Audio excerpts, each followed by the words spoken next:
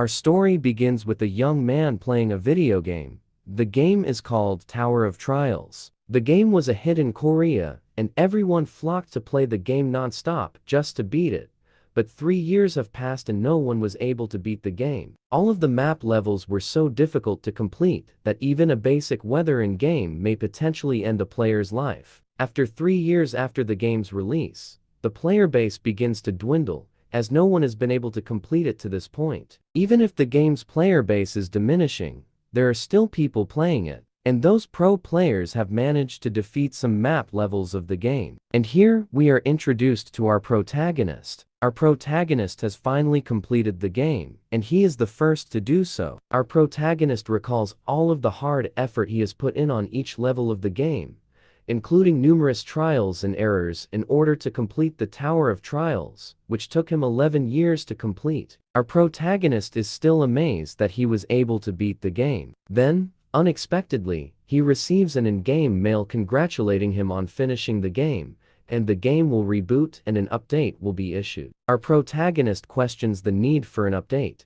given that the game is already declining and that he has no intention of returning after playing it for 11 years. He also wants to stop streaming on the industry's YouTuber platform. After a lengthy period of rest, our protagonist, let's call him Jin, awakens with the intention of uploading a video to his YouTuber account showing how he completed the final level of the Tower of Trials. However, as he was browsing, he came across information about the Tower of Trials becoming a reality. Jin was disturbed by what he saw, and therefore he clicked to check what the story was actually about. The Tower of Trials has appeared in Korea, and everyone who is watching the news is asking how this happened, since Tower of Trials is simply a game. While Jin is watching the news, an in-game screen appears in front of him, stating that the reboot version of Tower of Trials has been completed, and the first update has been completed, requesting humans to clear the first floor of the tower within 90 days. Every human is wondering as to why they are receiving this message, and they were shocked when the notifications say that if they fail to complete the first floor of the Tower of Trials, every human being will perish. Jin dashed out of his residence to find a location where he might obtain the mysterious item. Meanwhile,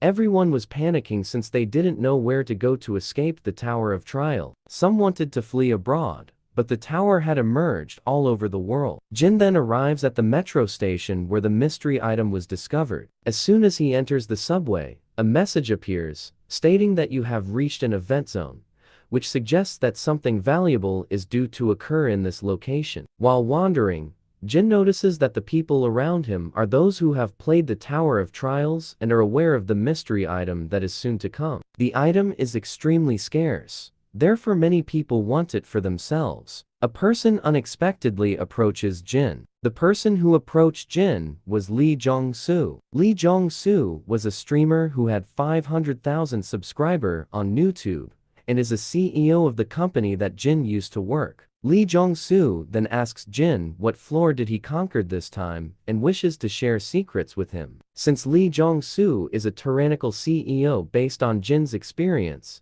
Jin decided to headbutt Lee Jong-soo's face after Lee Jong-soo tried to hold Jin's shoulder. This caused Lee Jong-soo's face to bleed. The water in the fountain began to boil as soon as Jin realized the unknown object was about to arrive, and a tree unexpectedly materialized in the middle of the fountain. Jin was right to guess what the enigmatical object was. The mysterious item was a fruit that may enhance someone's strength, agility, health, and magic stats, which is a rare item that you can't acquire anywhere and will show when there is an event. Jin is cautious of his surroundings because he is not the only one who wants to grab the fruit. When the fruit finally stopped moving, everyone hurried to the tree and climbed it. There was a competition to see who would be the first to reach the fruit and eat it. While everyone is still scurrying to get to the other fruits, someone eventually managed to get into one of the fruits and ate it, gaining 3 agility in the process. Then the tree started to move and attacked everyone who is in its area. Despite knowing where to find the fruit that may improve their stats,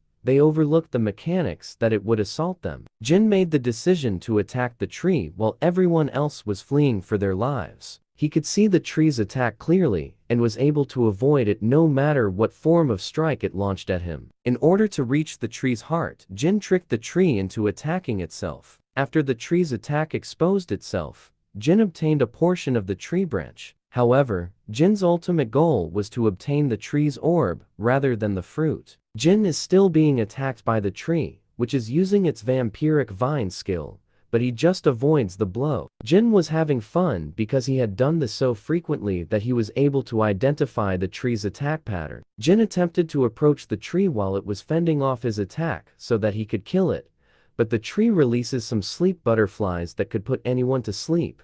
But Jin knows how to avoid this by simply holding your breath. Jin used the branch on his hand to strike the tree's heart, and then used his other hands to further crush it. As the vines were going to attack, an alert suddenly emerged, and Jin was the first to beat the Mangrove of Greed. Jin's work in practicing and memorizing the enemy's attack pattern in game aided him greatly in confronting the Mangrove of Greed. Jin is the first person to overcome the Mangrove of Greed, and the system wants to record this and enter his information into the system. However, Jin does not want his information to be entered into the system, since it would cause him a lot of trouble if people found out he was one of the best players in the Tower of Trails. Jin did not waste time with the system in attempting to obtain his information. Instead, he attempted to obtain the tree orb first. The fruit of the Mangrove of Greed delivers 3 stats on strength, agility, or magic. However, the tree orb gives 12 stats and is a cost-effective item that is equivalent to leveling up to 4 times when eaten. Jin then consumes the tree orb,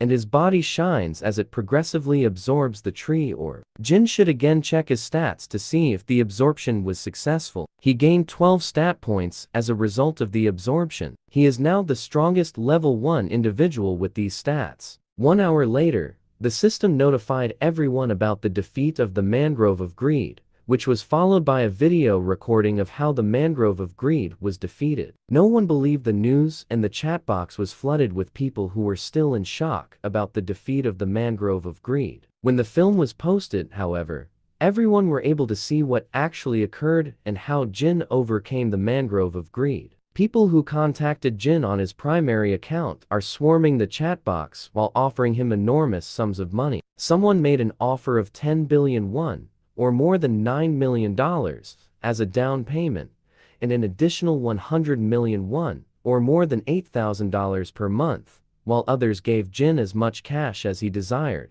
They merely seek knowledge regarding the Tower of Trials. Jin doesn't need the money at all because of how the world has changed. Before everything changed, he would have accepted the amount of money offered to him. But times have changed. Jin doesn't intend to sell any of the knowledge he has regarding the Tower of Trial. Information monopoly is currently the most crucial issue for Jin, since he wants to be the first to obtain everything in the Tower of Trial. While Jin was considering his next location, the mana pouring from the Tower of Trials transformed the objects outside the tower into holy artifacts. They are just reproductions, but they contain the power of the genuine artifacts in the Tower of Trial. Jin arrived at his primary objective, the Korean National Museum. The museum is like a treasure box containing several artifacts. But Jin is thinking, since he is not the only one interested in the items in the museum, and he is certain that some top players will be present. Jin is welcomed by the notification as soon as he steps into the structure. Jin's intended to acquire the Great Map of the East Land,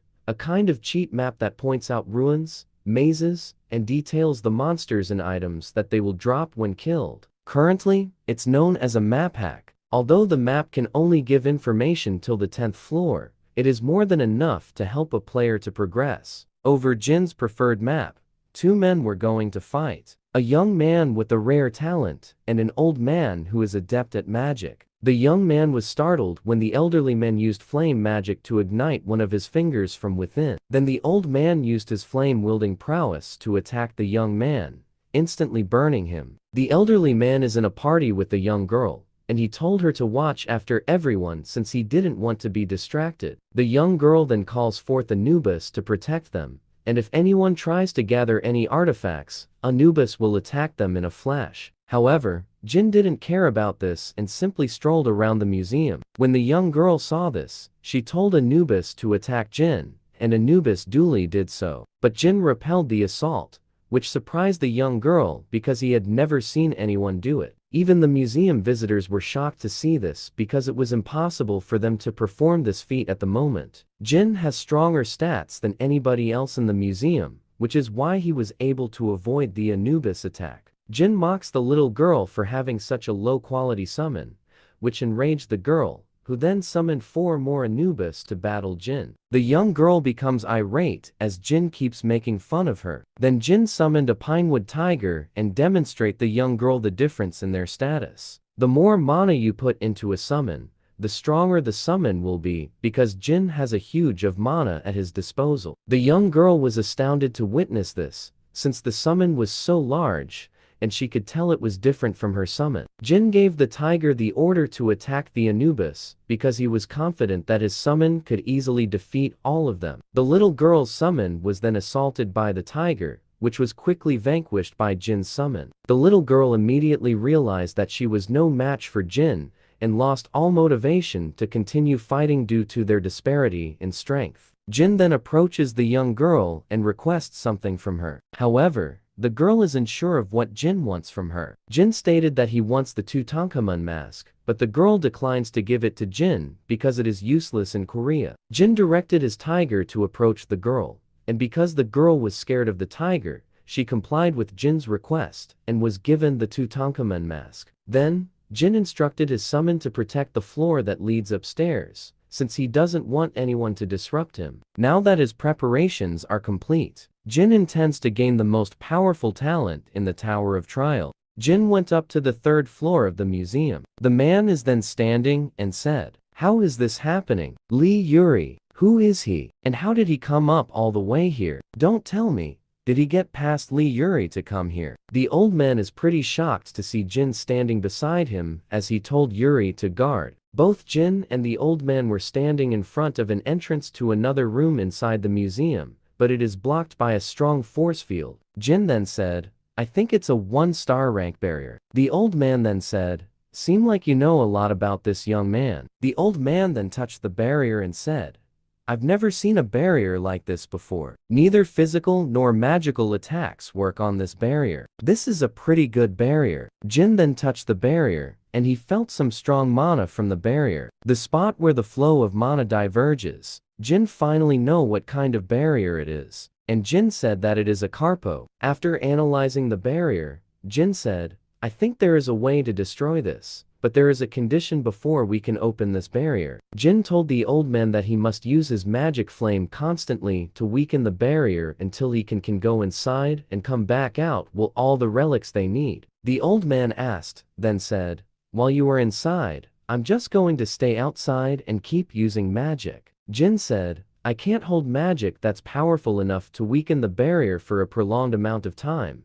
I know you may not trust me, but this is the only way. It will be morning soon, and we can't get out of here without getting anything, can we? I will let you keep the map after all. I am in need of something else." The old man then mumbled and said, "Nothing gained from hard work. That would be the worst outcome." The old man then asked Jin if he would really give the map to him. Jin replied with yes, of course. I wouldn't want to make an enemy out of a high-rank magic ability user. The old man mumbled again and said, "No matter how hard I think about it, there is only one conclusion. I guess I will have to trust him." "Very well then, I will trust you this time." Jin then replied with, "Then I will be on your care, Grandpa. I will be back in a moment. Please try to attack it continuously." And so, the old man charged up and casted his fire skill, and attacked the barrier that blocks them from entering the room where some of the high-value relics are at. The attack of the old man is so powerful that it instantly weakened the barrier. Jin then ready himself to get inside the room while the old man attacks the barrier to weaken its state, and while the old man attacks it, Jin then jumped across the barrier and was able to get inside the room so that he could get all the relics that they need. While Jin is inside the room,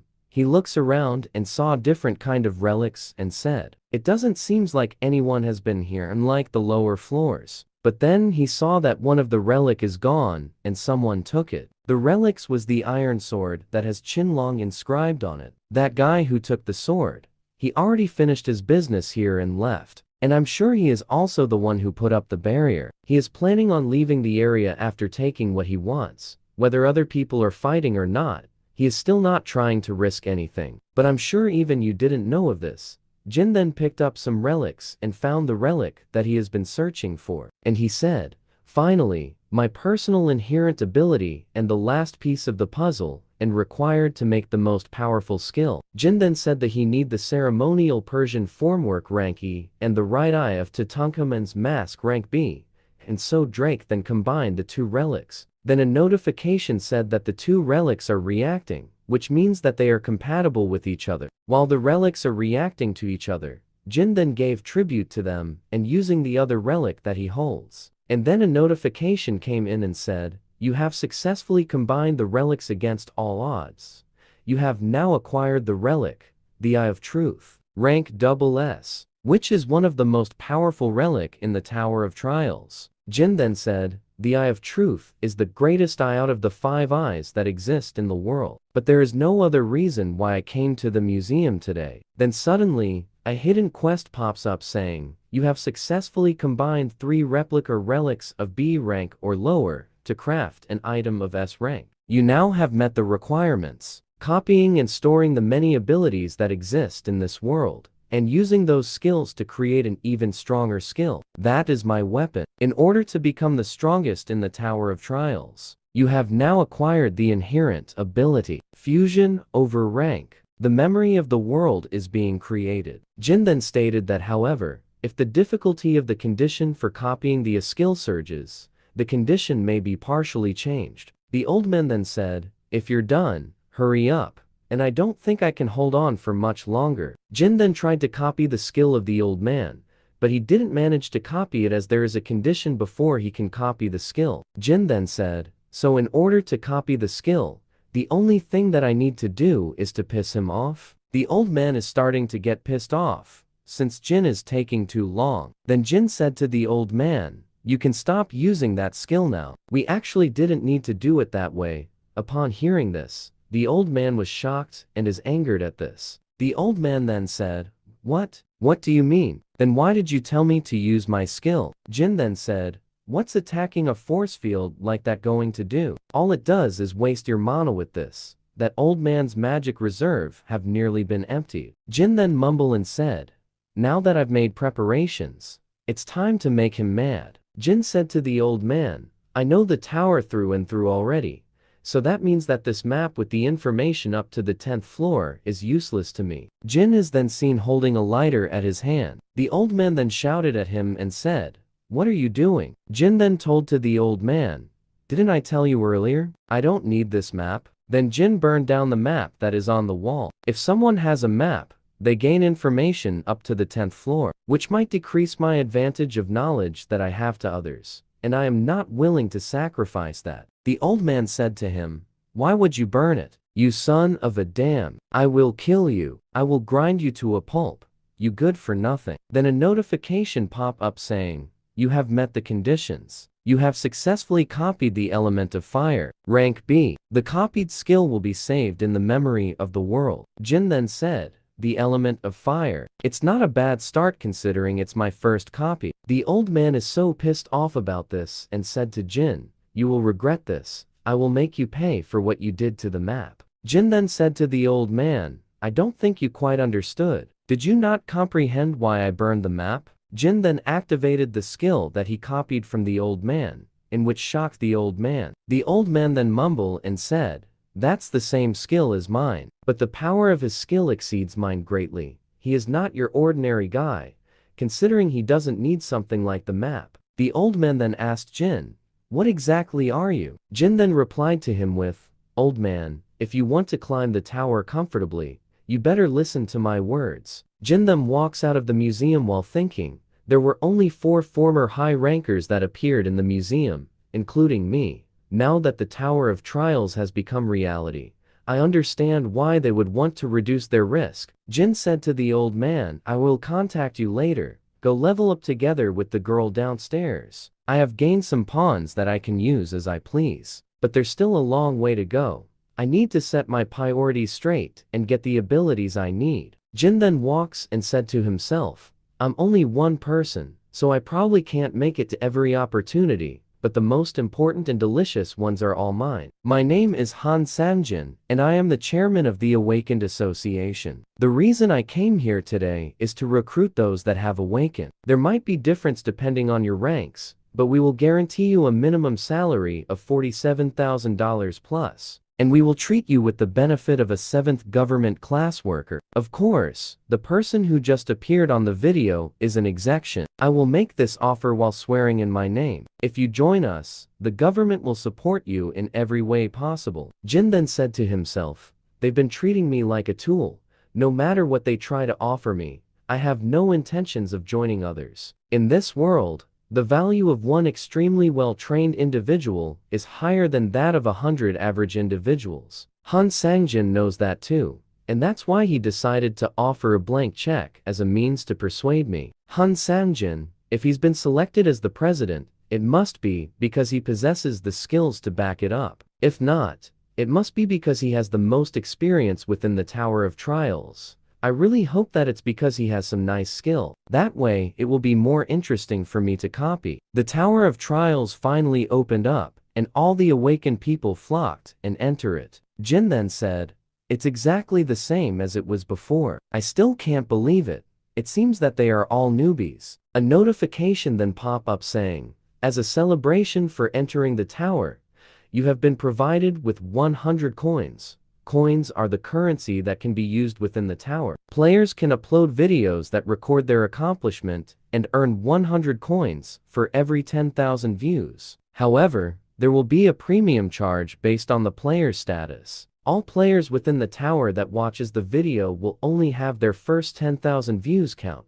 so please be careful before deciding on which videos to watch. The live broadcast function can only be used when dealing with the boss. To go to the next level, if someone is found to be manipulating view counts or using other forms of cheating, there will be an adequate punishment. That is what I'm talking about. The bridge between people that want to climb the tower and those who want to continue living outside the tower. Viewers will choose to watch players that have a higher chance of showing off the top of the tower, thus increasing their views. Of the functions within the Tower of Trials, this is the most interesting one of them all. The more famous you become, the more coins you can earn. They want to try clearing it as soon as possible and try to be ahead of everyone else. Earning coins should be easy, since I know everything about this place. However, I don't have any intentions on uploading a video first. Rather than relying on the videos to earn coins, sharing the information that I know would be a greater loss. However, I already know what's the first thing I have to do. That is something special that nobody else would do first. While we were clearing the lower 30 levels of the tower, there was a time where we couldn't proceed any further. In order to go to the next level, we needed to look for hidden pieces within the lower levels, and that meant retracting our steps from our previous experiences. In the end, we were able to find the solution in an abandoned ruin, and that was when we found out the fact that my character was flawed from the start. For this result, we found after all this time, for the character that I spent years growing to be weak. I devoted everything to this, but it ended up like that. So I need to restart again in order to have a better character to reach the top of the Tower of Trials. That was the only thing I could do. Delete my character and restart all over again. But that was 6 years ago. Today is a different story, and I will not make the same mistake that I did back then. The cornerstone of getting beyond 30 floor is building your foundation. The key to figuring that out is within this maze. I never thought I would have to go through this again. Although I have it, it has a sense of nostalgia. And so Jin then opened the door that leads to the labyrinth so that he could strengthen once again his basic foundation to get past through the level 30 room. As soon as Jin enters the labyrinth, he felt a nostalgic feeling since it has been a long time since he has been back here in this maze. Jin then said, this place, and its smell, it's all the same as before when I was still a newbie. Jin is then greeted by some moth who came to him, and he said, it's nice seeing you, luminescent moth. It's been a long time. But the greeting was cut off short because Jin noticed something. A group of people followed Jin on his way to the labyrinth, which is kind of unusual to him. The girl said to him, nice to meet you. We were looking for a place to farm, but decided to come in here before the labyrinth closed. Why not cooperate with us and clear the labyrinth together? We can share all the risk of danger together. Jin mumbled and said, is she trying to fool me while believing in her numbers? Is she the leader of the group? Jin then activated his skill Eyes of the Truth to check if the girl is saying the truth or not. The girl said, my name is Park Hannah. I'm 22, and I have once reached the 22nd floor of the Tower of Trials. Jin then said, this girl has quite an interesting skill. Commune can naturally become friendly with anyone, even strangers, and this skill can completely erase feelings of discomfort. Copy conditions: cooperate with Park Hannah for at least 240 hours. However, once 240 hours pass, there must be no one nearby you and Park Hannah. Commune: it will be helpful when dealing with her down the road, so I guess it will be a good skill to copy, since I will also be getting to encounter a lot of people along the way to the top floor of the Tower of Trials. The guy said, I'm Jang Chul-sik. I quit after playing on the first floor a little. The lady said, I'm Lee Hai-min. I also played up to the first floor. And the other guy said, I'm Jang Mina, played up to the third floor. And the blonde guy said, please call me Cheon Min Guk. I've never played before. And the guy with the glasses said, I'm Du Kwangwoo. It's a first for me as well. Jin then introduced himself and said, they're obviously going to stab me in the back later, so there's no need to remember each of their names. Hannah then came to Jin and said, Mr. Jin, up to what floor have you played the Tower of Trials? A notification then popped up and said, Park Hannah has activated her skill level 1 commune. Jin then mumbled and said, so you use it like this. If I didn't know about it, I might become intimate with her. Jin replied to her, I've gone as far as I can. Hannah was shocked to see this happen. Hannah then asked Jin, then please tell us what kind of monster are here and their traits, please. Jin then said, this labyrinth changes at fixed intervals. Then suddenly, the labyrinth changes and the other group is in panic, since it is their first time to see this. Hannah then said, what's this? Shouldn't this only be a labyrinth on the first floor? Hannah was about to be hit by the Stonehenge of the labyrinth, but she was able to dodge it at the very last moment before it hits her and crush her entire body. 4 of them managed to escape death while the labyrinth changes. Jin then said, haven't you all experienced terrain-changing labyrinths at least once? Hannah then said to Jin, this is too dangerous for level 1 players. We need to get out here as soon as possible. Jin then said, I was wondering why they entered the labyrinth so confidently. It seems like they were only relying on a navigation skill. These newbies must have thought of a labyrinth as a neighborhood supermarket. Well, these idiots aside, it should be showing itself soon. Hannah then said to Jin, why didn't you tell us about something as important as the labyrinth changing earlier? We were injured after just frantically dodging the pieces. We almost died because of you. That's right, he's hogging all the information. We got separated from Mina because of you. The group blamed Jin for their incompetence as a player for the Tower of Trials. Jin then said to them, did I ask you to follow me? You guys decide to follow me on your own.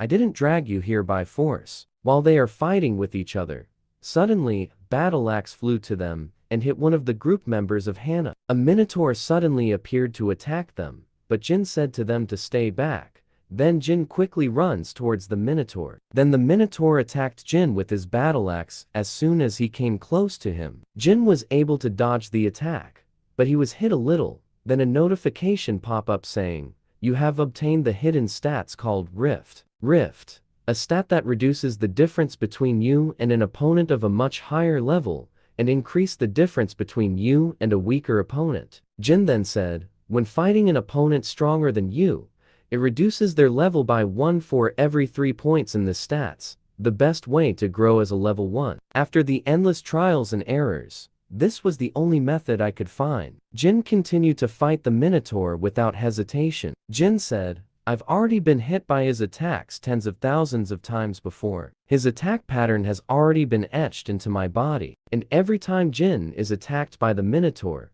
his rift stats is increased by 0.05, which makes him even more powerful. Jin then said, I am a former top player. No matter how strong your attack is, it's useless if it doesn't hit. Jin just dodges the attack of the Minotaur to gain more rift stats. the more he dodges the attack of the Minotaur, the more he gains rift stats. Jin then said, "Since you're swinging like that, are you even trying to hit me?" The Minotaur is then filled with anger when he heard how Jin mocks him. Jin then said, "The only way to get stronger quickly is simple. Gamble with your life on the line.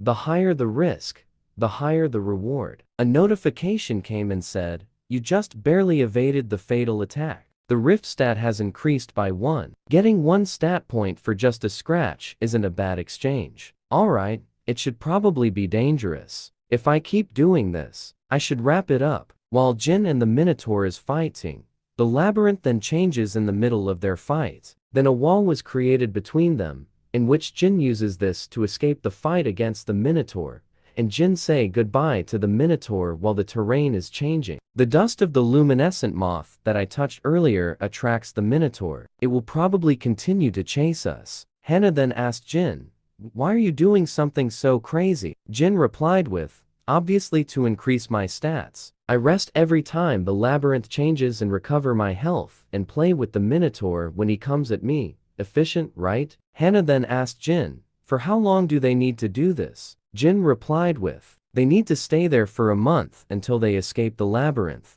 Jin then uploaded a new video which went viral, since no one has ever gotten to upgrade a weapon to a +10. Everyone went nuts on this video as this feat hasn't been done yet. Even on a +5 weapon, players are having a hard time with this. 10 minutes before that. Now, pay attention, don't stand like poles and go do your jobs. We need to get some moss to sleep on, and find some firewood to make a fire. We have a lot to do. Jin then opened his store to find something worthy to buy. Jin then bought some enchanted tarot cards rank F, and a worn down bronze key fragment rank F, a wooden cartwheel fragment rank E, and 10 pieces of lottery reinforcement scroll rank F. Jin then combined the 3 items to make a new item. Then a notification pop up saying that the combination is a success. Jin was able to create a new item with the combined items that he bought from the store. The item is Goddess of Luck, Fortuna's Wheel of Fortune. This item is hard to get. Luck with restricted range. If you do not know the maximum range of luck,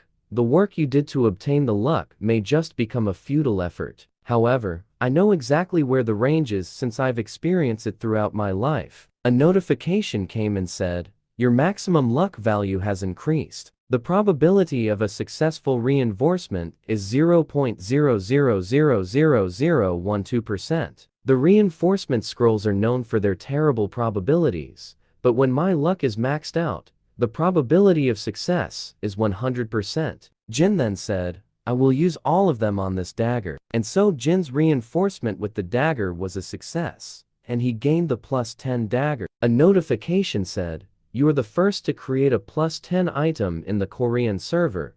You have obtained 5,000 coins. This achievement will be posted to the Hall of Fame." Jin then said, "I finally got something usable to finish this labyrinth and to also finish the other floors as I progress. With this item, everything will be easy for now." The Minotaur once again found them, and it quickly charged at them. Then Hannah said, "You will fight it again this time, right?" As she trembles in fear, as she cannot defend herself against the Minotaur's rage, as it would kill her instantly. While they were talking, a notification pop up and said, "Condition has been fulfilled. The time limit to copy the skill of Hannah has timeout, and Jin can now copy her skill."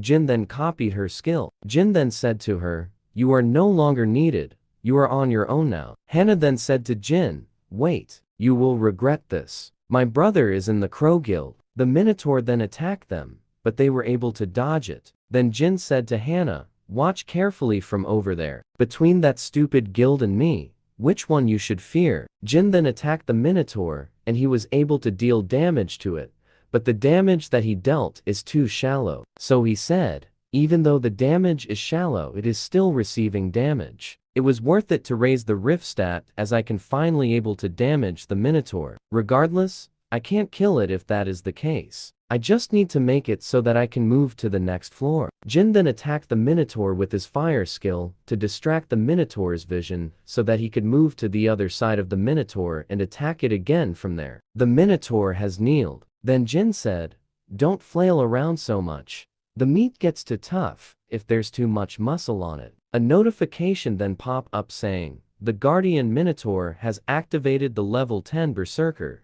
The Minotaur is now in rage mode and will attack furiously. While in Berserker mode, the Minotaur gained an aura. Then the Minotaur gained some additional power boost and is able to speak while he is in the Berserker mode. The Minotaur then said, I will rip you to shreds and scatter your pieces all over the dungeon, so that you can never trespass here again. Jin then said to the Minotaur, your magic power efficiency feels higher than before. Not bad for a mere Minotaur. Bring it on, you piece of cow. Then the Minotaur attacked Jin, and both exchange blow with each other non-stop. The battle continues while Hannah is watching them both fight. Hannah then said to herself, how can this be possible? He is not dodging anymore, but rather blocking by redirecting the force of the attack. It's a boss monster that has activated a skill over level 10. Not even the full force of the Crow Guild could be a match to it. I hated the reality that felt like I was at a standstill no matter how much I ran, and felt powerless within this reality where nothing changed, whether it be reality or game. Their difficulties are both hell. But this world respond to me. The Minotaur then said, you're full of cheap tricks, human. You can only make scratches on my body. Then suddenly, the attack of the Minotaur stopped. Then a notification came saying the Guardian Minotaur level 10 Berserker skill has ended. Jin then said, 5 minutes have passed. Stupid cow. The Berserker skill can exert power beyond the individual's limit for 5 minutes. However, there is a penalty of the individual falling into a suspended state for 24 hours after that.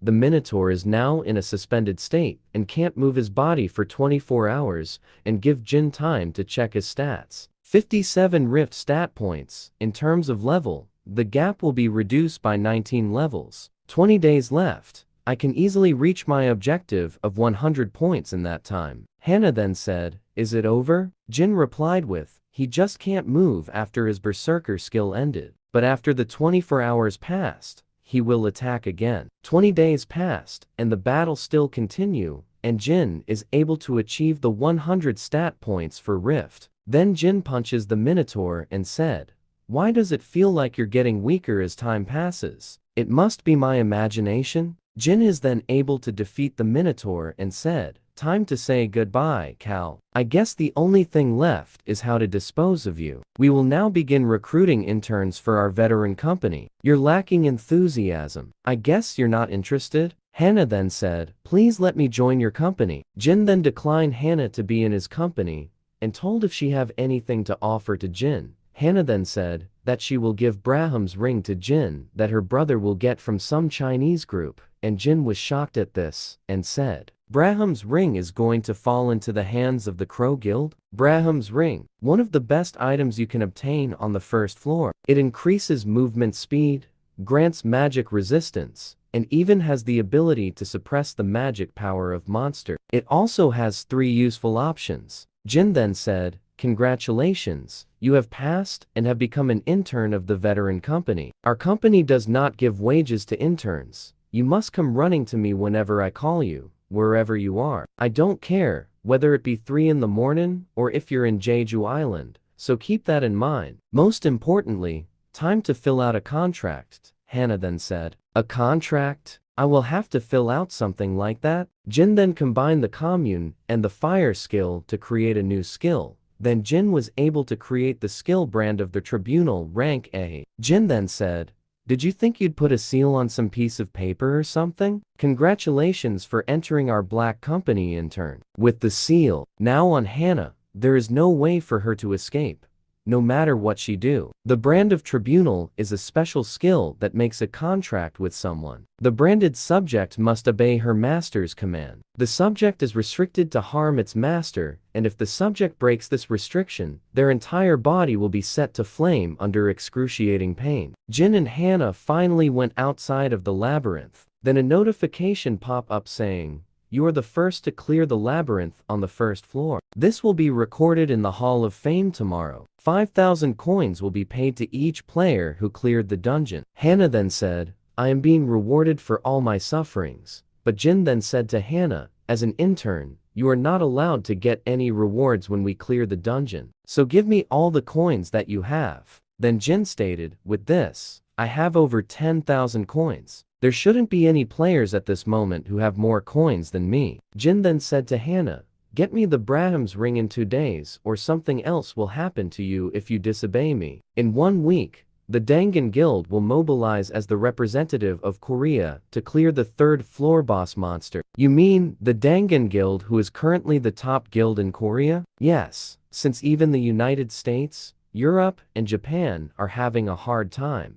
All the attention has been shifted to Korea. Is China still keeping quiet about the matter? Yes. Rather than hoping for assistance from other countries, wouldn't it be better to look for a way to clear it with our own strength? I think the Dangan Guild is more than capable of clearing it. They're trying to clear the 3rd floor boss monster after only 1 month. How much do they want to regret it later on? I understand their impatience that they must want to monopolize the countless resources that exist in the tower. However, 90 days are given to clear each floor. In other words, there's no need to even go to the 2nd floor, much less the 3rd floor. If you increase the difficulty with a weak foundation, when you reach a wall, the pressure felt by the difficulty will be much more fiercer. Jin then went to a cafe to meet the 2 individuals that can give him more information about what is currently happening across Korea during this month. Hello, I'm Bald Male. My real name is Lee Tae-min. I'm Nuclear Fist of Bulgwang District. My real name is Yu Yianhua. They've changed a bit from their gaming days. To think I would meet with the veterans that I played with.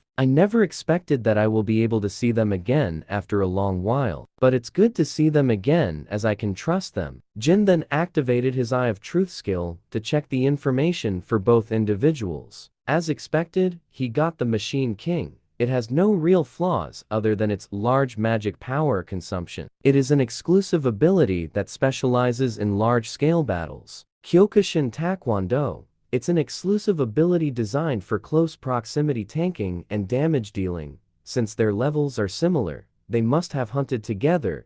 Indeed, they are pretty compatible back in the days as well. The copy condition is, once the 3 of you reach the 20th floor, you can copy Lee Tae-min and Yu Yianhua's abilities. Although it's my first time meeting them in real life, I feel comfortable with them. Tae-min and Yianhua told me about the events that occurred during my month stay in the dungeon. They told me about the movements of the representative of the guilds around the world, the trends of streamers and the group that call themselves demons, who kidnap people and operate a coin factory. Tae-min said, people have been flooding to the Tower of Trials ever since it appeared. However, since the number of casualties increased dramatically ever since the 2nd floor, the Awakened Association restricted entry into the tower to those who pass their test. You will then get a pass after that. Awakened Association President Han Sang-jin, he is using the increase in casualties as an excuse to recruit powerful people hiding in the shadows. If it has come to this, then that stupid system made by the association, I will exploit it as much as I can to gain an upper hand. After the appearance of the Awakened Association, players who receive ranks below F rank are deprived of their rights, even climb up to the 2nd floor. In contrast to that, if you receive a high rank, you will immediately be stormed with calls from the nation and high-ranking guilds. Therefore, only 3 kinds of people gather at the site. Those who desperately want the rights to climb the tower, those who gathered to estimate the qualifications of those wanting to climb the tower, and those who want to show off those qualifications to the whole world. Jin is now inside the Awakened Association and is about to take the test, but he is being ordered to move by the bodyguards of an elite hunter. Jin then said, move. Why should I? I'm waiting for my turn after getting my number, so why should I move? Hajin then said, what the heck? You can't even get rid of one person? I don't know who you are, but you're making a huge mistake. It's not too late for you, so move aside. People then start to talk around them, saying, is that Park Ha-jin? That dude is a goner for sure. Jin then activated his Eye of the Truth skill to check out Ha-jin's abilities, and he sure found something amazing on him. The copy condition is, if you reach maximum friendliness, you can copy the exclusive ability. But if you reach maximum hostility, you can copy any of the subject skill that you want. Hannah then saw her brother arguing with Jin, and she is shocked to see this as Jin is her master, Jin then snapped the finger of Hajin so that he can get the maximum hostility towards him. Hajin is so angered by this, so he then decided to attack Jin for what he did to him. While Hajin was about to hit Jin, Jin then quickly kicked the knee of Hajin, which took him off balance and falls to the ground, and everyone around them saw this and doesn't know what is going on as to why Hajin, who is an elite hunter, is on the ground and in pain. Fighting Father Kim Ki-tae arrived at the scene and said to stop it. Jin then activated his Eye of Truth skill to check Kim, but the skill failed and said, due to the level difference being over a fixed limit, the skill activation will be cancelled. Jin then said he must be around level 20. Jin said to Kim, so this guy had his nanny with him. Kim replied with, he's a bit of a handful, but it can't be helped since he's useful in some ways. Jin then said, useful? Is it because he's supplying Korean ginseng to China? Kim is shocked to hear what Jin has just said. Does the how matter? Can't you ask a more practical question? For example, the method of dealing with the side effect of the Korean ginseng. Then a notification pop up saying Kim has activated the level 3 blackout barrier. Suddenly, Jin and Kim is isolated from the crowd that is within the Awakened Association test area. Kim then talked to Jin and said, so what you're saying is you want an exchange with 10 of our monopolized dungeons? How can I be certain whether you even know the information that you claim to know? The Korean ginseng,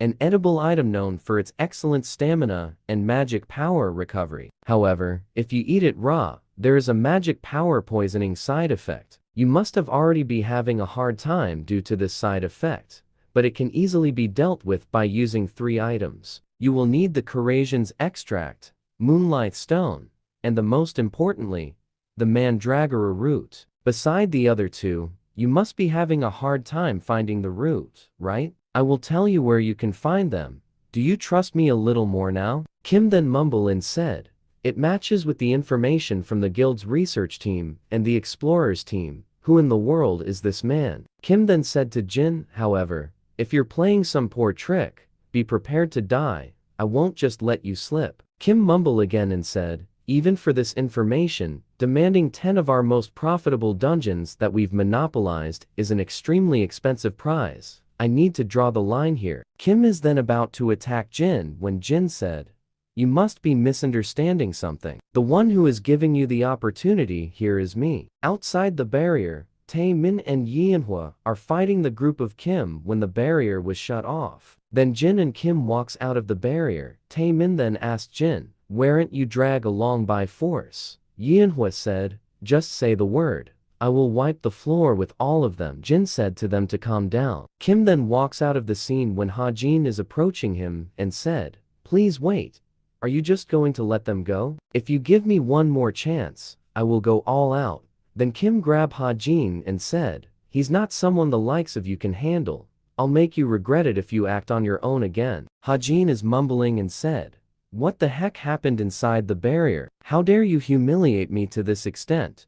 I will kill you no matter what. Then the notification came in and said, copy condition has been met. You have successfully copied the skill. Shallow Breathing rank D. The skill Shallow Breathing has been saved inside the memory of the world. Shallow Breathing is a passive skill that can control the breathing capacity and heart rate of the owner. The test is simple. You just need to strike the magic stone in front of you. You can use any item or exclusive ability. This test measures the size of your potential when you strike the magic stone. A dagger, is it? Will you only use your weapon and not your exclusive ability? Let's begin the test now. Jin then went to a much larger magic stone. Then the instructor said to him, that is a mid-grade magic stone. Please use this low-grade magic stone.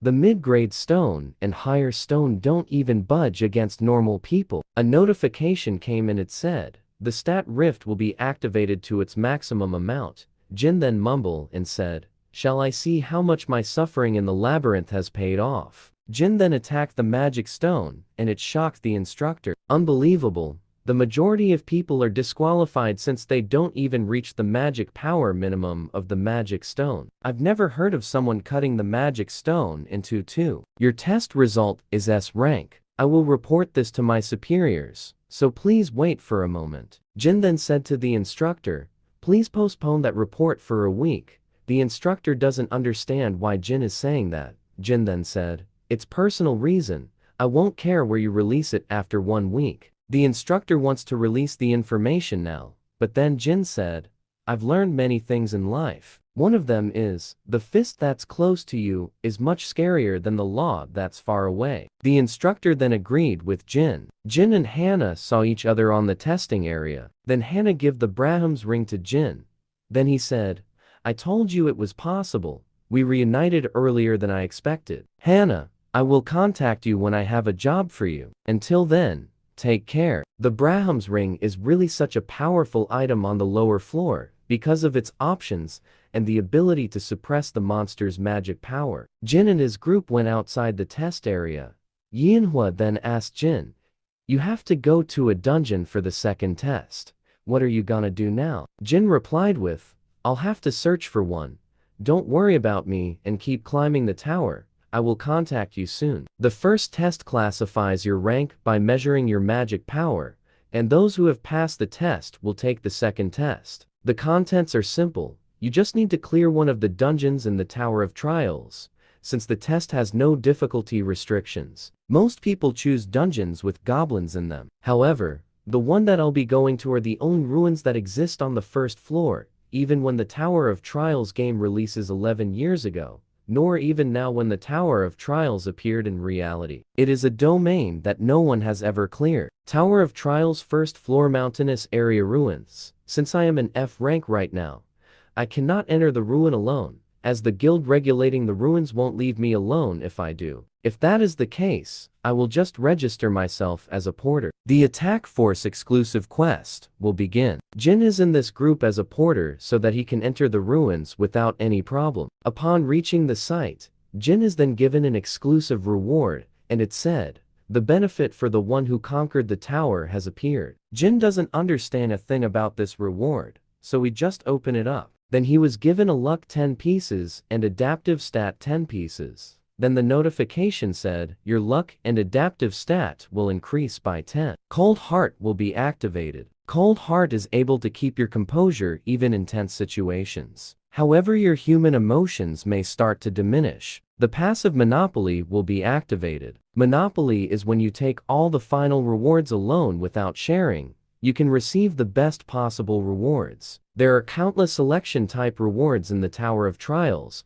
It's a win if you get one good reward out of the 1,000 possibilities. But with this, the probability itself won't apply to me. Then, the raiding team arrive at the portal. Then Jin quickly activated his Eyes of Truth to check the captain that is leading the team. The copy condition is gain Song Cheonhwa's trust during the raid. Jin then said, "Gaining his trust is not going to work." One of the mage said, "It will be dark from here on out. Everyone, please make sure to follow right behind me. If you start strolling somewhere else while not paying attention, there is no way to save you." The mage then activated his skill called Illuminate to light up their path. Jin then saw some foreigners that helped the advance party to finish the monster on the ruin. Jin then said, "That design, they're part of a small group of elites in Europe, the Zion Guild. There is a pretty small person among them. Should I try to befriending her? Thank you for your hard work. Please have some ice water." Jin then activated his skill commune to become close with the person in front of him. The notification then said, "The subject has a slightly favorable impression on you." Jin is shocked when he saw who the person was. It is the youngest daughter of the European noble family, the Laurentians. The universal type player who wields holy power, excels in attacking and defending, and even possess a healing skill. She is the hero who saved Amsterdam from turning into a wasteland after an outbreak, now is currently one of the most famous player in Europe. The Saintess of Amsterdam, Teresa de Laurentia. She must be the reason why there were no casualties, since she is the most effective person against the undead. Anyway, everyone must be aiming to reach the higher floor, but they unexpectedly choose this ruin instead of clearing the boss on the 3rd floor. Jin then activated his Eyes of Truth, but the activation was a fail since the gap on their level is high. Then suddenly a notification came and said the luck and adaptive have nullified the level difference. Then the Eyes of Truth leveled up. The copy condition is the moment you save her from life-threatening danger, you will be able to copy her unique ability and one of her skills. Jin then said, "These numbers are huge. No wonder people are fanatical over her. So she have a job quest. This must be why she gave up on the boss conquest and came here. She has the unique ability that is considered the best among the holy knights, the blessing of the star, and she's giving me a chance to obtain it. The problem is how to create a situation where she'll fall into danger and how to save her from it. This condition isn't easy at all. The guardian of the ruins gazes upon the trespassers. The security system that protects the ruins, called Sleeping Bomb, awakens when it receives a stimulus from the outside, and when it wakes up, it will call upon the guardian that protects the dungeon." Song Qianhua then shouted, "The guardians are here. Prepare for combat." Then everyone get ready and prepare themselves to face the guardians that has been awakened by the alarm. These guardians are big and powerful compared to the raiding team that is in this ruin. The whole groups is in chaos because the guardians are too strong for them. Then Teresa came in and saved some of the people who are having a hard time fighting the guardians. Teresa managed to kill a few instantly with her skills. Teresa then said, "Two guardians slipped through the main force. The non-combatants are in danger. I have to get to the rear as quickly as possible." Jin then help out one of the porters that is about to be killed by the guardian who have attacked the rear group. Jin then attacked the guardian again with his fire skill, and his attack to the guardian managed to hurt it badly. Then Jin said, "I can't kill it since I have to stay at level 1, or I won't be able to do the things that I need to do first before I level up." To think they awakened the guardians in this ruin that has an absurd difficulty. They should have absolutely nothing to gain from doing such a thing. So who would do such a thing? Before Jin even finished what he is saying, Teresa came in and grabbed the person in front of Jin. Teresa then said, "I thought you were a kind person, but to think you threatened a non-combatant with a knife. You must have been the one who awakened the dungeon. I will now take you into custody." The porter guy is so clueless on what Teresa is saying. Teresa then quickly attacked Jin, but Jin evaded the attack of Teresa. Teresa then said to Jin, "Please do not resist. I don't want to hurt you. You can justify yourself at the association." Jin then said to himself, "What is she doing? There must be some kind of misunderstanding here." Jin then grabbed hold of Teresa's back. Then he quickly threw her on the wall. Jin then approached Teresa and said to her, "I am not the one who awakened the guardians, and if I was the culprit, I would have killed you here right now." The porter guy then came and said that Jin is the one who saved him. Teresa then bowed down to Jin and said sorry to him. Teresa then asked Jin, "Why are you hiding your identity?" Jin then replied with, "It's similar to your reason. Just like how you're using the Zion Guild cover to secretly obtain the Covenant of Peter for your job quest, I also need to obtain something." Jin then said to Teresa, "I already know how to clear this ruin. With your skill, I can rely on you. And since the things we want are both in the same place, how about it? Would you like me to accompany you?" Jin and Teresa then went to the place where the Covenant of Peter is.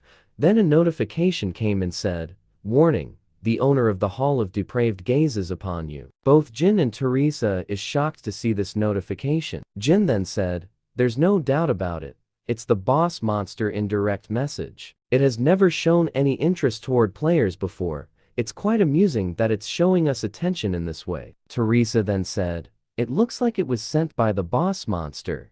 Does this mean it acknowledge us?" Teresa then jumped towards the group of zombies and skeleton to fight them.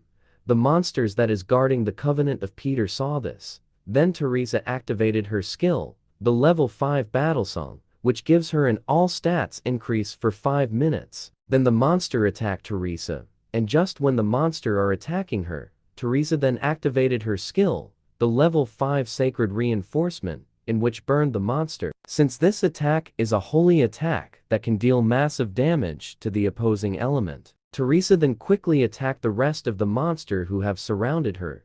Then Jin quickly jumped to the heads of the monster. He then said, "Most of the aggro is drawn to Teresa. By leaving all the mobs to Teresa, the risk of my leveling up by accident decreases." Jin is then attacked by the elite lich, who is also guarding the Covenant of Peter. Then another guardian also attacked Jin, but he dodged it perfectly. Jin then said, "What the hell? That guardian shouldn't be over here, though. Did its pattern change because I brought Teresa here?" The elite lich's black lightning it can easily destroy something like the Dullahan, and it's fatal even for talented veterans. The undead lich once again attacked Jin with his lightning strike, and it followed Jin. But Jin runs towards the tomb where the Covenant of Peter is at. The lightning then hits the barrier that is protecting the Covenant of Peter from unwanted visitors. Then the barrier is destroyed by it. Jin is then ready to attack the undead lich, but suddenly it was cut to half by an unknown person. The mysterious person then said,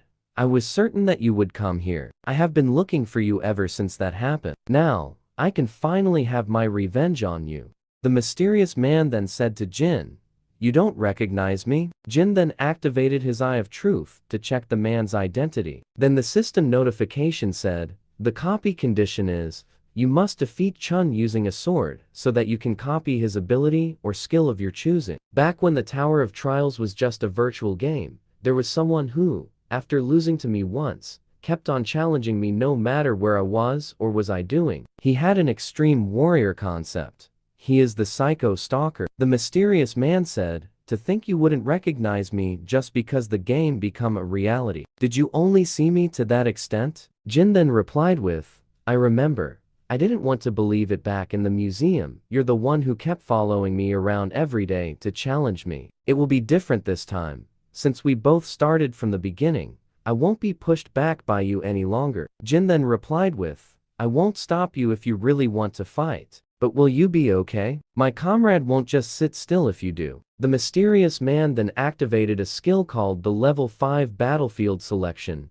Jin then took something from the tomb and said to Teresa that he will just deal with this man, and he will be back. The mysterious man and Jin are summoned to a different place. Then the mysterious man then activated his skill, the Level 5 1-on-1, in which is gives an additional buff on him and give a negative buff to his opponent. Jin then mumbled and said, "I'm currently being nerfed by this guy's skill, the battlefield selection and 1-on-1.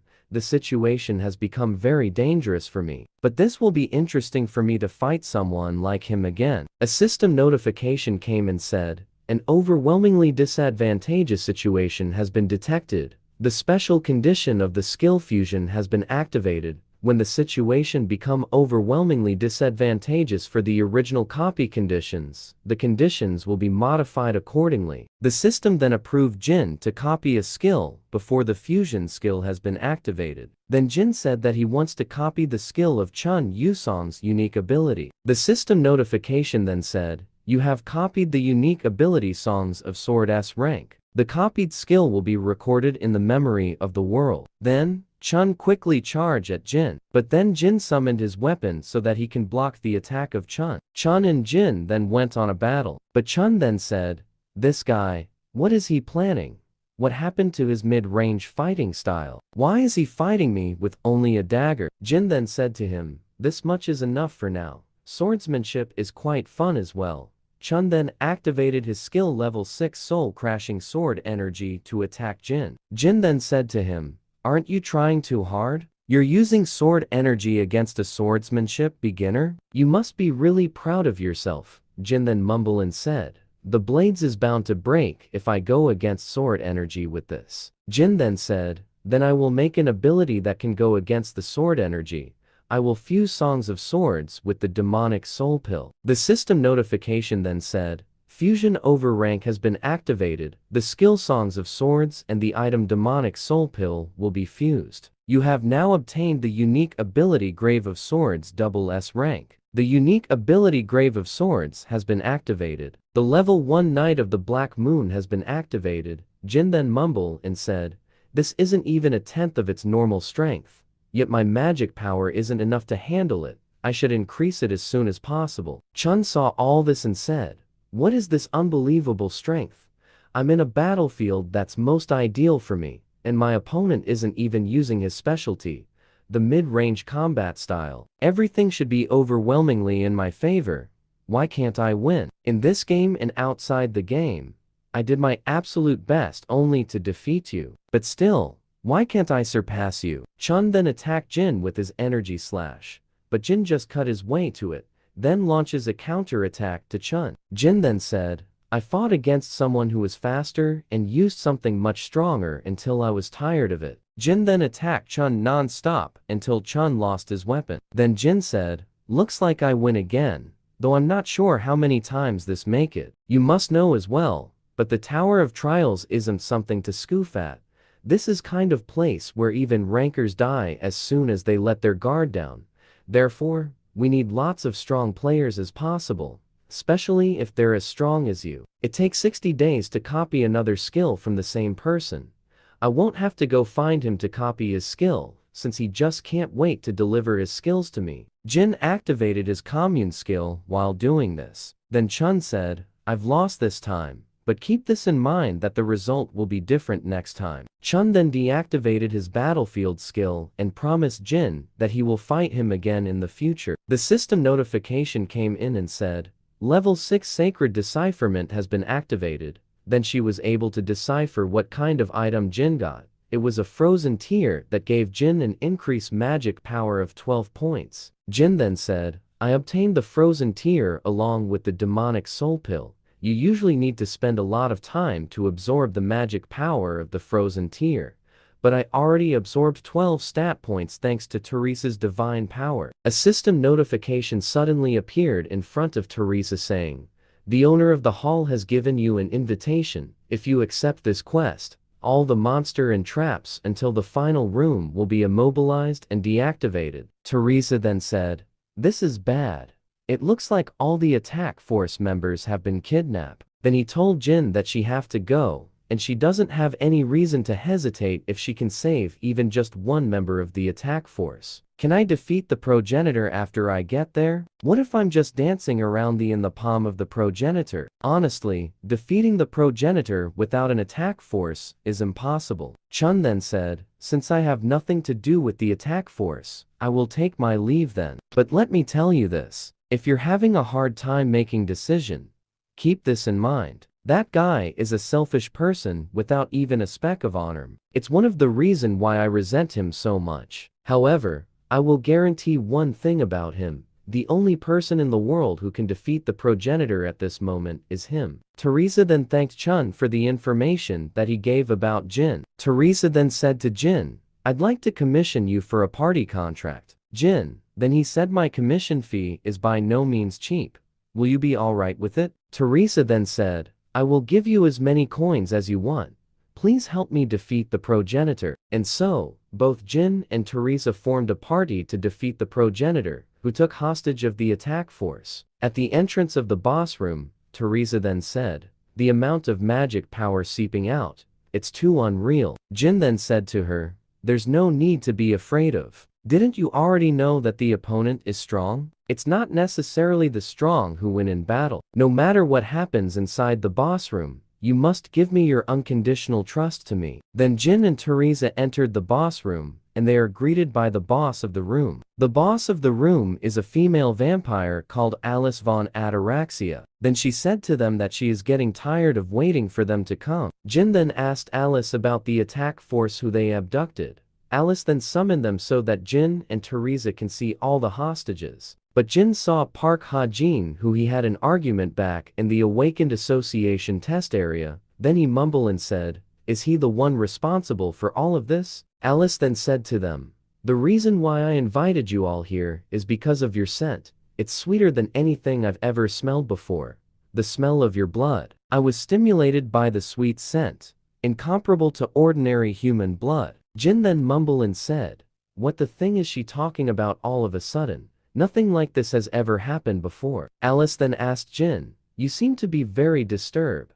Jin then replied with, "Wouldn't anyone be disturbed if a vampire aimed for their blood?" Alice then said to them, "Don't worry, I like to conserve what I find delicious. I will allow you to live for at least 60 years, so there is no need to be afraid." Jin then mumbled and said, "In other words, you want to keep me around for my entire life with a straw down my throat."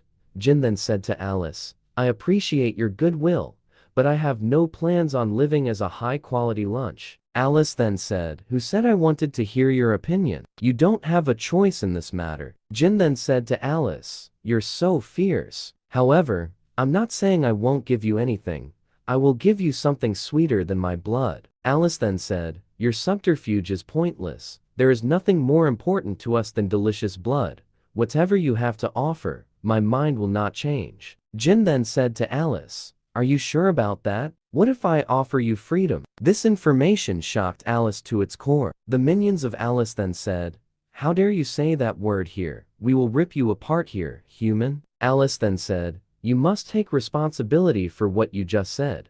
Jin then replied to her, "If I couldn't take responsibility, I wouldn't have come here in the first place." Jin then said, "As the representative of the demonic humans in the tower, I will free you from this place." The demonic humans, it is what those who have rejected humanity due to money, revenge, or even their own individual beliefs are referred to. The demonic humans blocked players from climbing the tower.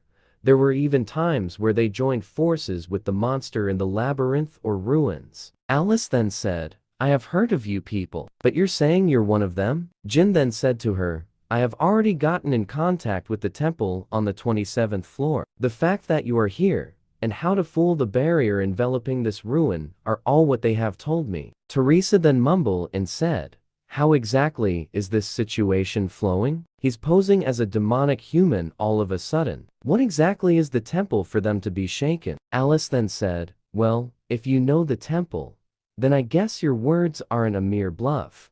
Jin then said to Alice, "Will you trust me now?" Alice then replied with, "No. What does it matter whether you're a demonic human or not? Anyone can say that. They can resolve what no one has been able to, for a very long time, much over. You are too much of a smooth talker, and I don't trust you." Alice then attacked Jin with her blood spear that she summoned. And just when the blood spear was about to hit Jin, Teresa blocked it with her shield. Then she activated her skill, the level 5 sacred reinforcement. The skill managed to block the rest of the spear. Then Teresa said to Jin to stay back, and she will take care of this. I will hold on as much as I can with my divine power. A system notification then said, "The level 5 sacred shield has been activated." Alice then laughed and said, "It's funny how you're going all out against only this much. But I hate divine power. It's nauseating." Alice then summoned her blood explosion and said, "I will send you flying all at once." Teresa then said, "How long will I last against her? But no matter what happens, I will trust Jin." Suddenly, Jin stabbed Teresa on her back, and this shocked Teresa as she don't know what is happening and why Jin stabbed her. Jin then said to Alice, "If I prove that it's not a bluff, will you trust me then?" Alice then said, "How amusing, to think you betrayed your comrade who protected you. Prove it to me more." Teresa then grabbed Jin and said, "We decided to save the attack force together.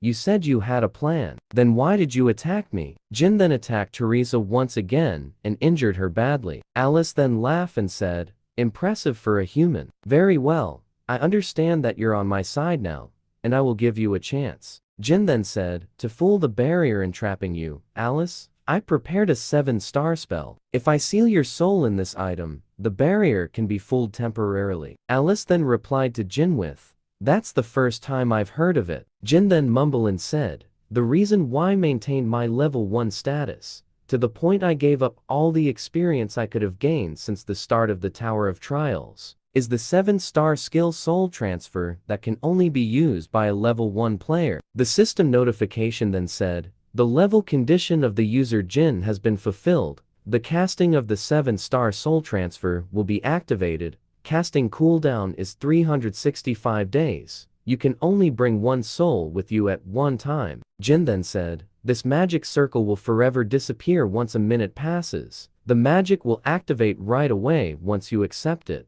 The choice is now up to you. What will you do now, Alice?" Alice then said, "But I still feel disinclined to consent. The spell I've never seen before. However, I'm confined here for far too long. It's been well over 1,000 years since I've been exiled here. If it's not now, I may never be able to escape from this underground palace. I will ask you for the last time. Can I trust you?" Jin then bowed down and said, "If you only give me the honor, I will not let you regret it." Jin then activated his commune skill to befriend Alice. Alice then said, "I'm Alice von Ataraxia is allowing the soul transfer." The system notification then said, "Braham's ring will absorb the soul of progenitor Alice." The soul transfer is complete, and the soul of Alice is now inside the Braham's ring. Then Alice said, Not as bad as I expected. I thought it would be stifling, but it's unexpectedly cozy. Jin then picked up the ring and said to Alice, "Do you like your new home, Alice?" Alice is then baffled upon hearing what Jin said. A system notification came and said,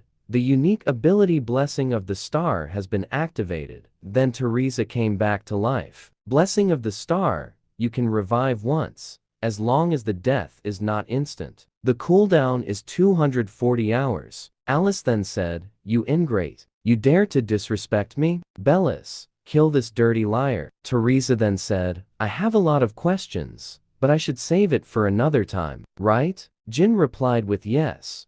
"We are going to be busy for now." Bellis then said, "You foolish humans. Did you really think you could leave here alive after betraying our master?" Bellis then activated his skill, the level 13 Blood Wave. Jin then activated his level 5 Fire Element skill, then quickly punched the ground, in which his fire spread across and blocked the Blood Wave. While Jin is fighting with Bellis and his minions, Teresa quickly freed the hostages. Bellis then said, "How can a mere human like you take on my magic?" Jin then said, "Your magic and my fire are complete opposites. And also, you're misunderstanding something. The moment your master is sealed within the ring, you have already lost." Then Bellis said, "Shut up, you mere blood pack. If my magic doesn't work on you, I will just kill you with my sword instead." Then Bellis and his minions quickly attacked Jin for their master. Jin was then able to defeat Bellis and his minions. Then he came to Teresa. Then Teresa said,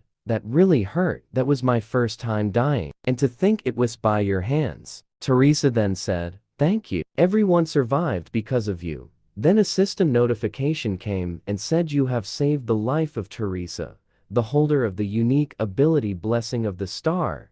You have now fulfilled the conditions. You have succeeded in copying the unique ability Blessing of the Star. The raid that everyone thought was going to fail, however, the situation was completely turned on its head after the appearance of the masked player, and everyone who watched the video saw how Jin became victorious in the trial, and he gained so much recognition to it. It's not my problem whether a large guild is monopolizing everything or is corrupt, but they dare try to kill me. I can't let it slide for people like those. I will completely destroy them. I told you to discreetly kill in the ruin, but you dare come back here after messing that up? All you did was wake the guardians and make a complete mess. Our guild's reputation is being dragged through the mud and is about to disappear, all because we can't teach one person a lesson of humiliating us. Then suddenly, the office door was blasted with a large fireball. Then Jin entered the office. Jin then said, "Are you the guild leader of this place?" Hanjin then said, "This is the perfect chance for me to look good in front of the guild leader. I'm going back to the super rookie Park Hanjin that I used to be." Jin then took off his mask and Hanjin was shocked to see who the masked man is. Then Jin kicked him in the head, in which he flew into the bookshelf. The guild leader then shouted and said, "It's you, the one who humiliated us at the association. Do you think you'll be safe after doing something like this?" Jin then replied to him with, "That's not something you should be concerned about." The guild leader then quickly grabbed his sword and tried to attack Jin with it. "You're not even paying attention to my quick sword, which is faster than the speed of sound. I think you should die then." The guild leader is then shocked to see that something hit his sword, and it shattered to pieces. The guild leader then saw that it was a coin. Jin then said to the guild leader, "You had something perfect for me to throw? Now then, Shin, shall we resume our discussion?" Shin then said to Jin, "Are you here to take revenge? Because I tried to investigate your death. Just for that, you're destroying the entire building?" Jin then got a piece of coin. Then he flipped it out. This hits the forehead of Shin, and with this, he was suddenly on the ground. "Your words are quite inappropriate, aren't they? Who do you think you are?" Shin then said to Jin, "Just think about it calmly.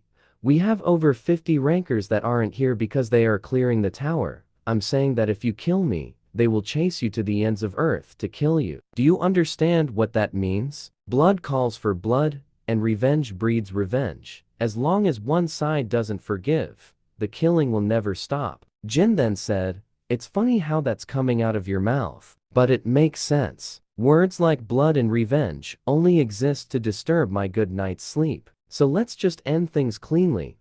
I'll be the last one to take revenge, so you guys forgive me. And so Jin attacked the guild leader, in which Shin was then thrown out of the building's glass window and fell to the ground. Jin then approached Hajin and said, "The only reason that you are alive is because of your sister. You better stay out of my sight until you die naturally. The ones who's pretending to be dead, get up. If you show me that you're useful, I'll let you live. Start your introduction. It's also a waste to simply destroy one of the leading guilds. Therefore, I'm going to leave running the guild to you. It's nothing too grand. You'll just be maintaining the outer appearance. However, even if I serve the guild master, no one will follow me." Jin then said to him, "You don't have to worry about the people who oppose it. I'll let you borrow someone else, so don't worry about them." A gathering was then called to all members of the Black Crow Guild, and all high-ranking members attend the gathering. One of them then rushes to the guild's master office and said,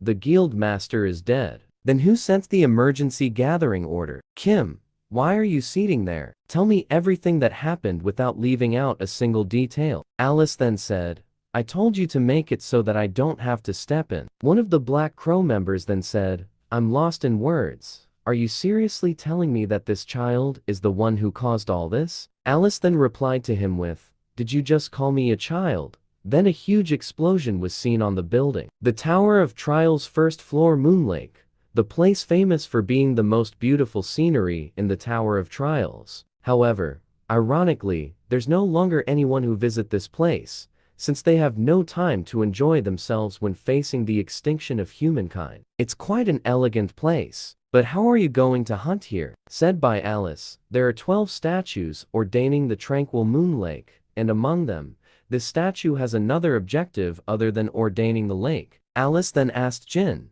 "Does this statue have some sort of secret button?" Jin then said, "Everyone have already found it. If it was that obvious, there must be hundreds of players who have found this groove on the statue. It was enough to be brought up in the community after all. However, no one has ever successfully discovered the key that fits this groove. Since the key for this isn't just some piece of metal, it's moonlight. Use my palm to regulate the amount and the angle at which the moonlight enters the groove, to match with the sequence engraved on the sequence stone inside the groove. After that much effort in opening it slowly, the door leading to the ground opens." Alice then said, "To think such a space existed in the Tower of Trials, it's truly been a while to remember this feeling, and this sense of freedom that I've forgotten." Jin then asked Alice, "Aren't you glad you made a contract with me?" Alice then replied with, "It looks like you weren't full of talks." A system notification came and said, "You have used the blessing of the star to manifest the divine power. The second defrosting of the frozen tear will begin.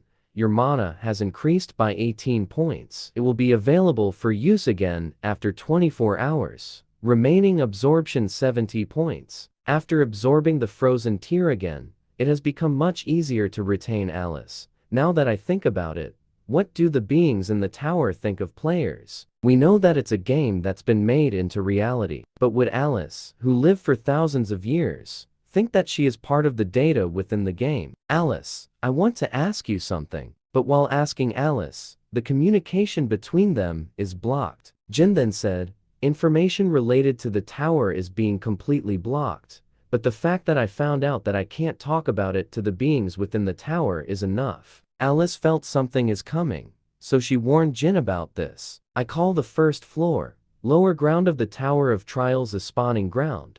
The reason for that is because monsters endlessly spawn out of the abyss. These monsters endlessly spawn here and is a good hunting ground for players who wants to level up and hunt items." Jin then activated the unique ability Blessing of the Star and attack a whole bunch of scarabs. Then a system notification came and said, "The monster physical defenses have decreased by 30%. Then he told Alice to fight the scarabs. But then Alice said, "You dare tell this noble one to face those disgusting insects?" With a few persuasive speech, Alice then activated her skill, the Bloodbind, and it quickly captured large amount of insect. Then a system notification said, "The stat Rift will be applied. Rift stat possessed 100, reduced the level gap by 33 levels." After that, Jin then attacked the insects that has been binded by Alice. While attacking them, numerous notification came saying you have leveled up. I was sick of holding myself back all this time. Looks like I was quite stressed out from maintaining my level 1 status, so I'll be counting on you guys. Jin then activated his skill Grave of Swords to attack the massive amount of insects that has been surrounding him. At the Olympus Guild conference room, there was a meeting that is being taken place. Since it looks like most of us have gathered,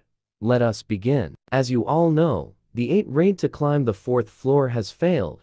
Among the 15 attack forces made up of 100 people, the number who have returned is only 9. The boss of the 3rd floor is nothing but ordinary. However, we need a way to defeat the 100,000 statues that he commands. Even with the divine artifact with the response force ability, we still failed. So how are we going to get through that huge mass? The 2nd and 3rd floor raids were done too quickly. The players did not have enough time to grow. If only we had enough players who were over level 15. Indeed, aren't we in this mess because of guilds like Manhwa that regulate the dungeons to monopolize the magic crystal? Wei then said, I can't overlook that statement. All we did was climb the tower for humanity. Jinho replied with, anyone can spout excuses like those. Patrick then said to them to stop. This is not the time to be bickering amongst ourselves. We have gathered here to solve the problem in front of us. Yesterday before daybreak, we received words from the demonic humans. They said they would help us if heeded one of their conditions. Are you suggesting to join forces with them? Those trash are globally wanted criminals. I refuse to work with those vulgar ever. Teresa then mumbled and said, everyone is disgusted by the idea of working with the demonic humans. With the world as it is now, the influence of the large guild surpasses that of the government. With the increased influence, having just a great cause is more important than ever. Therefore, they must be wary of what they say and do. What do you mean, we're trash? You're hurting this trash's feelings. It's good to be prideful, but don't you already know that you can't do anything with your strengths alone? You're all quite hot-blooded, however. You might change your mind after hearing my proposal. Join forces with us. Because we have the power to defeat the 3rd floor's boss. The Demonic Human Association doesn't even have 100 people. How could you possibly be able to penetrate through that army? We just need quantity, right? Then a system notification came and said, the unique ability Gravekeeper of the Black Tomb has been activated. Thanks to the long history of wars, it looks like there are many useful corpses buried around here. As you can see, there are many among the demonic humans who are well versed in necromancy. The special item that can only be produced by obtaining 99 materials, the Staff of Greed. Wei then said, if it's a combination of the famous Staff of Greed and a necromancer, the chances of success in the 3rd boss raid is not non-existent. Maria then said, Wei, what are you saying? Those are evil humans. Jinho then said, we know, Maria. We should be ripping this to pieces right now. However, if they ask for a condition that the public will never know about, I believe it's worth a shot. Teresa then mumbled and said, how did things turn out like this? To think they'd even consider joining hands with the demonic humans, they're out of their minds. Then suddenly Teresa received a video call from Jin. Then Teresa answered the call. Then Jin said, what's with the situation here? The necromancer then said, who are you? Why don't you reveal yourself instead of hiding behind a screen? Everyone in the room is shocked to see Jin, and they said, could that person be the one who cleared the 1st floor ruin? The super rookie who single-handedly cleared the 1st floor ruin. Guilds from all over the world wanted to recruit the super rookie. The super rookie that they were trying so hard to find appeared in front of their eyes. And the ones who tried their best to get in contact with Jin swallowed their spit in happiness due to his sudden appearance. The necromancer then said, how amusing, heard of you as well, the one who cleared the 1st floor ruin. But are you aware that this boss raid is completely different from that place? What can't I do with this many summons? The guild representative were also agreeing. Jin then replied to him with, there's no way you can with that fake staff. Saint's heart and prison uniform wet with holy oil. It's obvious you made it with only those 2 materials, isn't that right? Patrick then asked Jin if he have any evidence regarding his claim. Jin then said, the real Staff of Greed has a red gem embedded under the skull. There's no way you can make the real one with only 3 floors. Look outside. The quality of the summoned skeleton soldiers are too low. Those flimsy soldiers won't even last half a day in the boss room. It's obvious that he's planning to abandon you all after taking some coins and items in the middle of the confusion. The necromancer then said, "You'll regret not taking my offer. I wonder if you can still stay so composed when we meet in person next time. I will be watching you." Then the necromancer vanished. Jin then said to them, "Leave it to me. I'll make sure you won't have to join hands with the demonic humans, as well as gain profit from clearing the tower." Patrick then asked Jin, "Are you saying that you can do it alone? Even if he fails, it gives me an opportunity to recruit him, compared to joining hands with the demonic humans. This has no downsides, and there's no way I can miss this chance." Jin then said to them, "You don't need to give me anything. Please block the entire area so that no other hunters can enter. If you let me go in by myself, then I will not take any rewards." A player that gives up on rewards for his comrades. Just this is enough to gain something that far outclass a down payment. Since I can't antagonize the guilds, I'll just upload after editing the demonic human part a bit. I'm already at level 12, after not even a day in the spawning ground. Things are going much smoother than I expected. We have to get to the end of the underground first floor by today, so hold on tight. Jin then jumped into the hole so that they can get to the end of the first floor. Jin and Alice then landed at the end of the first floor. Then Jin said, "These insects are no match for me. Why don't you just come out yourself? The hound who roams the desert, the great Anubis." The great Anubis is finally out. Anubis then said to Jin, "Since you're the first human to ever come here, I was planning on killing you after some amusement, but you're hastening your own death." Jin then said to Anubis, "I didn't come all the way here to chat. Hurry up and come at me." The absurdity. You're telling me that a divine being like myself to fight the likes of you? Alice then said, "This guy is seriously dangerous. I'll handle this guy somehow. So get out of here." Jin then said to Alice, "Don't worry about me. Just stay there and watch me fight." A system notification then said, "Anubis is activating the unique ability Judgment of Anubis." Anubis then said, "Did you hear about me from that vampire of yours?" Jin then mumbled and said, "The skill is always activated when facing him, the absolute judgment skill. Judgment of Anubis activates once you answer 3 questions. The copy condition is make Anubis' patience run out to destroy the vessel holding his consciousness. If I make his patience run out, I gain the power to ask the most powerful questions in the world. In truth, I can answer by saying anything, regardless of whether it's true or not." That's right. How else should I know about this place? The system notification then said, "The subject has answered your question." Anubis then asked again, "As I thought. Did you come here to take the hive?" Jin then replied with, "It sells for quite the price on the black market." Then I will ask the last question. "Did you think you could get out alive after entering my territory?" Jin then replied with, "If I can't slip out from the likes of you, I might as well just give up on life." The system notification then said, "The required conditions have been fulfilled. Judgment of Anubis has been activated." Anubis then said, "Now I need a proxy for the judgment. This is the warrior who will judge you. What do you think about my brave warrior?" Jin then replied to Anubis and said, "Quite amazing, but this is all I need to defeat it." Anubis then said, "The music of humans? All of a sudden, have you gone mad after seeing my warrior?" Jin then replied with, "Nothing of sort. I'm just getting the music absorbed in. The perfect song that I found after hundreds of thousands of trials. The beat that perfectly reproduces the giant mantis attack pattern, like I've always done.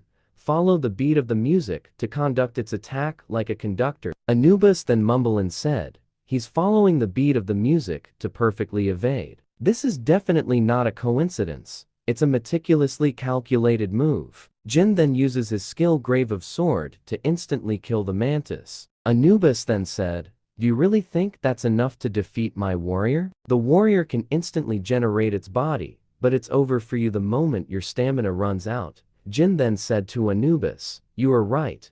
I can't kill that mantis the way I am right now, but I can make it so that it doesn't want to live anymore." Jin then continuously sliced the mantis as soon as it regenerates. Alice then mumbled and said, "What is happening? He's completely treating it as his plaything. I knew he was strong, but not to this extent. If it's him, then it's possible that he really could fulfill my revenge. Anubis then shouted at the mantis and said, "What are you doing? Don't fall back and fight." The warrior chosen by a divine being has a high level of pride.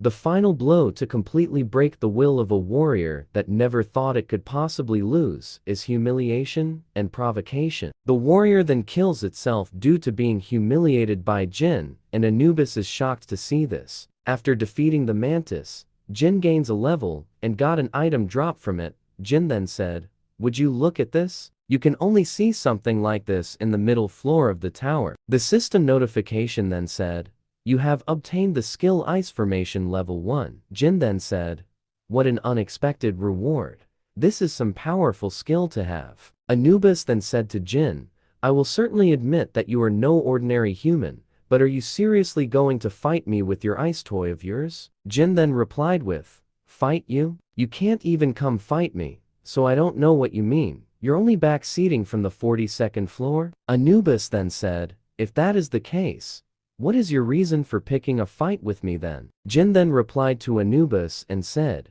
"The only reason I have is that it's fun fighting you." Upon hearing what Jin said, Anubis became angry and said to Jin, "How dare you use me as your amusement?" Anubis then casted his skill called Hive and ordered the monsters to attack Jin. Jin then attacked the monsters with his Ice Formation skill that he recently got and said, "I guess this won't make even a dent." Jin then casted both his Ice and Fire skill and combined them together to make another skill. Then all of a sudden a massive bright light was seen and a system notification came in and said that the combination of the skill was successful. Jin then releases a wide array of white light that hits the monster that surround him, and they were killed in one swoop. The daylight skill is such a powerful skill that is specially used when there are large amount of enemies that you are facing. Anubis then mumbled and said, "It looks like I need to change plan for this human." Anubis then casted his skill subject selection. Then a monster answered to the call of Anubis.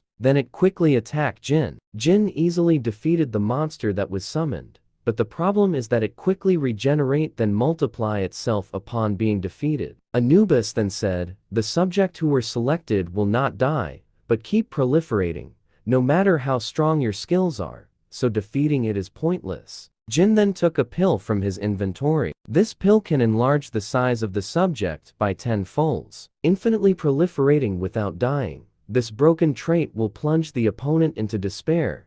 They become unable to properly understand the situation under the ridiculously unfavorable condition. Jin then uses his skill, the Unknown Cube, to lock up all the monster in one place. Jin opened up his inventory, then took out some items that he bought from the store and used them to reinforce the cube that he summoned. However, if you figure out the pattern through endless repetition and can calmly analyze the situation, then in the end your way of thinking will change. Upon casting his fire skill inside the cube, Jin then activated the effect of the pill. To face the boss commanding the army, I need as many gigantification pill as possible. These infinitely proliferating monsters give huge amounts of experience, and they're the most efficient copiers. As Anubis watched the battle, he is shocked to see what is happening and doesn't understand how is this possible. Did he even prepare the items for the compounding beforehand? He even figured out the hive's trait beforehand and laid a trap. I'm sure of it. He provoked me while aiming for this from the start. Anubis is so angered by what he saw, so he decided to destroy the beehive so that Jin will stop receiving any experience and level up any further. Jin then said to Anubis, "What are you doing? I was enjoying the show. A mere human dares to humiliate me? I cannot let this happen. How dare a mere human mocks me?" Anubis is so angered once again from what is happening on the battle against Jin. Anubis then said to Jin, "You better stay alive and come to the top floor." Jin responded to him with, "You don't have to scream like that. I'm going to your room and beat you there. And when that day comes, I will enact judgment on your disrespect, human." Then the statue that Anubis is using as a medium was destroyed. Then the system said, "The condition has been fulfilled." Judgment of Anubis. This ability can only be used once on the same person. If abused, you will incur the wrath of the ancient Egyptian gods. The ancient Egyptian gods are standing to show their interest in you, A few of them are expressing intense hostility towards you. Jin then said, seriously, the gods of this place are so narrow-minded. Jin then opened up his status window and said, it's my first time growing this much in this place. Since I don't know what will happen in the future, I will have to distribute my stats evenly. Chun then called Jin and said, where are you right now? Is it somewhere I don't know? Jin replied to him with, it's none of your business. Why did you call? I have a proposal to you. In 24 hours, the Awakened Association will be hosting a martial arts tournament, and the players who are AA in rank and up are scheduled to participate. Jin wonders and replied to him with, in this situation where the third floor boss raid keeps failing, the Awakened Association is holding a martial arts tournament. Hun then said to Jin, participate in this tournament and have another battle with me. Jin replied to him with, why should I do that? I don't want to waste my precious time on you. Chin then said to him, you won't be able to refuse me, because I have a black market ticket. A black market is different from the coin exchange that players use. It is a secret auction place that sells items through auctions with real money, that only a select few members can enter. So auction houses like these have formed.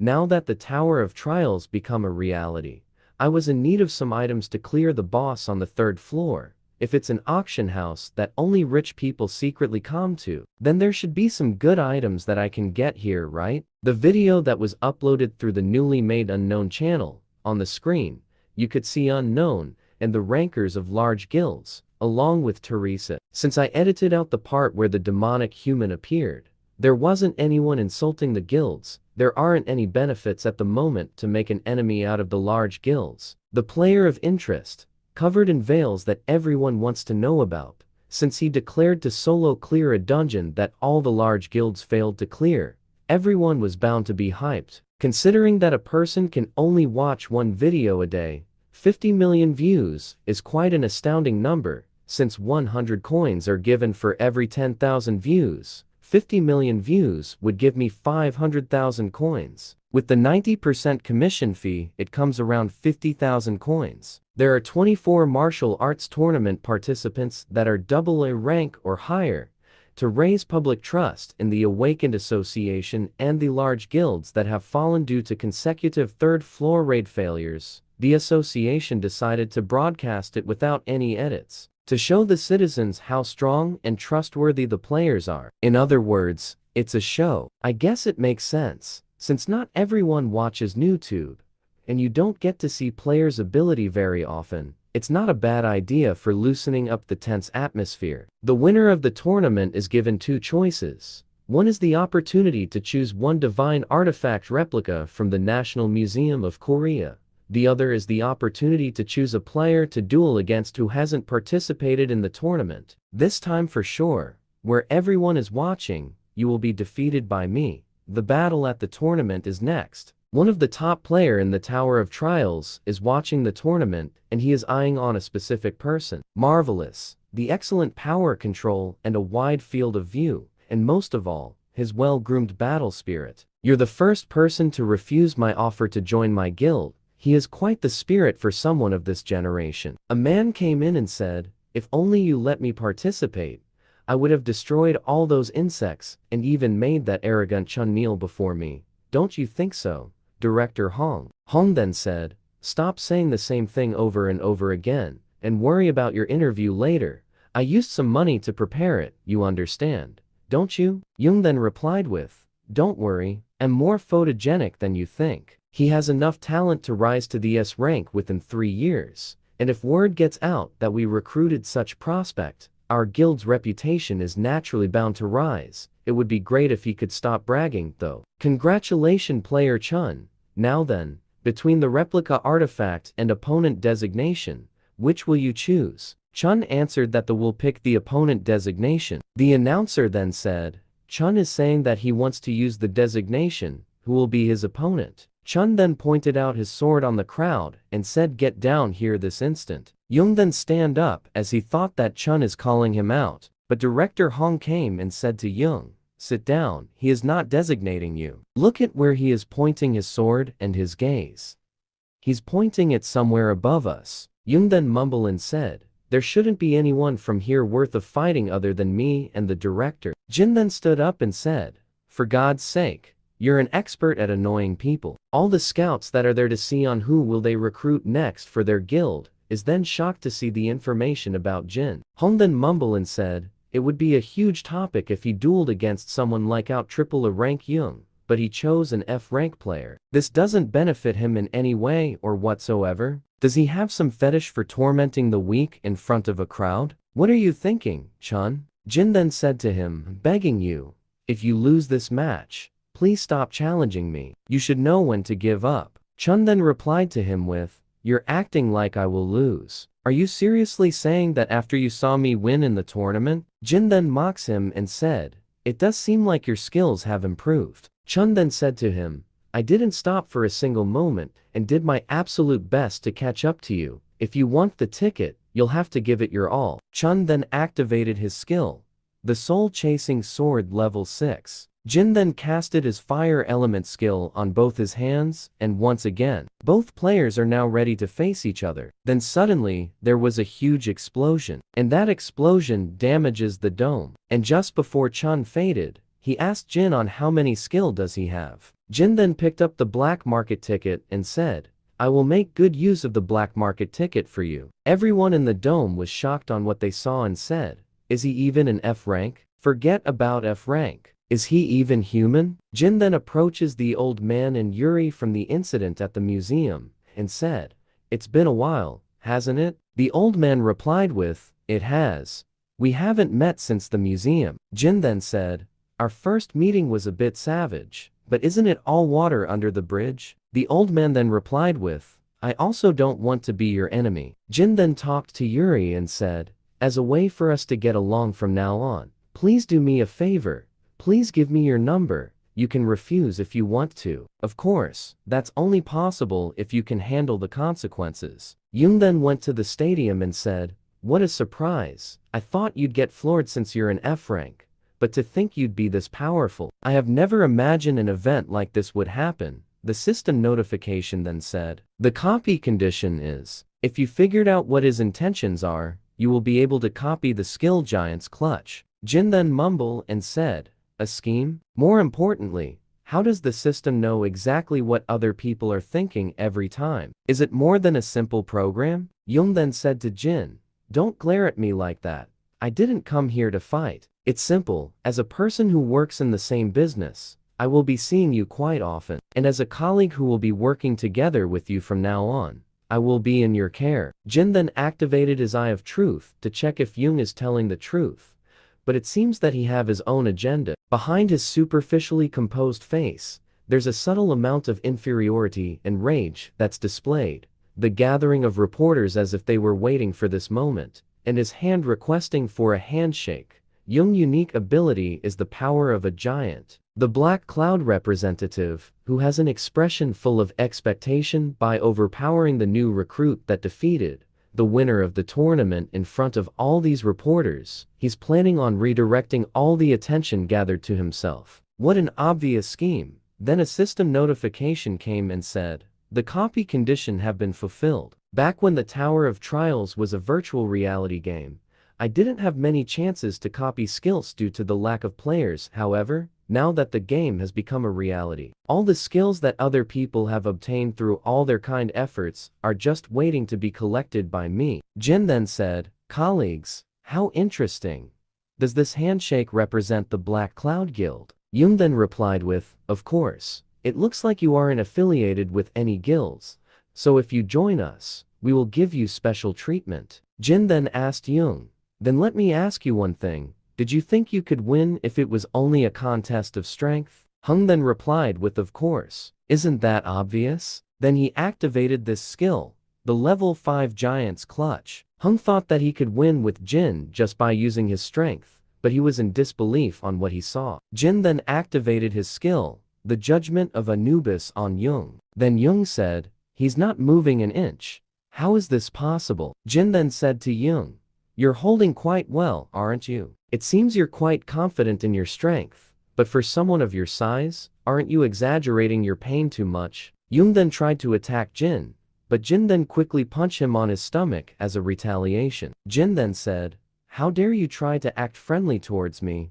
and then attack me with your ability?" Director Hong went to the center of the stadium to help Young and said, "How dare you make a rag out of Young? Do you have any idea how hard I worked for this moment?" Then Jin activated his skill, the Eye of Truth.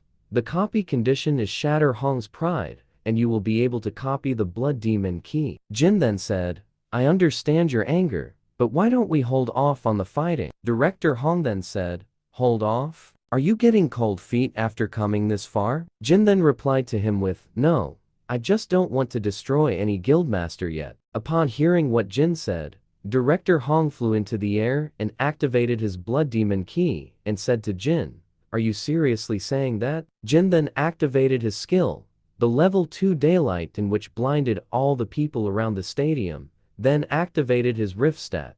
Then the notification said, "Using 99 points, difference has been reduced by 33 levels." Upon clashing with Jin, Director Hong then mumbled and said, "To think that he can withstand my Blood Demon key. This is impossible. He's on par against me, who was at the vanguard of the raid against the Colossus, the boss on the second floor. Don't make me laugh." And just before they clashed again, a skill was then activated, the level 4 arbitration. Then a voice said, "Please stop. Don't you think you should try to look dependable in this martial arts tournament that everyone is watching?" The skill was casted by the Awakened Association President Han Sangjin. Jin then said, "So this is the man who leads Korea's Awakened Association, Han Sangjin." Director Hong then said, "Association President, you're just in time. This man made a rag out of a player affiliated with our guild." Sangjin then said, "Representative Hong, please calm down. This isn't some talent show, so isn't it obvious there would be injuries in a match? It's nice to meet you, player Jin. I am Han Sangjin, the president of the Awakened Association of Korea. To be honest with you, I did not know anything about you until 20 minutes ago. However, I received a call from the department head Park, who was in charge of the martial arts tournament. He said to come here immediately, that something unbelievable was happening. There were some weird things about it, so I decided to investigate your test results. I see that you pressured your examiner to hide your true rank. But anyways, congratulations on becoming the 16th S rank in Korea. The association takes responsibility for the misassessment in the ranking, and we deeply apologize." Everyone was shocked to hear what the president of the Awakened Associated just said, that a new S rank player has been announced. Director Han then mumbled and said, "What kind of situation is this? This martial arts tournament was supposed to be the Black Cloud Guild stage, but we're completely buried into the ground. I have to mend the situation somehow." But the spotlight was turned into Jin, and with this, it shattered Director Hong's pride. Then the system notification said, "The condition has been fulfilled. You have now copied the skill called Blood Demon Key." The news about the 16th S rank player of Korea spread like wildfire across the globe, and everyone is talking about it non-stop. "Did you say you will be heading to Las Vegas? Then, as an apology, we will prepare a plane for you." So this is why people want a high rank. It's a completely different treatment. Jin is on a presidential plane, or an Air Force One that is bound to Las Vegas. Alice then talked to Jin and said, "You see that man in front of you? The scent he give off is strange. It's a displeasing and uncomfortable smell of blood. I'm certain I don't want to taste his blood." If Alice, who sees humans are a mere blood packets, is saying something like that, then there must be something wrong with him. Jin then activated his skill, Eyes of Truth. Jin is then shocked to see that the person Alice is talking about is a demonic human. Then a system notification said, "The copy condition is reached the maximum affinity with the subject by applying to the demonic human association." To think that man is one of the demonic humans. I can't believe he's putting on an act with such a calm look on his face. Could you be the player Jin? Aren't you the person who was recently assessed as the 16th S rank in Korea? This can't be coincidence. He definitely got on the same plane as me on purpose. I guess the large guilds aren't the only ones who are taking interest in me after the S rank announcement. Jin then replied to him and said, "Yes, I was reassessed as an S rank not too long ago." Alex then said, "I thought so. I saw the martial tournament coverage." What a surprise. Please excuse my manners. I am Alex Judrow. It must be fate for us to meet like this. Shall we have a drink? There's nothing like alcohol to pass the time during such a long flight. He told me all kind of stories as he pulled out some high-quality cognac. His story about how his cosmetics business has been booming, and the kinds of hardships he faced after the Tower of Trials appeared. I wonder if this demonic human, who's trying his hardest to tell me who he is, knows the fact that I already know who he really is. To be honest, the reason I went to Korea wasn't because of my cosmetics business, it was to expand my business related to the Awaken. I thought I'd give it a go, considering the change in times. But there's a slight problem. Are you aware of the recent player who had been going around wearing a mask? I saw him declaring that he will clear the boss on the 3rd floor.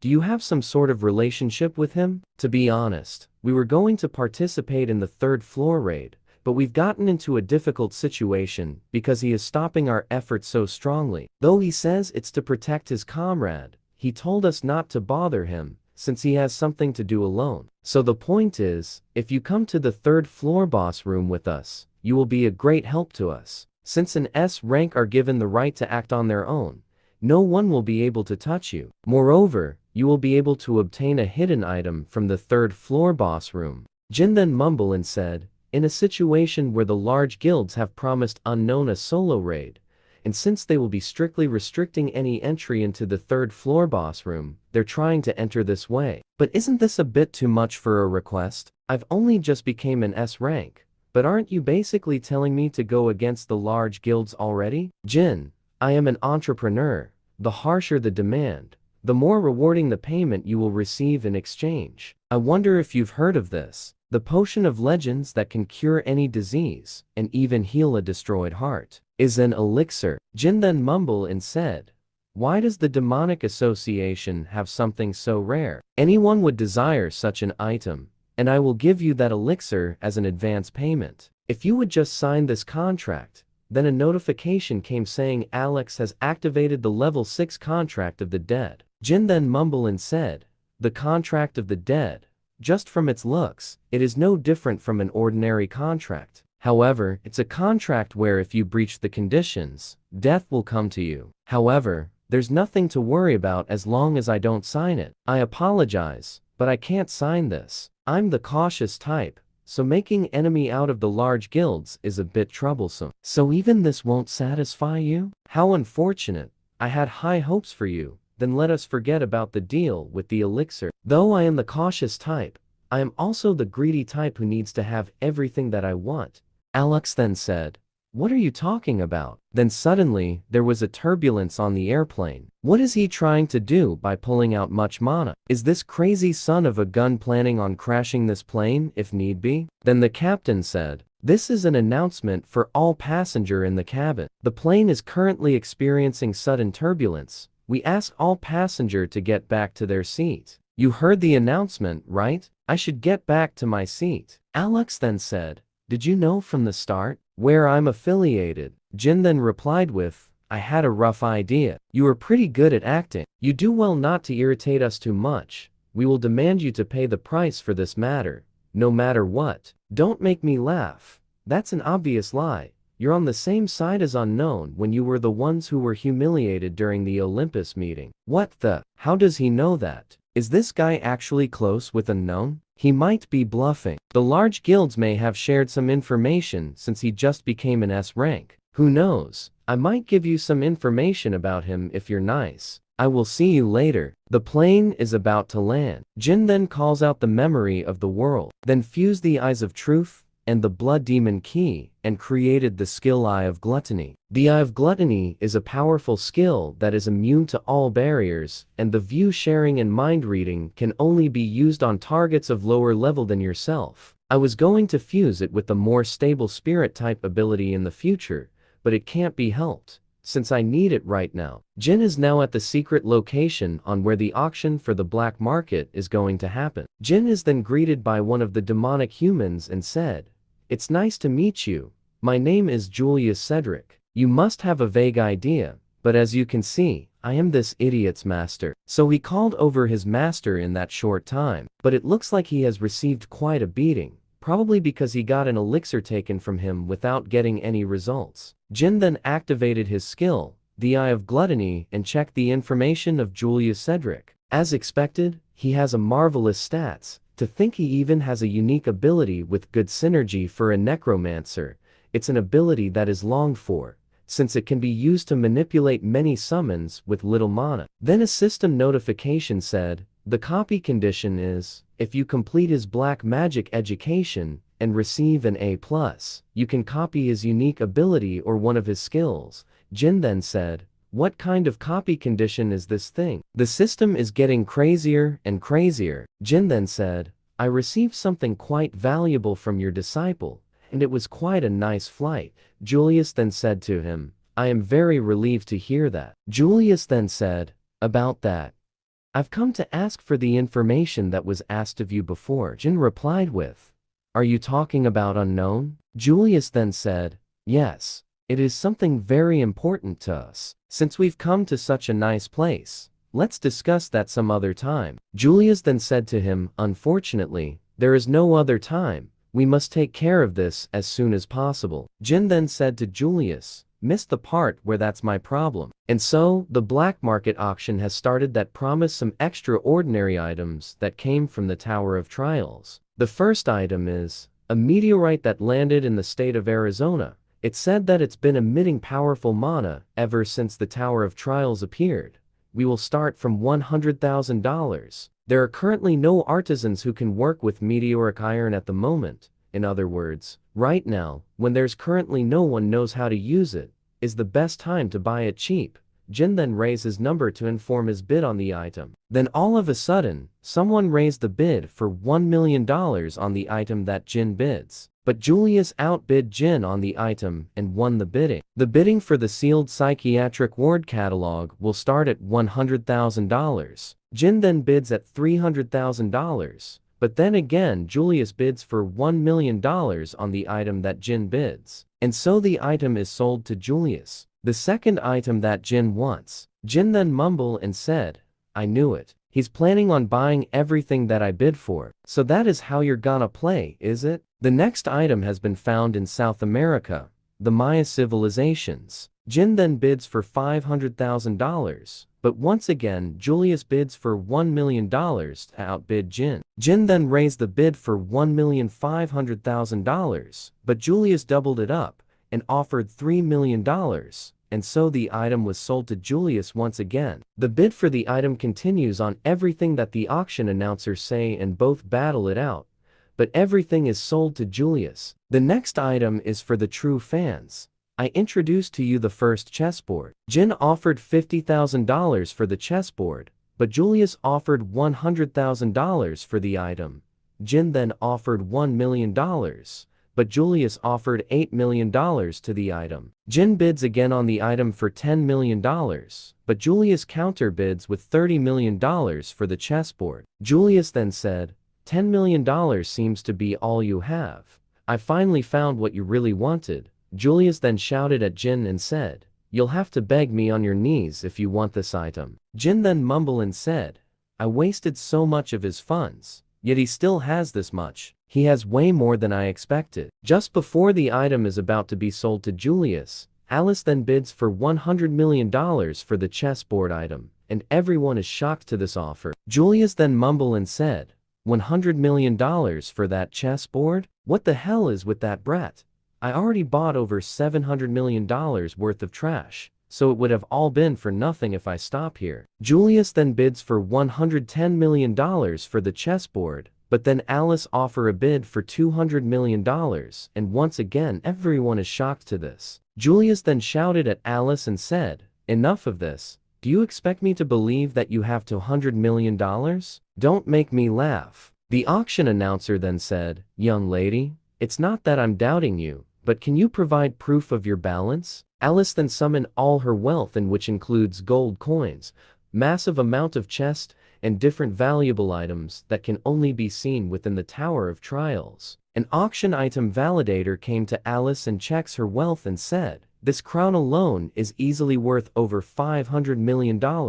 Julius then mumbled and said, That brat, was she not an ordinary human? But what's more dangerous than that girl is Jin, who is treating that girl as if she's his subordinate. Perhaps an enemy more annoying than unknown may have appeared. Julius then said, "Our plan has been overturned. Let us proceed with plan B." Alex then said, "I have been waiting for you to say that." A huge explosion is then seen on the auction house, and everyone rushed to exit the auction house as the ceiling is about to collapse. While people are trying to exit the auction house, Alex attacked them and said, "Where are you all in the rush to? You're all precious sacrifice to be my materials." Alex then casted his skill, the Mana Furnace. Jin then faced him and said, "You've crossed too far beyond the line, you demonic human." Jin then said, "What a repulsive necromancer." Alex then replied to him with, "How can you call these lovely beings repulsive? As expected of an S rank. To think you'd be able to stand within this magic. I remember very clearly the humiliation you gave me on the airplane. Now that I received the order to kill you, I no longer have a reason to hold back. You are very quick on your feet.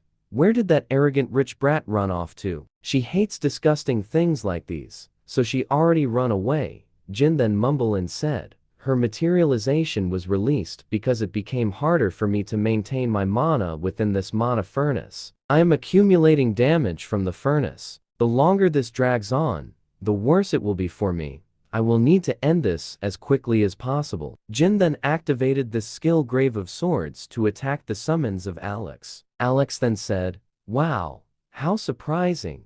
I didn't even see what just happened. However, I'm enjoying myself quite much with this many materials, you know. What business could possibly be easier than this?" Jin then mumbled and said, "I see. He is planning on stalling for time like this, continuing to raise as many monsters with those vitalities of those around him, and playing around with the opponent until their mana bottoms out. The standard battle style of a necromancer, prolonging the battle until the opponent wears down. To think you'd consider something like this your trump card.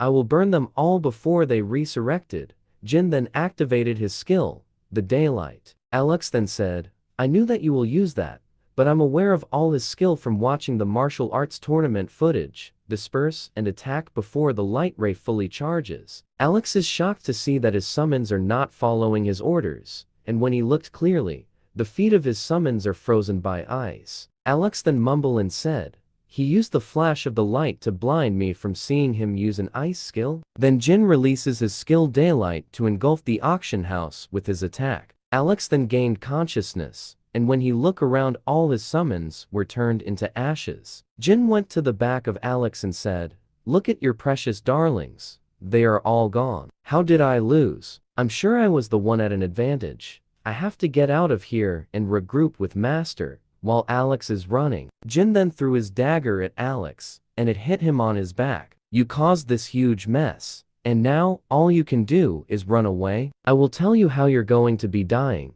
Your lungs will slowly fill with blood for the next 30 minutes.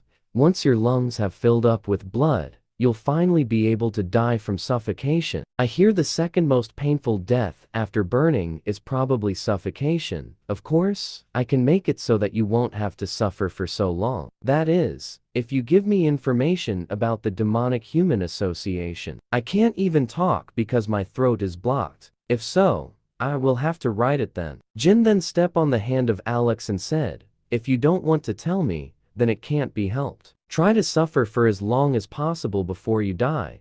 That is the payment for all the lives you took this day." Jin then saw the items that was about to be auctioned, but since there was an attack on the auction house, it was left there. Jin then said, "I can make quite a large subspace inventory with these items." Jin then combined both items to create a new item, and so Jin is able to create a massive subspace inventory from combining both items. Our scene is now on the Tower of Trials, 3rd floor, Church of Hatred. "Why are the security system here so dang annoying?" Melina then said, "Is there really a need to do this every time?" The guy then said, "Stop complaining, Melina. I'm already in a bad mood because of that moron Alex." Melina then said, "You're in a bad mood? Why do I have to give a dang about what mood you're in?" The guy then said, You should if you don't want to die. Leave it at that, you two. Aren't you comrades who've spent the last 10 years hanging between life and death together? Why are you always trying to kill each other? The reason why I summoned you here is because a new person of interest named Jin has appeared. This Jin guy must have played this game a lot too, though he is probably the same level as every other ranker out there. The masked man said, "Do not let your guard down. He may have reached a floor much higher than us." Melina then said, "Our executives who've reached the 20th floor are already considered lunatics, so wouldn't that be unlikely?" The other guy then said, "I also think that's an over-assumption in our case. We chose this unpopular virtual reality game, the Tower of Trials, to escape from Interpol's eyes. So we know more about the tower than the average person." Melina then said, "He is correct. There's no way other than people would have a special reason like that, right? No matter how bored you are playing a sadistic game like that, there's no reason to continue playing it. Unless you're some insane gamer." They're not taking this seriously, but real deals can discern each other. We must not underestimate Jin, as he poses a threat to us. I must remove him. Both of you follow Cedric. Help him so our plan doesn't break down. Melina then said, "You fret too much, old geezer. Come take a look at this. I've been watching him for a while, but there's something unusual about him." Yuna then said, "Isn't he an attention seeker just like everyone else?" Timan then said, "Possibly, but I feel something special from him." Yuna said, "Isn't this the human-faced trees temple in the 3rd floor boss room?" Timan then replied with, "Yeah, this place was pretty famous back in the days. If you answer all 3 of the human-faced trees questions, you get an item imbued with an ability as a reward. But the problem lies in its insanely hard questions. I haven't seen a human in a while.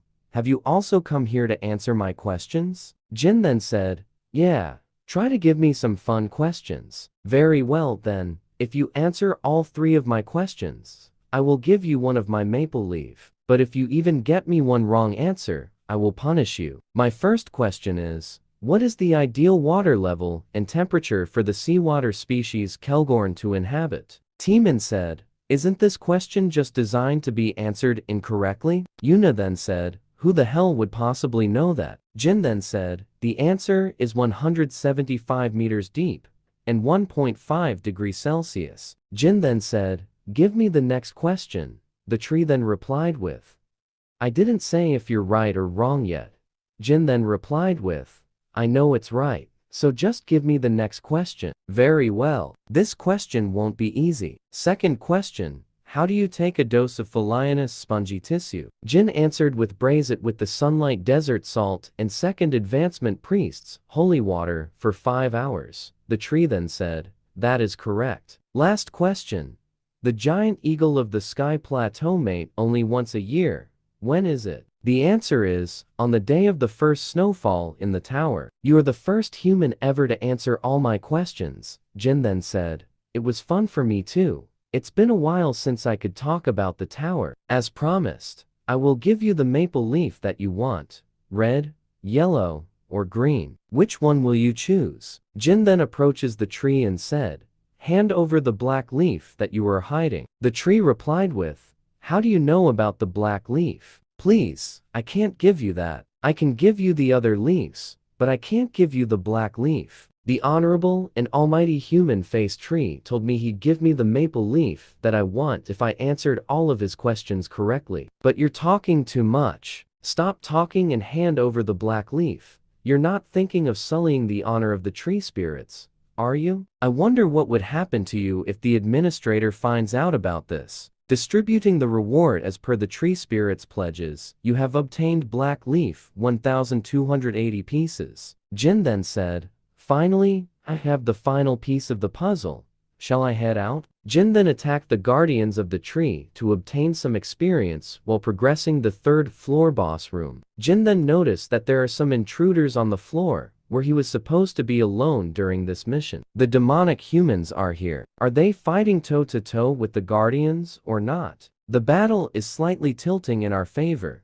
Keep pushing them out. Let's ride the momentum and destroy them all. A long-range attack from the enemy. Raise the shields to protect yourself. Look over there. It's a man wearing a mask who is attacking us. The mages then ordered their skeleton summon to attack Jin, but Jin runs towards the guardians of the floor to evade their attacks. Jin then casted his skill, the Blessing of the Star, to attack the skeletons, as the skill is a good skill for the undead. One of the necromancer then said, "What the F? We can't control them because of the divine power." One of the necromancer then said, "Lord Cedric, the third position has been destroyed." Cedric then said, "I can see that without you telling me. What is going on here? The fourth position may efficiently command the undead monsters. The third one has already been destroyed. If the network is shattered by destroying the first position, the entire structure will collapse." Jin then aggro the monster so that it will follow him and lead it to the necromancers who are controlling the undead army. Jin then went to the back of the necromancer and said to them, "You can't stop it." Then the guardian monster jumped into where the necromancers are. Another necromancer then came to Cedric and said, "The first position has also been destroyed.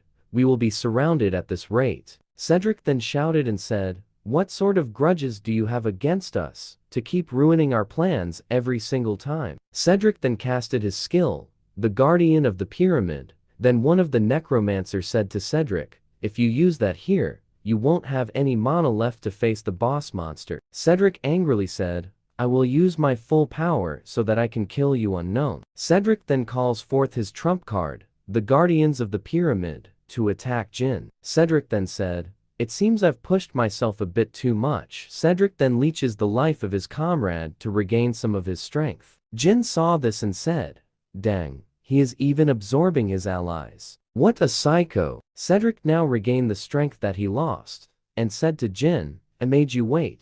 Now shall we get back to it?" Cedric then shouted and said, "What do you think of my strongest troops now? My mummy soldiers can freely utilize their bandages that are as hard as steel.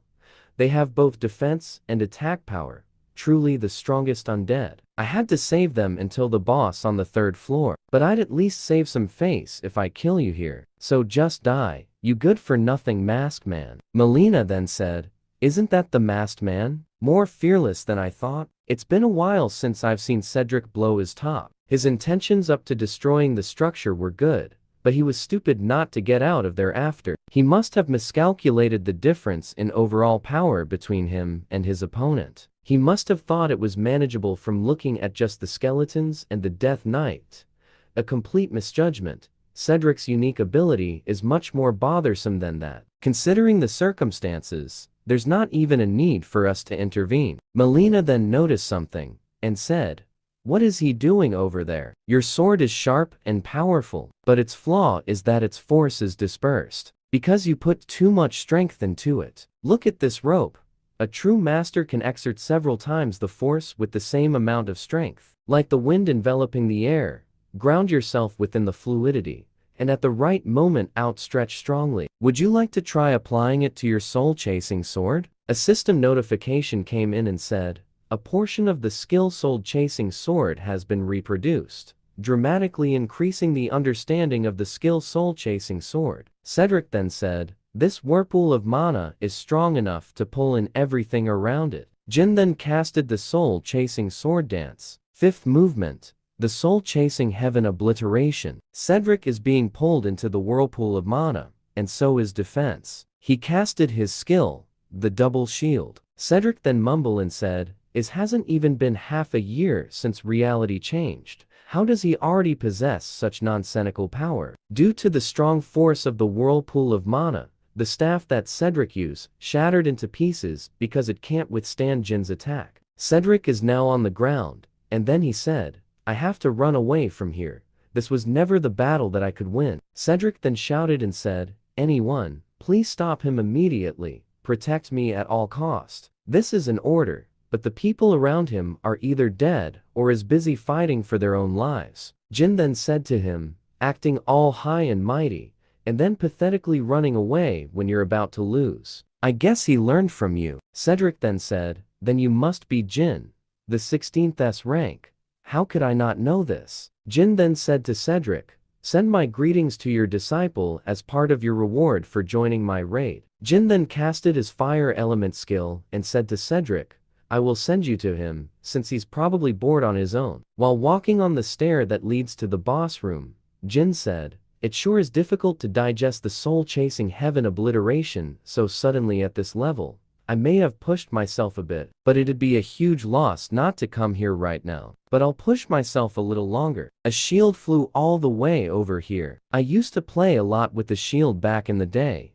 How nostalgic. Jin is now facing the guardians of the temple. 4 heavenly kings. The 4 heavenly kings attacked Jin, but he was able to fend off the attack using the shield.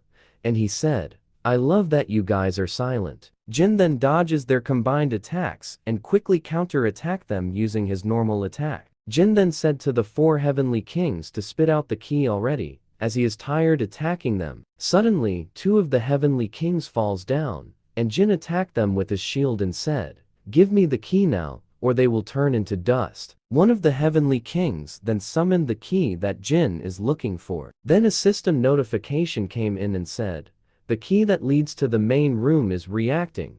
The being beyond the gate is responding to the call. Jin then said, dang, he was more determined than I thought. He is calling out his big bro right off the bat. A system notification came in and said, the named monster 1,000-armed and 1,000-eyed Avalokitesvara is manifesting. It has been a while since the 4 heavenly kings summoned me. To think there was a human among the invaders who could pose a threat to even the key within the stone pagoda. This is nothing. I'm gonna be slaying the boss on this floor too. What an impudent human. I will acknowledge your bravery, if not anything else. Jin then said, you must think I'm joking. As you can see, I am tired. So let's end this. The boss monster then said, I would like to chat with you a little longer, but I guess our intentions are not mutual. Jin then replied with, I am not chit-chatting into statues. The boss monster then said, every second is a gift. What a foolish young man you are. Savor this moment then. You will long for this moment when you're on the brink of death. The boss monster then attacked Jin with a ray attack, but Jin uses his shield to deflect the attack that the boss monster gave. Jin then mumbled and said, as I thought, its power is overwhelming. Even redirecting it makes my body feel like it's about to shatter into pieces. But I have to endure it. I only have one chance. The boss monster then said, to think that you can react to a sonic attack. I commend you for that. You're raising my interest in you more and more. Jin then casted his skill Ice Formation to create a wall of ice that could protect him from the attack of the boss monster. As the wall of ice was shattered from the attack, the surrounding were engulfed with fog, and then the boss monster said, so you use some filthy witchcraft. Jin then throw away his shield towards the boss monster, but the boss monster is able to catch it and said, how stupid, young man. Such a shallow trick. The boss monster then looked at one of his shoulder and saw that there was a dagger in it. Then Jin said, you rotten boss monster, 2 shallow tricks in a row. The boss monster then said, what did you do? Something like poison shouldn't work on me. It is called the Demon Blood Key. It can deal continuous amount of damage. Once I hit even 1 injury to the enemy. The boss monster then said, it matters not. Such a petty trick will not work a second time. And what will you do from taking merely 1 arm from me? Yeah, taking a single arm from you is nothing if I want to kill you. I also know the same thing won't work twice on you. But do you know that I got exactly what I wanted from you? The boss monster then mumbled and said, he was aiming for the arm that the jewel was attached from the start. Blame yourself for thinking that a single arm is significant. The system notification then said, combining the grimoire of the Felterus Principality and the 1,000-armed Avalokitesvara's jewel. The combination is successful. You have obtained the Lemmageton of the Golden Dawn. After the combination, Jin then casted his skill Eye of Gluttony. The copy condition is, mock the opponent for 5 minutes using ice magic and create a large and beautiful sculpture for him. However, an appropriate song and appropriate attire must accompany the fulfillment of the condition. Jin then said, I'm not seeing this wrong, am I? A song and a sculpture? The system is really growing more and more insane by the minute. No matter how eccentric the condition is, I can't give this up. This is the only place where I can obtain the mandala beneath the 25th floor. After all, young man, what do you think you're doing? I'm begging you, please don't ask anything from here on out. I really look stupid with this, and I freaking hate it. The boss monster is so furious and said, How dare you play around in front of me? The boss monster then activated his mandala and said, I will let you experience pain worth 1,000,000 samsaras. Jin then casted his skill, the Glacier Formation, to create a huge block of ice. The Glacier Formation was able to block the attack of the boss monster. Jin then said, the advanced version of Ice Formation sure is amazing. The two agents from the Demonic Human Association watches the fight between Jin and the boss monster, and they are amazed by it. Melina said, he turned on the music all of a sudden, and is fighting the 1,000-armed Avalokitesvara. I also can't believe he advanced his ice magic to this extent already. Why is he wearing a wig out of nowhere? It looks like a consumable wig from the coin exchange. The Cyclops guy mumbled and said, what an unpredictable guy. To think that Unknown would challenge the 1,000-armed Avalokitesvara right after killing Cedric. The overwhelming force of the boss monster that you can barely handle alone after getting past the 10th floor. He's truly worth being called the second boss of the 3rd floor. But that guy who's facing such a thing head-on has gone well beyond the realm of humans. Let's give up, Lee. We can't do this ourselves. We need the support from at least an executive. Lee then said, if we do that, the position we rose to after all this time will come crumbling down all at once. Melina then said, then what? You wanna die just cause you wanna keep your position? Lee then said, I think it's time to use this item. Jin then said, would you look at that? Looks like Cedric wasn't the only one sent by the demonic humans. The boss monster then said, how dare you look away from me, young man? Jin then casted his fire element and said, sorry about that. I got a bit distracted fixing my hair. Jin then once again casted his Glacier Formation and attacked the boss monster and said, thanks to you I'm feeling some tension. Both of them exchange attack from time to time, and the battle between them is getting fierce. The boss monster then activated his skill, Inescapable Lattice, to trap Jin. Then the boss monster said, is defending all you can do? Where did your confidence from earlier go? The boss monster then released several attacks from all his hands. The ray of light that the boss monster unleashed bounces off inside the dome randomly, but Jin casted his skill, the Glacier Formation, to protect himself from the ray of light. The Glacier Formation is indeed a powerful skill because it can withstand the ray of light of the boss monster. The boss monster then said,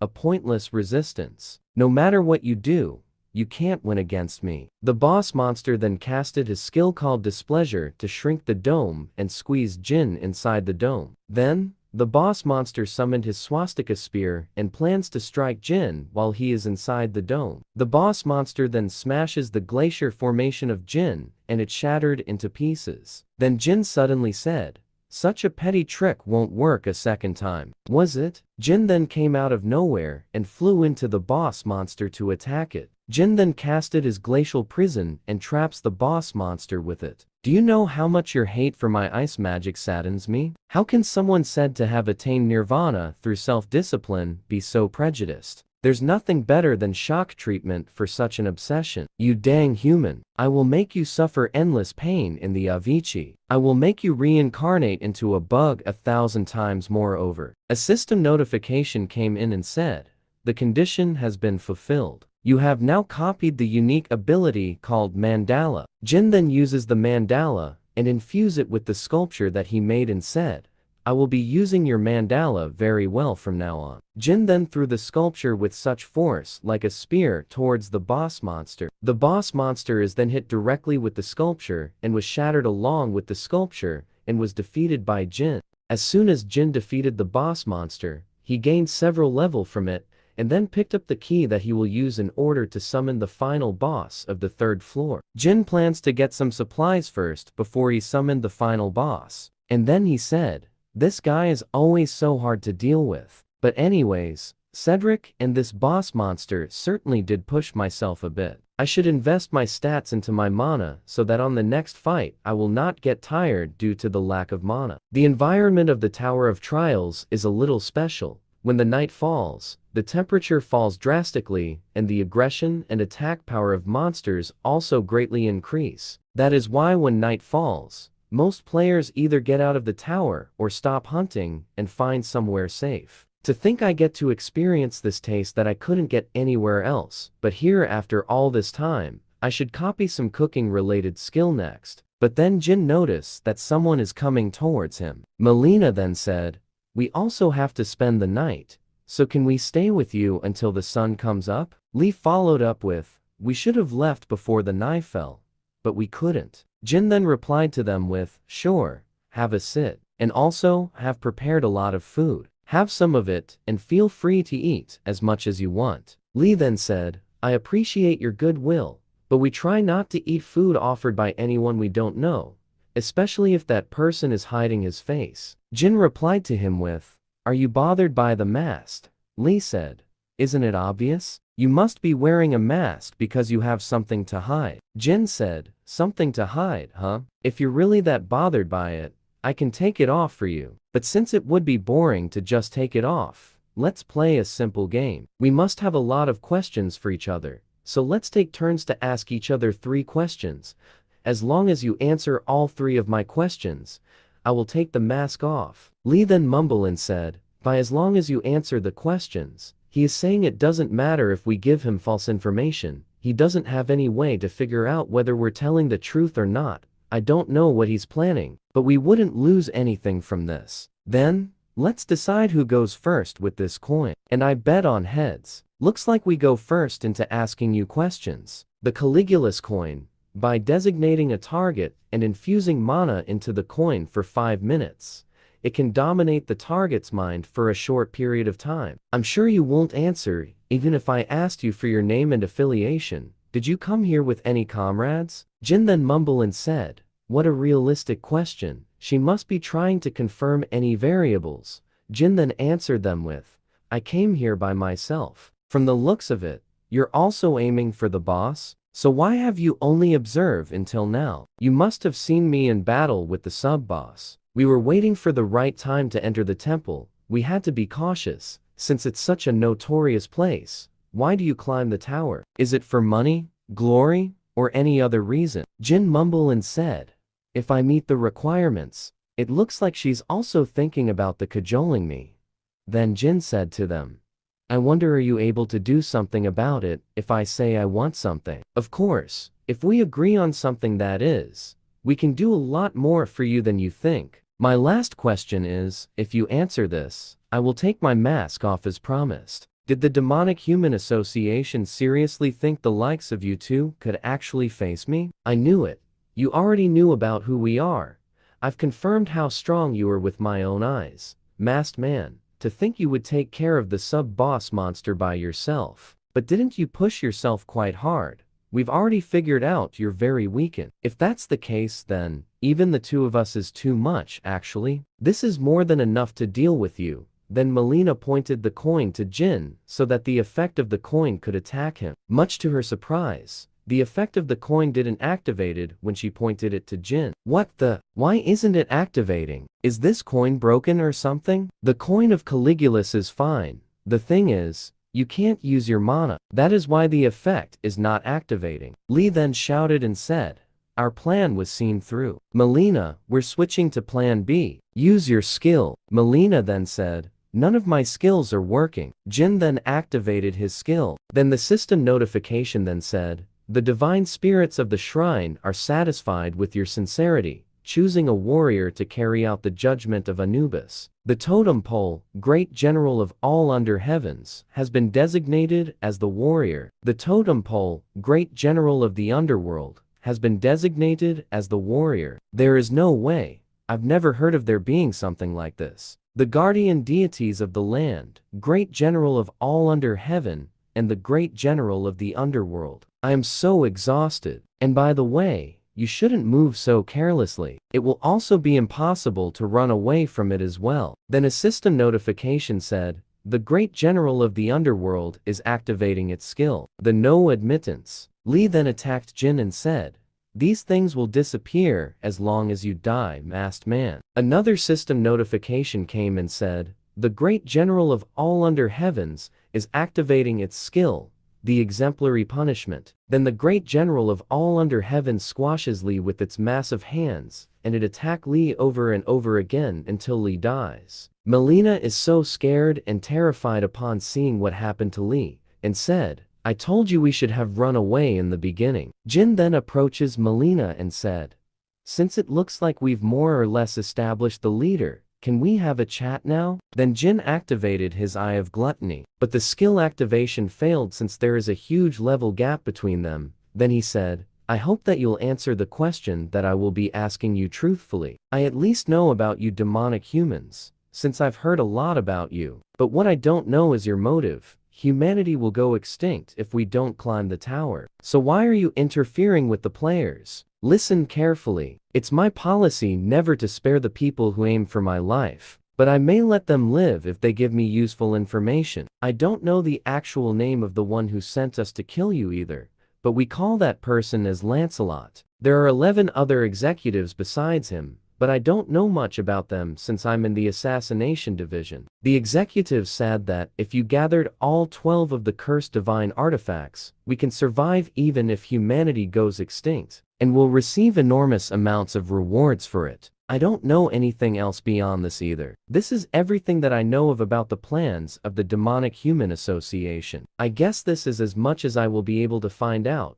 Lancelot and the 12 cursed divine artifacts. They are crazier than I expected, aren't they? So the Demonic Human Association main objective is to summon the Demon King. Also, what's this about them surviving even if the humanity goes extinct? I should calculate my plans while taking this into account from now on. Thank you for giving me useful information. You were a great help.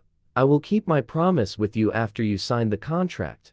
A contract that states you will do everything I say from now on. Jin then activated his skill Brand of Tribulation. After resting for a few days and getting enough supplies that he need, Jin now went to activate the key to summon the final boss of the 3rd floor. The final boss of the 3rd floor finally shows up along with his army. Jin then activated his skill Eye of Gluttony to check the information about the final boss. The system notification then said, copying the abilities or skills is impossible due to the level difference. Although countless humans have challenged my army so far, you're the first to call me using the key. But where is your army? Mohan have 100,000 stone statues. Soldiers along with him. Jin then summoned the first chessboard. Then the system notification then said, activating the first chessboard, summoning the 2,851 mana-infused chess pieces. What an original idea. Certainly, you would be able to act as one-man army with those. But what can you possibly do with those little things? Jin then replied with, wait, I am not done yet, you will see soon enough. The system notification then said, using 2,581 gigantification pill on 2,581 mana-infused chess pieces. I must admit that you're not like the other humans who came before you.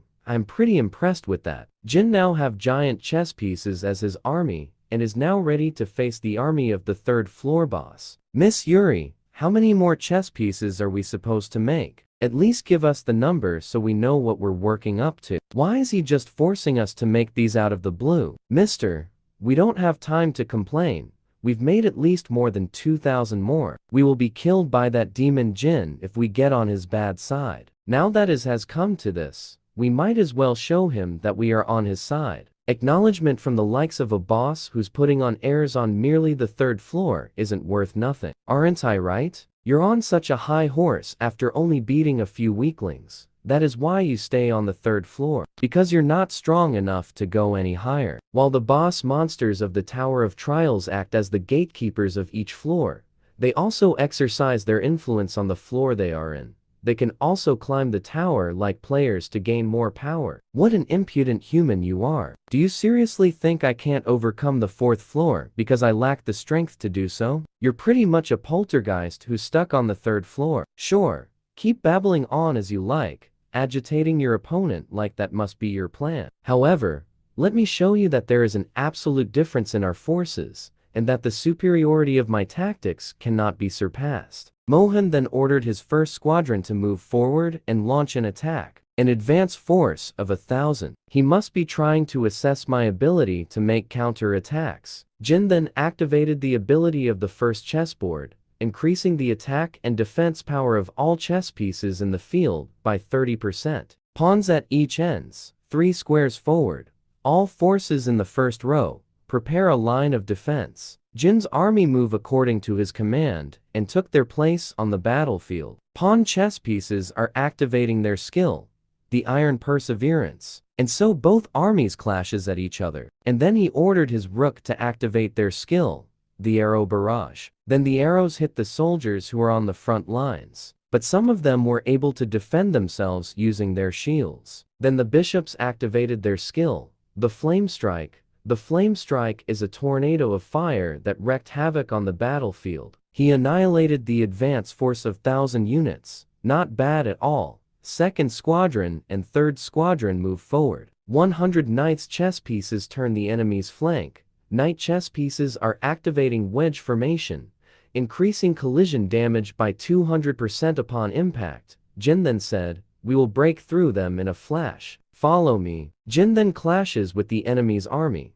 who are not expecting them to be attacked from their flank. He is quite adept as a commander. Flawless transitions between attacking and defending and accurate timing of commands. However, what is that opening he left on their flank? It looks too good to be true. Just like a poisoned apple. Muhan is activating his skill called weakness detection, so I can defeat them instantly, as long as I can destroy the crown. How daring! I was wondering why he made a blunder that not even novices would make. It turns out that isn't the case. He was telling me to enter if I dared to. There are around 3,000 of them, including the 15 meters units. I knew he would aim for the headquarters as soon as I left. Ignore them. The enemy's defense is 3,000 units weaker. I'm already aware that this is a trap to draw me into attacking the crown by leaving a gap in your defenses on purpose. Muhan's army fought the army of Jin and is able to get close to Alice as the queen of Jin's army. So you've managed to crawl all the way here. I must commend you for coming this far with such few troops. Why don't you cut up with that? I know you opened up a path for me on purpose. He knew it was a trap. Whatever, you entrusted the crown to a scrawny girl and came all the way here with only that many troops. There's nothing more for me to expect from you. I will finish you right this moment. Alice said, "Will you really be alright on your own?" Jin replied with, "Why are you worried about me?" Alice then said, "That guy isn't the guardian of the third floor for nothing. This is my first time seeing you praise someone so much. Are you saying that he is stronger than you?" Alice replied with, "How dare you? Are you comparing this high noble of the night to those stoneheads?" The stone giants then attack Alice. Then Alice activated her skill, the blood spear, to counter-attack the stone giants. While attacking the stone giants, Alice said, "How dare you try to lay your hands on my head? You don't have the right to touch a noble like me." Alice then activated her skill, the blood explosion, and attacked the whole army of stone giants that is surrounding her. What? How is this possible? How can such a feeble girl possess such power? Your biggest blunder was letting me get this close while assuming with certainty that your advanced troops could defeat the queen. Jin then activated his blood demon key. Then the black leaf reacted to the blood demon key while it is forged into the weapon of Jin, and it created a new attribute for the weapon. The mental breakdown deals continuous decayed damage, and the attacked target will not be able to distinguish friends from enemies. Jin then throws his weapon in the air across the enemy's army. While in the air, the weapon releases a dust-like sparkle that landed on some of the enemy's army. The sparkle then affected the enemy's army with the mental breakdown status. Then the whole army of Muhan is in chaos and relentlessly attack anything who is around them, even if it's their allies. My army and my tactics, I can't believe they are all being ruined by one man. Hey, poltergeist, stop freaking out. It makes you look weak. Then Jin casted his glacier formation to block the rear of Muhan so that he cannot escape. The massive statue that Muhan controlled then attacked Jin and his group of horsemen. Jin then activated his skill, the mandala, and then said, "Your habit of leaving it all to your subordinates after you've been driven into a corner is the same as always." Jin then created an ice bow, and the mandala that he created is the arrow for the bow. Then he launched an attack to Muhan and Muhan is hit by the mandala arrow. Even though Muhan is a boss, he is a summoner-type boss who lacks in physical and magical defenses. If his summons are defeated, he can then be defeated easily without too much effort. The people all around the world received a notification stating that the third floor boss has been defeated and the third floor has been conquered successfully. Everyone is happy for this news. Another 90 days is being counted down in order to defeat the 4th floor boss. After the fight, Jin then gains several more levels from defeating the boss monster. Then he said, I can put all my stats into mana for the next boss. Let's go get my rewards. The treasure that you can earn from killing a boss monster can be distinguished by their colors. The ones you can get from the 10th floor and below are all red, the lowest rank. But an orange rank box appeared, but it must be thanks to the effect of Monopoly, where I can get the best reward possible if I hunt alone. You have acquired pink diamond, top priority ticket, squishy grain, natural water, solar seed, and fire-spitting snail. The eclipse stone. Isn't the effect of Monopoly way too insane? In case you guys forgot, what is the Monopoly skill is? It is a skill that provides the best maximum reward that you can get when you defeat a monster without any help from others or including a party. With this, I might be able to score really big when I conquer the 4th floor boss too. The Monopoly is such an overpowered skill to have. Back at the Olympus headquarters, the 4 leaders and representatives of the top 4 guilds in Korea are having a meeting again. They can't believe that Jin is able to defeat the 3rd floor boss monster alone. And everyone is happy about it, thank God. We bought 90 days worth of time for the next floor. We really have to prepare properly for the 4th floor boss. You fool! You seriously think raids like this benefit us in any way? He's gonna be getting all the views on his video from now on. Wait, what in the world are you talking about all of a sudden? We were the ones who almost joined the forces with the Demonic Human Association after continuously failing the raid. Thanks to him, humanity obtained 90-day worth of time without the demonic human help. How could you say something like that about someone who helped us in such a crisis? It can't be helped then. I will withdraw myself from the conference from today onwards. The conference is not a group you can just enter and leave as you please. It is a super elite group that only allow entry to people who are most adequate in saving humanity. Once you leave, you can never go back. Jin then received a call, Master. Grandpa is not opening his eyes. Then he replied with, where are you right now? The granddaughter of Yu Qianyuan, the legendary martial artist at the peak of the South Korean martial arts world. It was my first time seeing Manhwa, who's always tough, cheerful, and bright like this. Can you please tell me what exactly happened, so that I can get a grasp of the situation? I think it started happening not long ago, after the Tower of Trials appeared. Do you remember the outbreak in Incheon? My grandpa was on the scene. Although Grandpa, who awakened during the outbreak, succeeded in subjugating the monster, he couldn't fully recover after getting badly hurt on that day, and his condition has gotten worse recently. So this person is Yu Qianyuan, the man who used to be called the strongest man in Korea.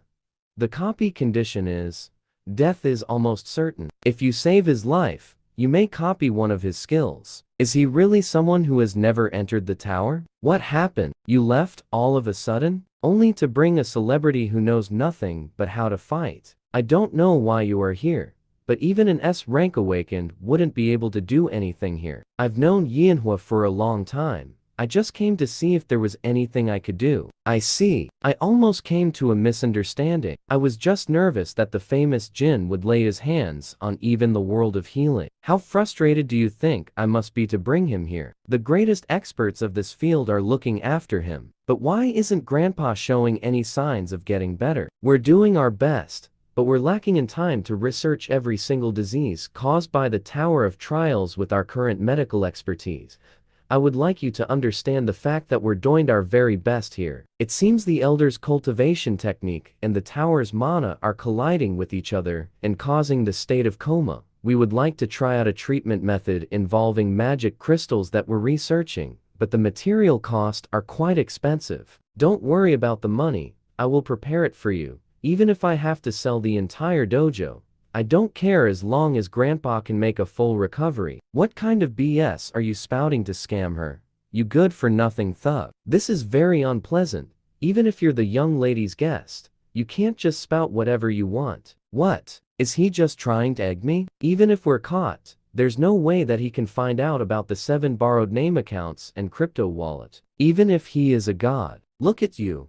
Borrowed name accounts and even crypto wallet. Just how far have you gone? What a bare-faced lie. Do you have any proof? Don't just accuse us out of nowhere. What the thing is wrong with this guy? How much does he know? Could he also know that we've made a contract with the Black Cloud Guild and the Resident? Wait, what? A contract with the Black Cloud Guild and the Resident? A resident of the Tower of Trials made a contract with a human? I can't believe Hong would make a contract with a resident. In the eyes of the resident, humanity is an outsiders that threaten the tower.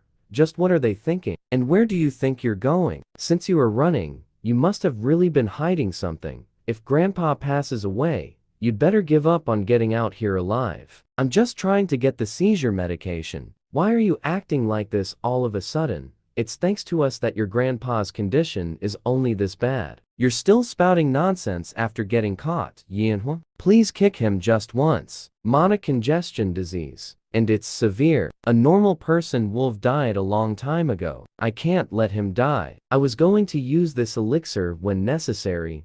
My friendship with her, who I've known for a very long time, is important. Aside from that, there is no way I'd let a chance copy a skill from a big shot like him to slip by. The condition has been fulfilled. You have now copied the skill True Heavenly Flower Cultivation Technique. You can now absorb mana from the atmosphere, and once used, your mana recovery will increase by 30% and can make the body look young just from learning it. What are you going to do with me? Are you going to kill me? I don't kill people just because they scammed someone out of their money. I will let you go if you returned all the money that you scammed. Do you want to live, or do you want to die? Alice said, You're really gonna let him off like that? It's unlike you. Jin then replied with, Of course not, Alice. Follow him to find out who he goes to see. You won't get anything useful out of a dreg like him. It's better to use him to find out where their base of operation is. If you understand, please, then go follow him. Sir, there was something I wanted to ask you when you woke up. What happened during the outbreak? It all happened while I was heading to a conference. I was inside a car, and we were heading to a conference when suddenly a portal appeared in front of us out of nowhere. Then suddenly, spider-like monsters came out of the portal and started to attack the people around it. I had to get out of the car and defend the people who were being attacked by the monster that appeared all of a sudden. You evacuate the people around here. I will keep those creatures at bay and evacuate as many as you can from here. I see that there are some useful people among the outsiders. Well then, shall we play first? I can more or less take care of these giant monsters, but my fists aren't reaching this man at all, no matter how hard I try. Then I took a hit from the mysterious man from inside the portal, and after that, I suddenly block out. That was my last memory. I've never seen someone have command over such a swift sword. Long hair and oriental attire. If the elder is telling the truth, then that means the Mirim faction that rules over the 21st floor have started to move in an unpredictable direction. They were BS who would use any means necessary to get what they wanted. I had a hard time because of them. Even when I was playing the game, what could they be planning? For them to go as far as pry their way into reality. The man who attacked you is one of the tower's residents. I've never expected them to come out of the tower. Things might get more complicated than I expected. Only a few months after the tower appeared, the ones who are the most overestimated are those awakened or whoever who calls themselves experts. However, there's something different about you. How should I say it? It's like you've been endlessly tempered. And I can see that, bitter taste of victory and defeat through all kinds of hardship, and how seasoned you've become through overcoming them. After a few days, everyone receive a notification saying, the player unknown has announced the start of the 4th floor conquest. We ask all players who will challenge the 4th floor to get ready. The first wave will begin in 8 hours. Jag from Dangan Guild then said, Gather all the rankers. This is an emergency. Everyone is in panic since it hasn't been over 10 days since the 3rd floor has been conquered, and they still hasn't even prepared for this since there is a 90 days gap before the 4th floor trial ends. We have only 8 hours, and we have nothing prepared. What the BS are you thinking to pull something like this? Stupid unknown? The 4th floor Tower of Trials is 100 waves consisting of normal and special zombies.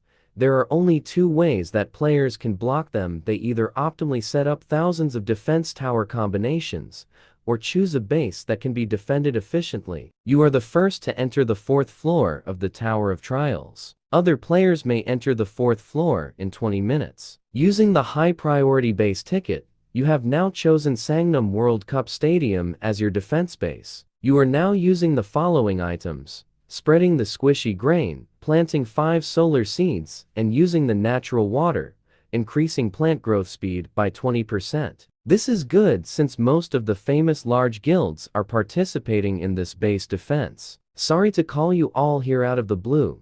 Things progressed faster than expected, so I didn't have time to explain. I heard that you need at least 5 people to defend a base, but you know that there's only 4 of us here, right? Don't worry about that. The last person who will be in our group will be here soon. Jin, I will kill you. You good for nothing son of a BS. Jin sent a message to him saying, run over to the starting point of the 4th floor within an hour. If you come, I will face you without using my left arm and right leg, and will even have my one eye closed. Is it a deal? Chicken? The attribute sword, an item that makes up for the weakness of swordsmen, long-range battle, by infusing elemental magic into the weapon. I knew he would get his hands on that. How readable can you get? An attribute sword isn't bad, but it needs to be completed to display its full power. It just happens that the random box that appears on this floor includes the item that can complete that attribute sword of yours.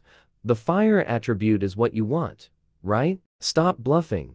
A random box, just as its name suggests, is random. You will never know what's going to come out of it. Don't you already know that I prefer abnormal shortcuts? I will give you that too if you participate in the defense. So let's agree to fight after you complete it. That item better come out of that random box. Then a system notification said, a 5-man party has been created. The minimum number of members for the base defense has been fulfilled. Jin, I almost forgot. Grandpa asked me to deliver these to you. He values you a lot. So how did you get it? Jin replied with, I think he has taken a liking to me personally. I knew the artifacts of the past gained enough mana to rival a divine artifacts due to the Tower of Trials, but it's even more amazing after touching it. Different top-tier rankers of the top guilds in each country formed a team to participate on the base defense. Will this be just a base defense, or this will be an all-out war to see who is the best among them, since people around the world is watching this base defense? That pattern, there's no doubt about it. He is one of the members of the Murim on the 21st floor, the Black Cloud Guild, and now the Triad. So it's true that the residents are stretching their influence outside the tower. My name is Namgung Hyan, Jin replied with. If you're gonna introduce yourself, please stop. I've already heard about how idiotic the wusses of Namgung family are. The Namgung family, one of the noble families of the Tower of Trials, 21st floors, Murim world. Although they're highly trained elites, their arrogance pierces the sky. The copy condition is, you have encountered a resident from the Murim. The other residents that came with him are hidden among the Triad. You may copy one of his skills once you find all of them. There are other residents here besides Namgung. This is a bit excessive for simply just coming to pick a fight. Whatever their goal is, I just need to copy his skill. Everyone prepare for battle. And so, the battle between the humans started before the base defense even started. An all-out war between rankers from different parts of the world against Jin's party is about to start. Teemin activated his unique ability, the Machine King. Then he summons a tank that can protect them using its long-range attack. Yanhua then activated her skill, the Refusal to Retreat, in which the damage you receive is reduced by 15% as long as you do not retreat. She is a battle class ranker in which she specialized in close-quarter combat. Teresa takes her position into the rear, and she is also a specialized in close-quarter combat. Jin said, I need around 3 minutes. Can you buy me that much time? There is no need for that, since I will be taking care of them all by myself. Teresa activated her skill Sacred Reinforcement and activated the battle song to face their enemies on their rear side. The battle songs affected their whole party and gave them an increase to all stats by 5 for 10 minutes. Timin then attacked their enemies using multiple missile from his tank in which hits multiple enemies, while Yanhua attacked them directly and faces with the enemy's forces who are close to her. Namgoon said, "This place looks like isn't completely made up of insects, good reflexes. You seem to have handled a sword before, but it's nothing more than flailing without any foundations. I will personally show you what the true swordsmanship of a noble family looks like." Namgoon then activated his skill, the King's Sword form, to attack Qian with full force. Qian is having a hard time blocking the attack since his opponent is on another level than him and is much more superior than him in terms of combat and power ability. Teresa then helped Qian since he is having a hard time facing the enemy. Then Jin showed up to help them face the leader of their enemies. Jin then casted his skill, the fire element, in which surrounded Namgoon in an instant. Jin then jumped into the air, and then Namgoon said, "You fool, you put yourself in a position where you can't evade.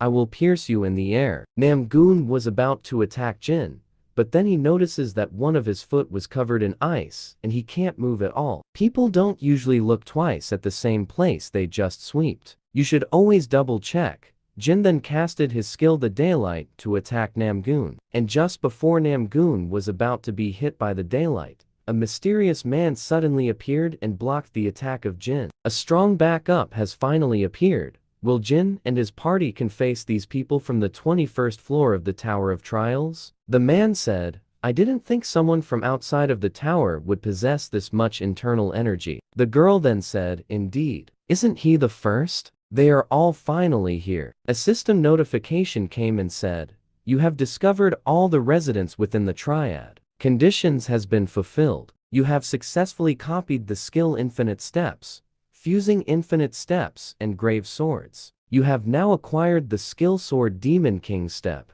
Movement speed increases by 70% upon usage and can also be used as a form of attack if mana is focused on the feet." The mysterious man then asked Namgoon if he is alright. He then replied with, "Yes, I am fine." The mysterious man then said, "We weren't doubting your skill. However, do not forget that the Lord's order was not an execution, but rather a conciliation." The girl then said, "Brother Huangbo is right.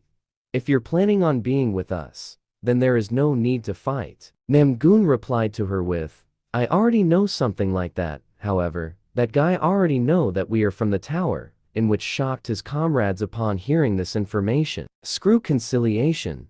I have to kill at least that guy of all people. I don't like him. I understand your rage, but we have to go. This isn't a place for us right now. There's a zombie wave coming from the right, and they are 3 minutes away. The stadium is ours, so go find someplace else," said by Jin. Then the mysterious man said, "We wouldn't take such a garbage location even if you asked us to. We already have our own base. It's much more magnificent than a place like this. That's huge as a construction site. Try to hold out. We will be back once the first wave is over." Then he ordered his troop, saying, "Move to the base and build a strong point. All of you, move it. Consider yourself lucky this time. But I won't let my guard down when we face each other after the first wave." Timin launches his drone and saw a huge amount of zombies that is coming to them and said, "Can we really stop those zombies by ourselves? Jin, you didn't choose this place for the thrill like you used to do in the past, right? These things are more useful than they look." Teresa then said,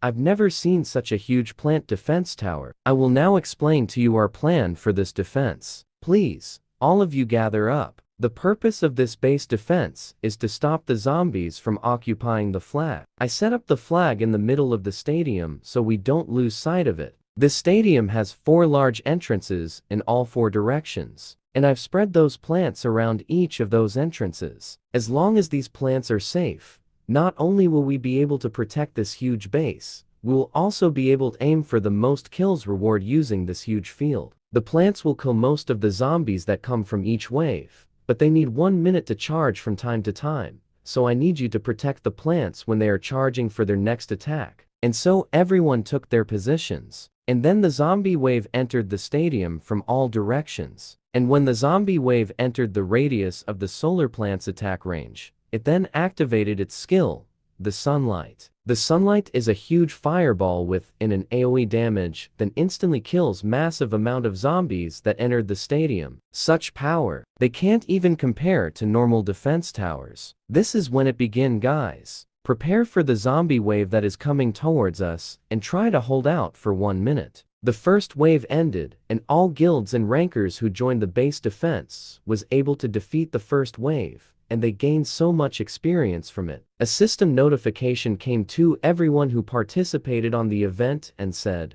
broadcasting highlights from each base for popularity votes. Everyone saw how Jin and his party defend their base, and they can't believe that only 5 people can defend it. Since most of the guild who participated on the event needed about 50 members at the bare minimum to defend their base. You have gained 1800 solar energy. It's what you obtain by killing the zombies. And you need it to strengthen the plant's power. Plant 1, bullet plant at the east and south entrances, freezing plant in the center and boulder plant in the west. And as for the berserk plant, I have a plan for you. Jin then went outside of the stadium to go to a building that is near them to check on a mysterious mirror. Apparently, the mirror acts as a portal that leads to a base where the Murin people are located. I will kill him no matter what, and I won't let him live. The girl then said, I'd usually disagree with you, but I think you're actually right for once. No matter how much we need to increase our forces,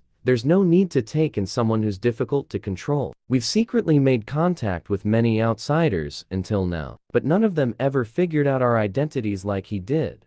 How in the world does he know? We may be better off eliminating him like he said. Jin brought the berserker plant on the base of the Murin people to destroy their supplies and said, I've brought a housewarming gift, but my little cherry here is quite the appetite, as you can see. Unfortunately, it ate all the food you had in your storage room. Soha then shouted at Jin and said, whatever you're thinking of doing, stop it. Stop this instant. Jin replied with, why should I stop? You daredevil, do you have any idea what you're doing right now? Jin replied with, are you talking about the queen? The Murin people are shocked on what they heard, and said, how do you know about the queen? The one that appears when a base that 200 people or more are defending is destroyed before the third wave.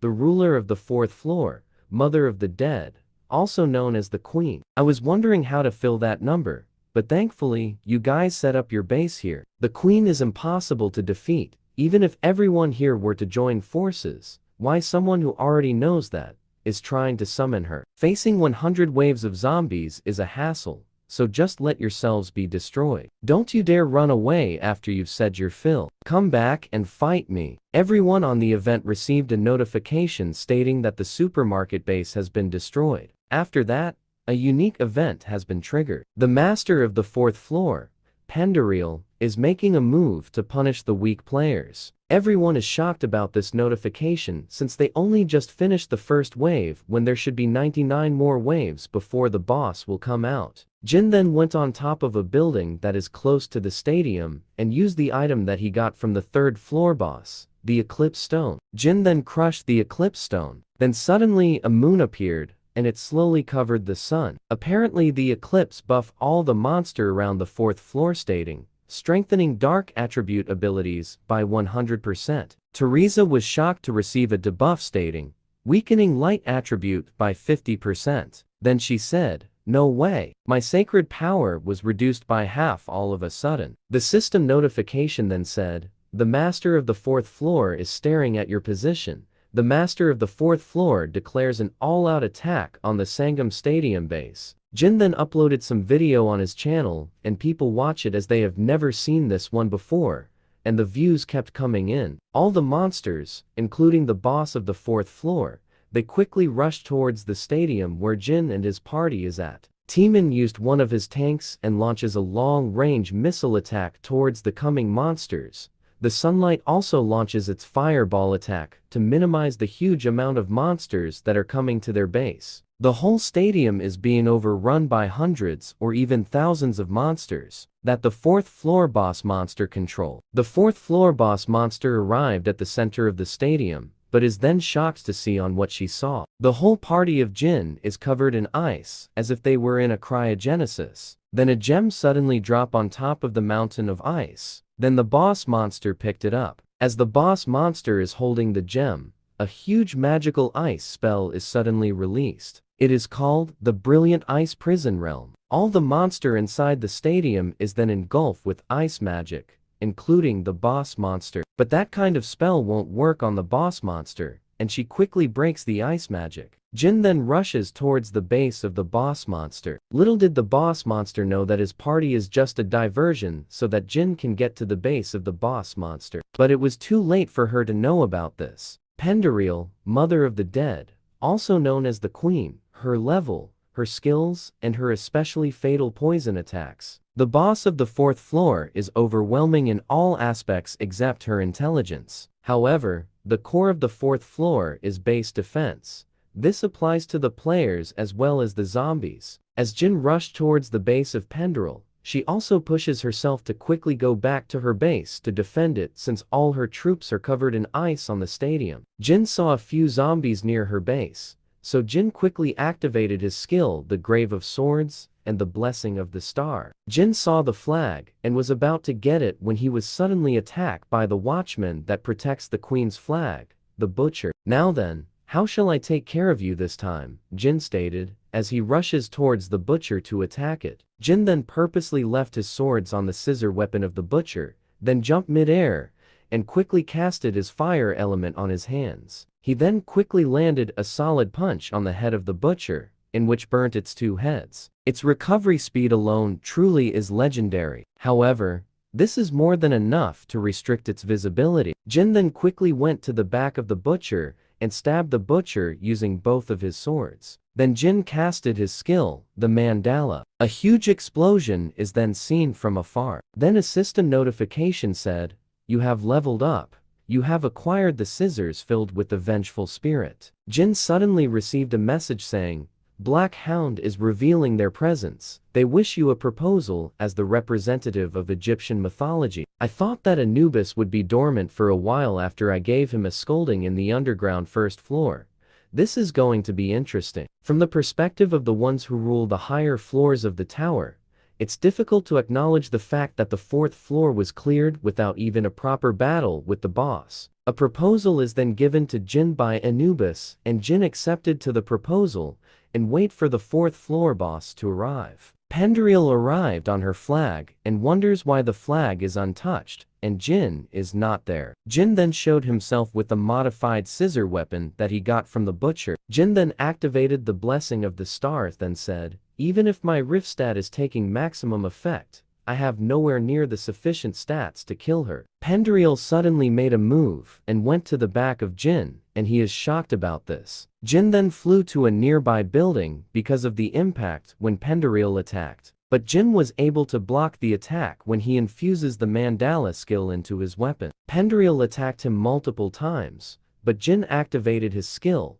the Sword Demon King Step, in which gives him an increased movement speed of 70%. That is why he is able to dodge the attack of Pendereal. Jin then casted his Glacier Formation skill to prevent Pendereal to dodge his attack. Pendereal is then hit on the shoulder, and the attack made her shoulder covered in ice. Jin once again casted his skill Glacier Formation and covered the eyes of Pendereal, then quickly attack her with the scissor weapon that is infused with Mandala. She quickly launches a counter-attack, but Jin was able to block it using his weapon. Then she casted the skill called Requiem of the Dead, in which vines suddenly appear on the ground to attack Jin while he is on mid-air. While Jin is still in mid-air, he took out the item from his inventory, the Jackal's Tooth and the White Branch. These items were a down payment that Jin requested before he accepted the proposal to fight Pendereal and combine it with the scissor filled with vengeful spirits. The combination was successful, and Jin obtained a new weapon called Casualty Severing Scythe, the great god's divine artifact that possesses the effect of absolute judgment. It can kill what cannot be killed, and can slash what cannot be slashed. A system notification then said, "The system is intervening due to the appearance of a divine artifact that must not exist on the 4th floor. Due to the downward scaling effect, This item may only be used once. Jin then attacked Pendereal with the divine weapon, and it killed her in an instant. Even though Pendereal is a formidable foe in which Jin cannot take her head on, if he only resorted in his skills and powers alone, as it will take a minimum of 40 highly skilled rankers to defeat Pendereal. If not for the divine weapon, all this may have gone south. You have leveled up. You have successfully defended the base. Each party members will receive a rank random box 5 times. Only 24 hours have passed since the 5th floor opened. I still can't believe it. Since everyone expected that it would take at least 20 days to defend against all 100 waves, it's certainly hard to believe that Jin and his party cleared them in just one day. I think this is the true power of an S rank. Jin used the Magic Library ticket. The Great Magic Library is where you can get all the information about the Tower of Trials, including its hidden secrets. Welcome. My name is Rick Hennessy, the manager of this library. Rick Hennessy. He is an intermediate administrator grade bigshot who manages the Tower of Trials Great Magic Library. Finally, my first encounter with the Tower Administrator. This is something I don't see very often. I never imagined that someone would set foot in here so soon, even if you managed to set foot in here. The fact that you managed to get to where I am in this giant labyrinth of a library is also very interesting. I think I just happen to be a very lucky person. That's all. I don't mind you browse through the books, but there are no books of your level that you can read here. You would require at least a fundamental understanding of rune language, Jin then said. Solution to entry into the 6th circle written by the Empire's court mage Telemos, right? He should be a player who has only just entered the 5th floor, but he already know about rune language? May I ask you something? I can see that you are different from the average player just from the fact that you managed to enter this place. However, your background seems to be beyond the realm of special. To be honest, the Egyptian gods are backing me. That is why I was able to come here, as well as learn information about the tower. No way. This is most certainly the energy of the god Anubis. To think they'd already showing interest in a player. To atone for my mistake, I will give you one of the books here as a gift. I would like to offer a valuable guest a gift of the same value. Are you really fine with that? It's certainly a good grimoire, but because it's written ancient rune language, it cannot be read unless you're an ancient species. He then read some part of the book out loud to Rick. As expected of someone who has received the blessing of the gods, I will be keeping an eye on you from now on, and I will be looking forward to the day we meet again. A system notification came to Jin stating, a sponsor gift has arrived from the Caladium Kingdom. Isn't the Caladium Kingdom the kingdom hostile to the Murim forces? You have acquired the skill, Faint Odor, due to a sponsor from an upper force. You have broken out from the 5th floor's restraint. To think they gave me a gift while opposing the tower's restrictions. Looks like they've started approaching players with potential, just like Murim did. You have entered the 5th floor of the Tower of Trials. You will start from a random location. The skill usage is blocked, and you will receive a random F-grade item. There is only one rule here: escape alive. Due to your possession of the Makedrian's ancient grimoire, one of your skills will be free from restraint.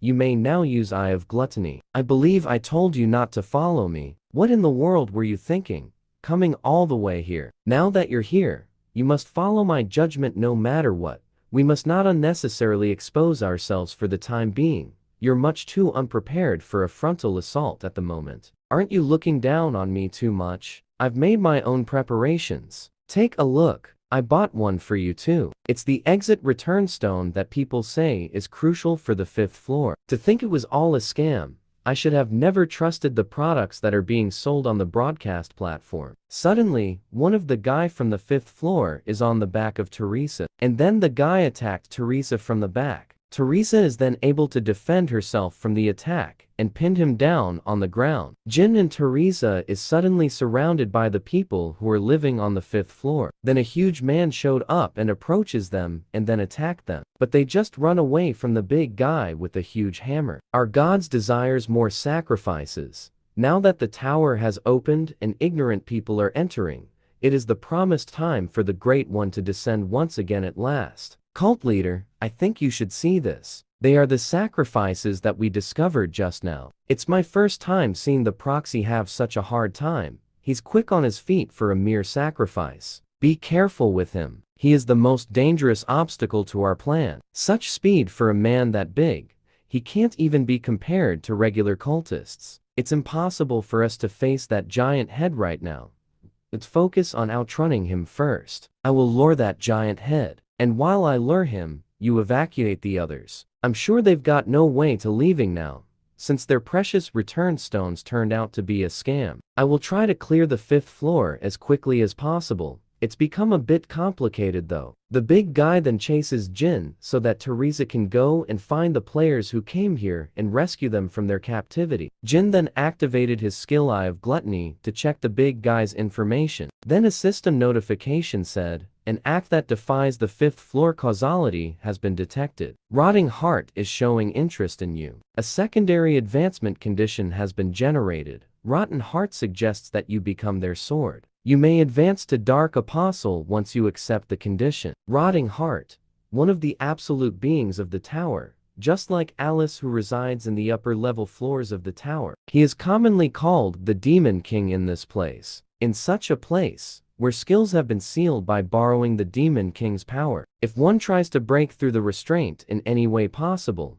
they will receive attention. Dark Apostle, it boasts extraordinary power, but one must live as the Demon King's pawn for the rest of their life. The people in the Demonic Human Association would have accepted with their mouths foaming. But how could a tiger possibly become a dog's subordinate? Jin refuses the offer, in which made the Rotting Heart furious. You will receive the Demon King's curse for the sin of refusing the Demon King's offer. You will become the target of all demons. This curse will last until death. Due to the curse, Jin is weakened by it and is then captured by the big guy that is chasing him. This mana belongs to a human. Since he is on the same side as the 5th floor boss, is he a demonic human? Jin activated his Eye of Gluttony, but it has failed because the subject is currently activating a high-level mental barrier. I was planning on using this in my fight against the cult leader, but I guess I have no choice. You have used White Pill, increasing one of your stats for 10 minutes, increasing adaptability from 10 to 20. After using the pill, Jin is then able to use his Eye of Gluttony and see through the information about the guy who is in front of him. If he's a Knight of the Round Table, then he must be the Demonic Human Association big shot that Melina talked about last time. A big shot much greater than I expected appeared. I really want that mental barrier skill. It could become a driving force that could withstand divinity. The copy condition is, make the subject say his knight name and act as if you have Chunabu until you find out his knight name. Chunabu is a Korean word for a mental illness or something. I really can't translate this well in English. Are you sure this is the person you spoke of? He doesn't seem to be alright in the head. You don't seem to understand what's going on here. Are you aware you've been captured to become a sacrifice? You think you can imprison my madness of destruction? How foolish of you. Jin continue with his act as Hosenfeld just watches him. What's with him? Could he be hiding some sort of trump card? With the skills he's shown up until now, that is more likely. I already know how powerful you are, Jin. But now that your skills are sealed, you cannot survive in this place. However, I could give you this key if you tell me everything you know about Unknown. You wish to know Unknown's true name? Then I will present an answer to one who reveals their true name. My name is Hosenfeld. I am also known as Lancelot. Are you satisfied now? The conditions have been fulfilled. You have now successfully copied the skill mental barrier. It's your turn now. Tell me about Unknown's identity. I will say this once, so listen carefully. Unknown's true identity is. Thank you for the information, as promised. Here is the key to this cell. His cellmate saw the key, and he quickly grabbed it. But then there was no keyhole for this cell, and they can't open it up. The selection for the sacrifice is being chosen among the captives. Then Jin volunteer himself to be the sacrifice. While Jin is being escorted along with the other sacrifices, Jin spit out a pill into the sewer of the building they are in. The necessary preparations are now complete. Teresa should have been captured and be behind bars by now, and considering her personality, she would definitely volunteer herself too. It's my first time progressing through the section like this, but it's going rather smoothly. The hidden quest was generated just as planned. I was always given one of the stats as a reward, but to think they'd give me the adaptive stat is really amazing. This woman sacrificed herself to save a child she barely even knew. The blood of this noble woman will adorn the finale of this live sacrifice ritual. I was gonna put an end to this floor after raising my stats. But screw that. Using the Macedrian's ancient grimoire and escaping from the 5th floor ruler's restraints and freeing everything that had been sealed due to the restraints. Jin then casted his fire element skill, and the fire went into the sewer, and it hit the red pill. Then suddenly, group of fire tornado rose from the ground, which damages the floor they are in. What the? Could that be a skill? Skills should be unusable here due to the Lord's commandment. Then how can he use a skill here? Jin then took out his weapon from his inventory and then throw it to where Teresa is at, and it hits the chain that is holding Teresa. Jin then catches Teresa as she falls down on the pillar where she was tied to. Raising stats, or whatever, I don't give a thing. I will exterminate you all. You have now used the black pill. A black fog is then seen coming out of Jin, and it quickly engulfed the whole place with its black fog. Jin then activated his skill, the Grave of Swords. Then he quickly attacked the people who are near him, who can't see well because of the black fog. Every time Jin kills one of his enemies, his adaptive stats increases by 0.1, and he is gaining a lot of them since there is massive amount of people who are watching the live sacrifices. The perpetrators who made a mess of the ritual came to me themselves. How interesting. I don't know how you broke free from the god's restraints and used your skills, but I will definitely offer you as a sacrifice and make you atone for this atrocity. That must be the divine artifact that Jin spoke of. Both Jin and Teresa attack the enemy on both sides consecutively, and the enemy is seen being hit by them multiple times one after the other. Jin then gave the signal to Teresa to gag up the enemy. Jin then quickly rushes towards their enemy, while Teresa continues to gag up the enemy and pull its head backwards. Then the enemy forcefully turned its head, and Teresa flew away and hit the wall because of the force that the enemy used while turning its head. Jin then tried to grab the urn that the enemy is holding, but it quickly launches a punch on him. But Jin is able to counter-attack the enemy and punches him back on the jaw. I beat someone 10 times larger than you in a bare hand before. You think I'd lose in a hand-to-hand combat? Very good. You're the greatest sacrifice. Then I will use you as a sacrifice first to our Lord. The urn then releases a black ray that rushes towards Jin. Keep this in mind, Teresa. This technique has a long cooldown time. Take a good look at the urn's eyes.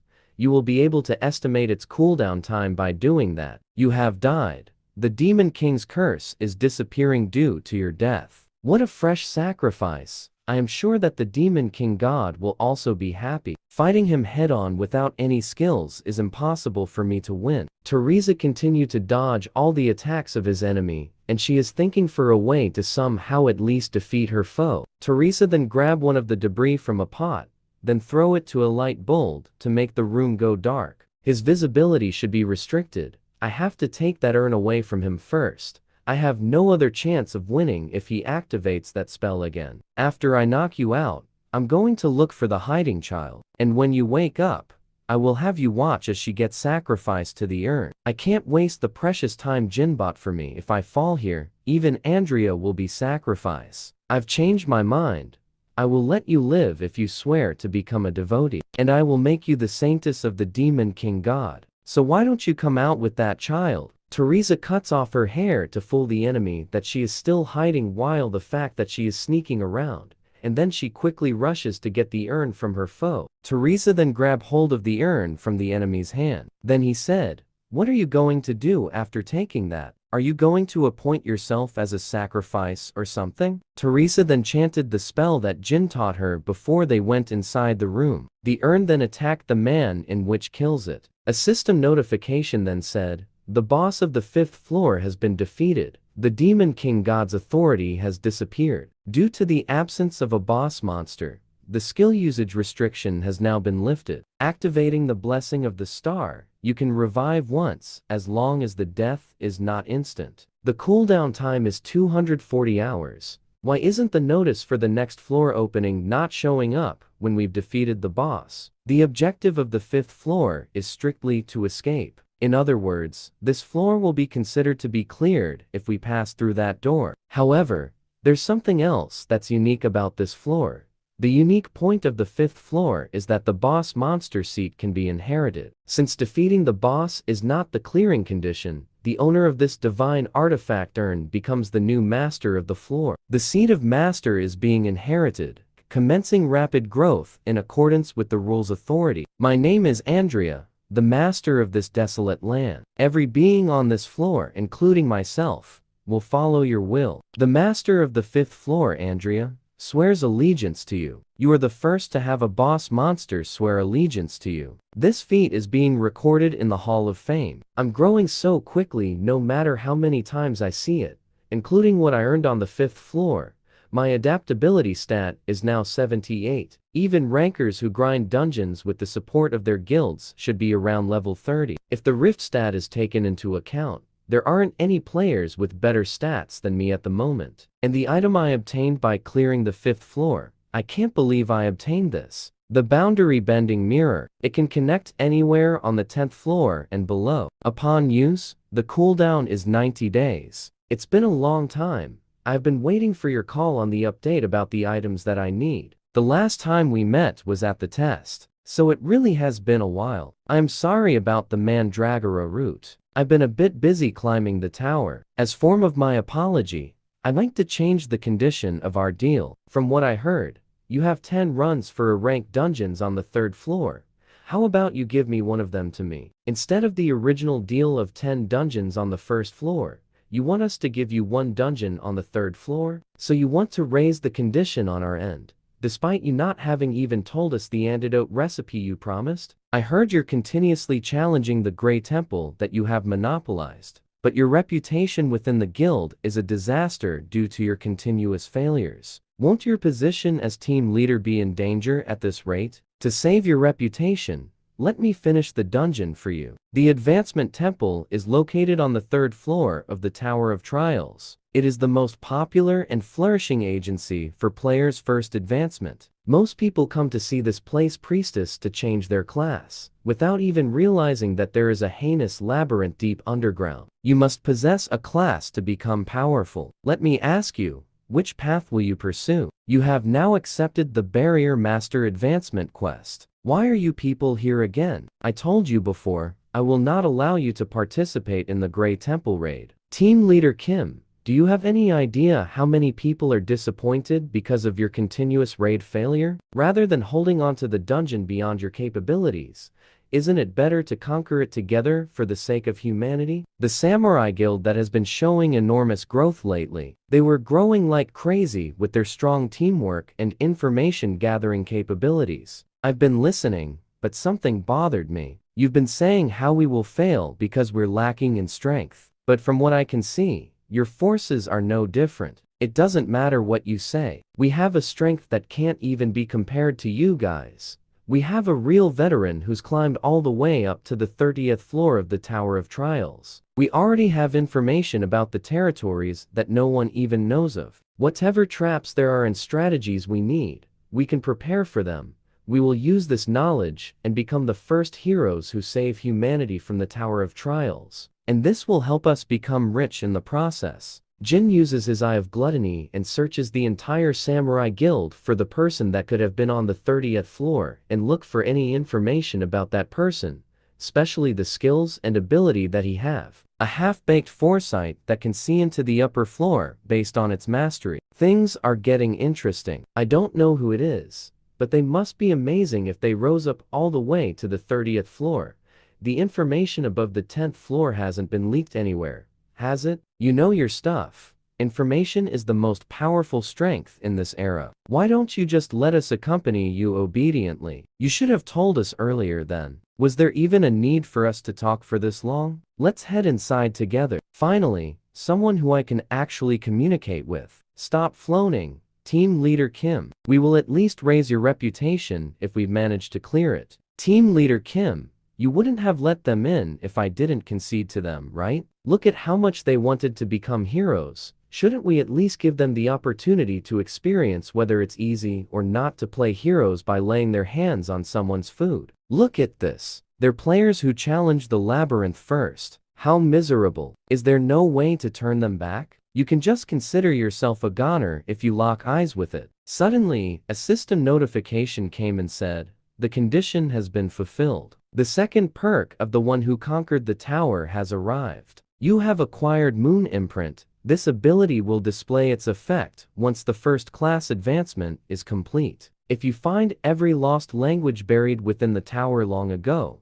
then you can learn the nameless barriers. The locations where you can find the lost languages will be shown upon your first class advancement. The lost languages, I've seen them as I climbed the tower, but I could never find any clues for them. So all of this is the reward given to the one who first conquered the tower. There's still something that I don't know about the tower. This is going to be more exciting than I expected it to be. Suddenly, a huge snake monster appeared while the group is exploring the dungeon, and the samurai guild, who is in the front line, prepared their troops for battling the snake monster. The mages and long-range damage dealers of the samurai guild attacked the snake monster with their long-range attack spells and various magic spells that can damage the snake monster. With the samurai's guild teamwork, when fighting the snake monster, they were able to defeat the snake monster without a single one of them getting hurt or taking any casualty. The group had to stop for a moment because they had to choose on which way they would go since there are two corridors that is in front of them. Yamamoto said, left which is bright and looks safe, or right which looks like you could get ambushed at any moment. My foresight didn't show me anything like this. Jin then suddenly said, I see. So it's left. As expected of a veteran, most people would have chosen the dangerous-looking right path, thinking it was some sort of reverse psychology trick, right? You're well aware that people who trust shallow reverse psychology tricks are sent to hell in this labyrinth. I don't know who you are, but I will trust you to carry us. His foresight is poorer than I expected. To think he's choose to go left. Well, I guess it doesn't matter since it's hell regardless of which way to go. The group had to stop once again since there is a laser that is on their path and is coming their way.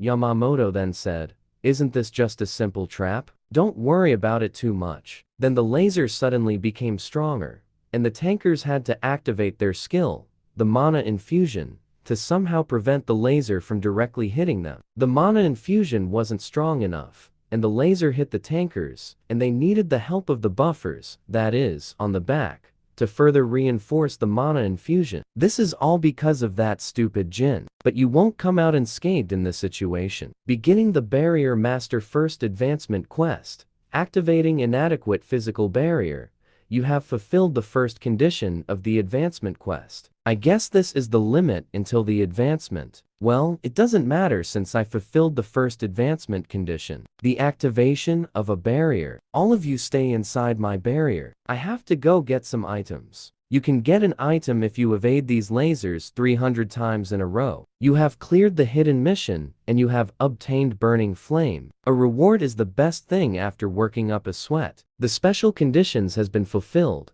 Death of more than 50% of the raid party members due to traps and acquisition of the Burning Flame. The Guardian of the Grey Temple is awakening. Stay on your toes. This is where it really begins. If you have something to argue about, do it after you stay alive. The fire-drinking snake is a pet that Medusa adores. Its entire body is made up of fire, and physical attacks are ineffective against it. If you've realized your place, then why don't you hand it over now? I am talking about that shield. Wouldn't it be better to give it to me if you're not even gonna use it properly? What kind of BS are you talking about? What kind of lunatic would just hand over a divine artifact? Then I guess it can't be helped. I will just take it off from your corpse. Then the fire-drinking snake activated its Spear of Fury. Then the captain of the Samurai Guild said, this is a one-way tunnel. There is nowhere to dodge this. Yamamoto, stay behind me and survive no matter what. What's a good divine artifact if the wielder is crap? Don't you think so too? Who the hell are you? And how can you act as if you know everything? Why? Can't you see the answer with your foresight that you're so proud of? How can you see through my skill? Please answer me. What is your relationship with the tower? I don't see a single future related to you. The snake then attacked Jin while he is talking to Yamamoto. Then Jin casted his skill,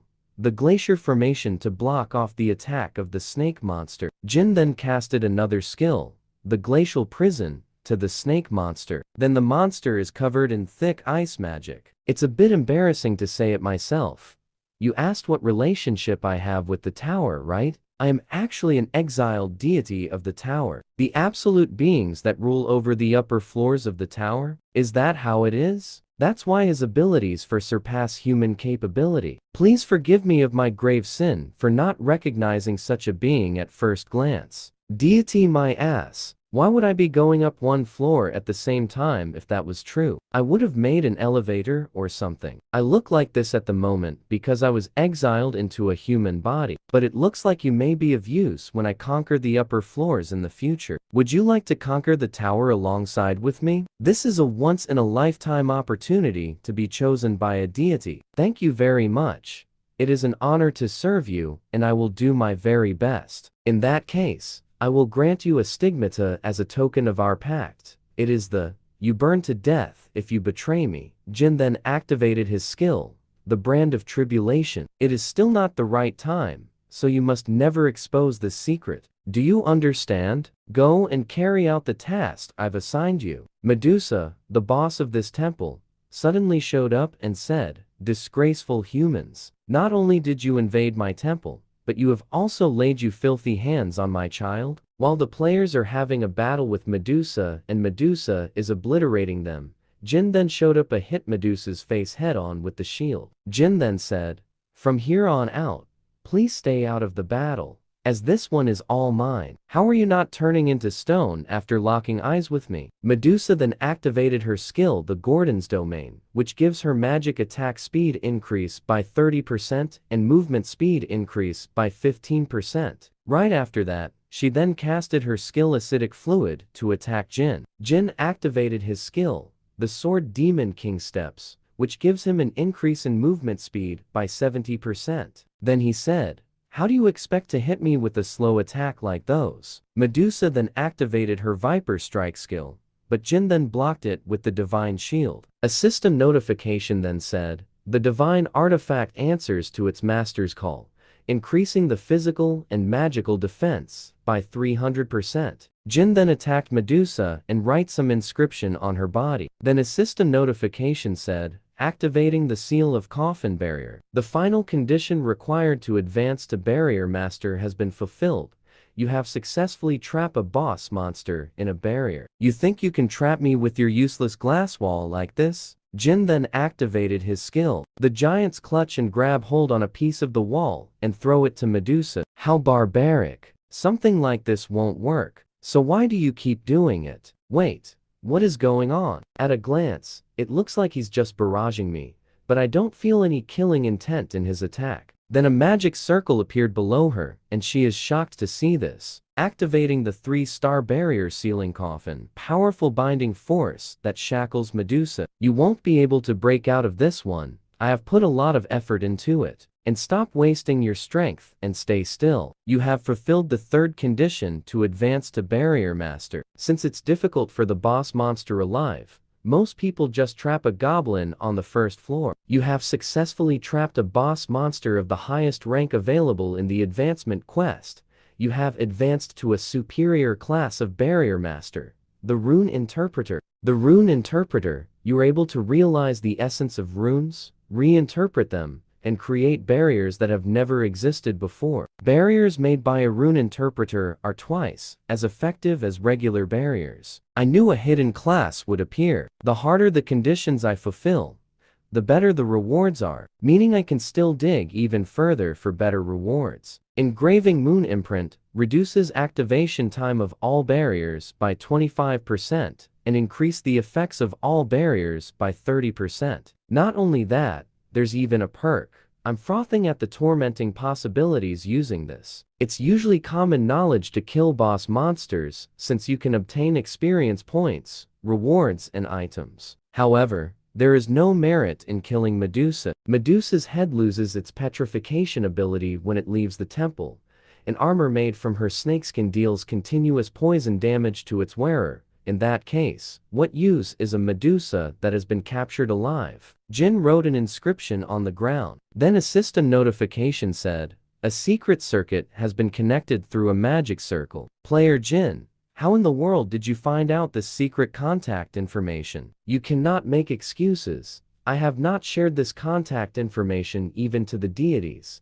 I must know how you found out about it. Come to think of it, there is a monster here that I caught. Should I just kill her? I knew you would be interested. You are an avid collector of anything related to Greek mythology. So won't you pass up on this one? Who cares about how you found my contact information? What's good is good. I will open a gate leading here for you so that we could talk face to face. Things may turn out very interesting with this meeting.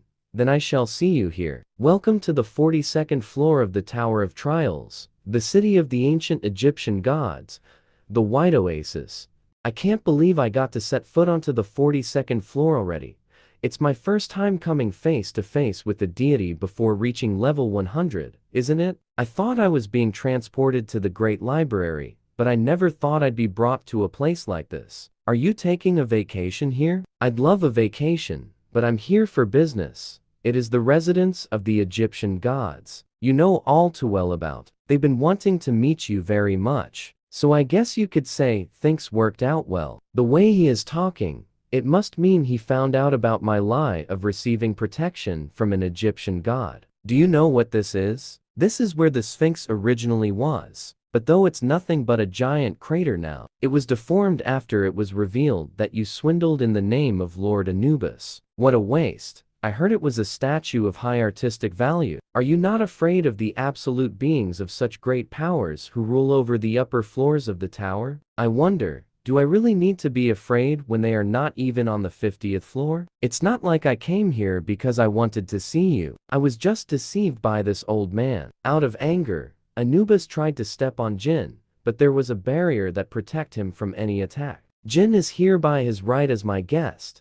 You wouldn't think of defying the laws of this tower in front of me, would you? Osiris laughed so hard at Anubis, and this made Anubis more angrier. He didn't even flinch, as if he knows about the laws of the tower. If I can't kill him directly, then I will do it within the rules of the tower. Anubis then summon his warrior, the deliverer of the dead, the strongest warrior that can be summoned against a player on the 6th floor. To think he would bring out the deliverer of the dead. It cannot be defeated with Jin's current abilities. How will you get out of this situation? If you last 5 seconds against my warrior, I will let you choose one thing from this temple's treasury. The system notification said, would you like to accept the duel request of Anubis, a ruler of the 42nd floor? Jin then opened up his coin exchange and bought an item called Royal Blood. Jin then activated his skill Blessing of the Star to the Royal Blood, in which upgrades the item into Holy Royal Blood. He then accepted the challenge of Anubis for a duel with his warrior. Jin quickly activates his skill sword Demon King Steps and rushes toward his enemy and smack it with the Holy Royal Blood. The system notification said, the extreme clash in attributes has resulted in a fatal effect. The damage is increased by 1,500%. The warrior of Anubis has lost. Osiris said, impossible. A mere human of the 6th floor can defeat Anubis warrior? Enough of your BS. Attacking as soon as you accepted the duel is not acceptable. The god of the sun, Horus, said, this is a promise you made yourself. You are not thinking of defying the rules of the tower, are you? My apologies. Please follow me, and I will lead you to where the treasures are. Please choose on what kind of treasure that you want. You can get any treasure from here. But before that, I'm sure that you will climb all the way up here in the future. So how about it? Why don't you become a resident that rules this floor by choosing one of us? If you do that, you will receive power more valuable than the mere treasures here in this treasury. You will receive our support for real this time. What Lord Horus just said means he is offering a power selection that one can only make once to a human who's currently only on the 6th floor, so he ends up actually receiving protection from a deity. How interesting. I don't need something like that. I am going somewhere higher than this place, so there'd be no need to receive help from here. Is there? What a daring human you are. We will see soon enough where your arrogance takes you. When you reach this floor, Horus said to Anubis, that temperament of yours is always your downfall. Anubis replied with, What did the human choose? He took the black egg of the ancients. I couldn't confirm it. But one thing is certain. Depending on what he does to the egg, it may bring calamity to the humans. Egg of the ancients? Why did you choose something like this? You should know it will be really bad if it's hatched the wrong way. Let's say you somehow survive. But where am I supposed to go shopping if this thing blows the entire city away? The only information that I know about the ancients is a single phrase from the tower's eccentric adventurer Pheezus. The solution is delicious mana. Jin then casted all his skill to the black egg, and the system notification said, the egg of the ancients is absorbing the mana from the atmosphere. After casting spell for a few minutes, the egg hatches and a black dragon came out of the egg. It hatched. It's looking for the mana that it just tasted. I'll gather all my remaining mana and give it form. This is my first treat for you. The dragon then ate what Jin gave to it. Then the system notification said, engraving a stigmata on the ancient. Your great achievement of being the first to tame an ancient will be recorded in the Hall of Fame. All beings of the tower are paying an interest in your achievement. Once you give your pet a name, its loyalty to you will increase. Since you're black and yellow eyes, let's name you Goguma. It's cute, but I won't have enough mana to feed it. Tower of Trials, 6th floor. The Elven Forest. Chun is talking to Jin. You said you were gonna teach me a training method to get stronger. Aside from that, why did you call me over when you were gonna go above this floor? I'm sure you'd be able to handle things by yourself. You know, it's all because I care about you, and you will be able to get powerful to challenge me. Activating the boundary bending mirror. The boundary bending mirror duration is 30 minutes. Entering the 10th floor. Warriors Haven. The Guardian Warriors protecting the boss. There are around 21 of them. So do you think you can handle them? I think so. As long as the monster back in there doesn't wake up. If you defeat all the warriors over there and last 1 minute against the boss, I will accept one serious duel. Chun rushes towards the stone warriors and said, that is a deal, and you better keep that promise. Chun activated his skill, the Song of Swords, and slashes the stone giant in half, and he continued to fight with the remaining stone warriors until there is only one left. Now, all that's left is to last 1 minute against that monster. As long as I last 1 minute, I can have a serious duel against him. Emerging victorious against you is something I will accomplish with my life on the line. Chun then attacked the boss of the 10th floor, and the boss responded to his attack. The next thing he knows, he is on a hospital bed and is wondering what really happened after the clash. The director ordered me to take you to a hospital, so that's why I brought you here. You were in terrible conditions, and he told me to give you this once you woke up. I was in the middle of fighting against the boss of the 10th floor. However, I couldn't damage it at all. Neither physical or magical attack worked on him. My elemental sword also suddenly broke for some reason. But Jin, that son of a gun, he dodges every attack with insane precision. The boss monster then activated its skill, the Sanctuary, which increases the gravity field by 500%. Such overpowering pressure, you won't be able to dodge all over the place anymore. What will you do now? Activating the 1-star spell enhancement barrier increases the spell effect of the field by its square value per second. The activation target is the center of the barrier. The boss is then engulfed with a white light, and he is being attacked from all directions. Upon being attacked endlessly inside the barrier, the stone boss of the 10th floor became a lump of stone. The 10th floor boss has been neutralized and unable to fight. The immortal stone giant possesses one of the absolute abilities, which is invincible.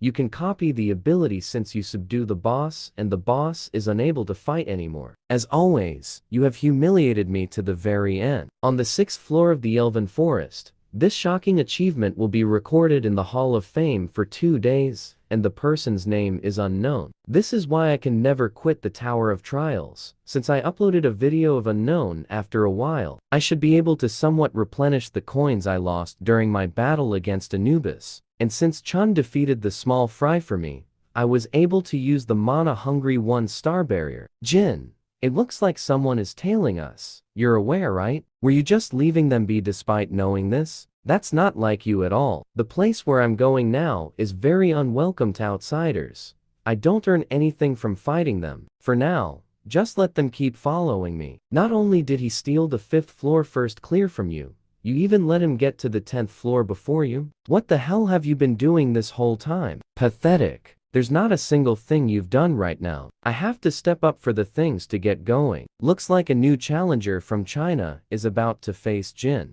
Next time, it won't end with just one ear. Remember this moment every time you see that scar. I don't know why Jin is remaining on the 6th floor, but it's rather good for us. Go to the 6th floor and regroup with Zuhua and Chao. Burn the entire forest down along with Jin, including the witnesses. The 6th floor of the Tower of Trials, Elven Forest, is one of the best resorts in the tower because the 7th floor automatically opens after 90 days. So people looking to get away for recreation usually visit this place. Why is he getting tailed? It doesn't look like he has any particular objective. Is he just lost? But one can never pass through this forest without skill. You will never get out of here alive. That path is... How one can tell which way to go just by smell after spending a long time in the forest? How does a human know of such a method? Fortunately, he approached an illusion barrier. Once he gets caught in that barrier, he will just march in place within an endless illusion and exhaust himself.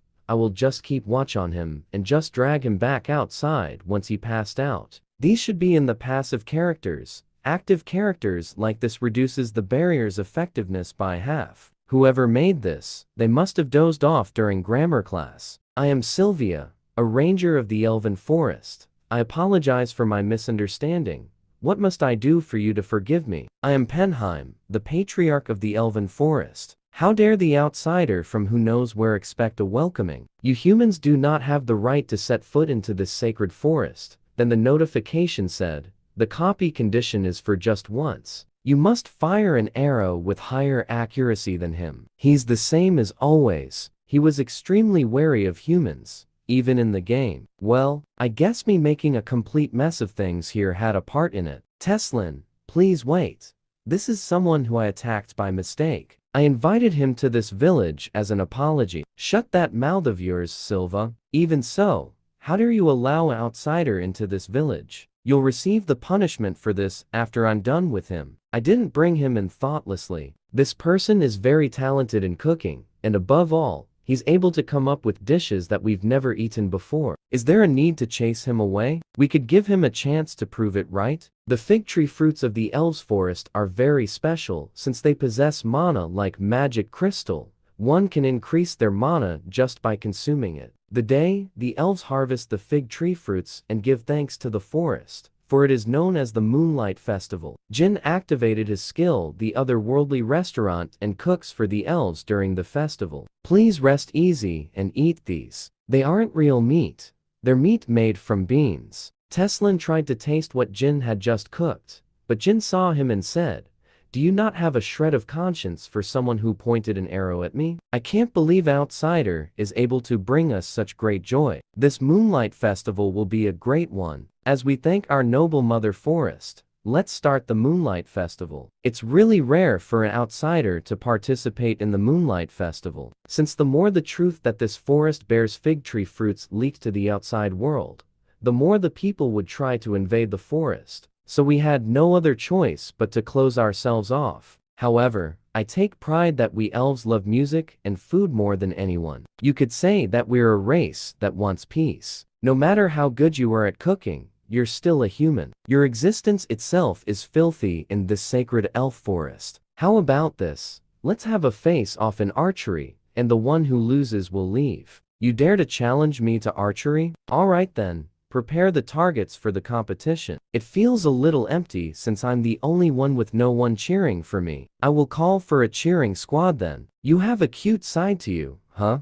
If you're done with your cheering squad, you can start. First, you just need to hit that target on that tree. Jin then fire an arrow to the target, but the arrow landed way too far on the center. That is not bad for a human. However, you are still a long way off before you can even match up to me. Fear has been activated. You're in a state of fear for 3 seconds due to the effects of fear. The arrow landed on the ground and Jin said, I will resort to anything just to win. The system notification then said, you have fulfilled the requirements. The skill has been copied. You dang human, did you bring that dragon out just to act so cowardishly? Don't you have any honor? I don't have any honor, because I am a filthy human, after all. I don't care whether you're filthy or not. I'll never acknowledge a victory that's won like this, Jin replied with. I'll just count that one as a warm-up. You can shoot again if you want. I won't let it go if you're gonna play around again. Things have gone on for too long. Teslin then activated his skill. The perfect marksmanship then releases the arrow,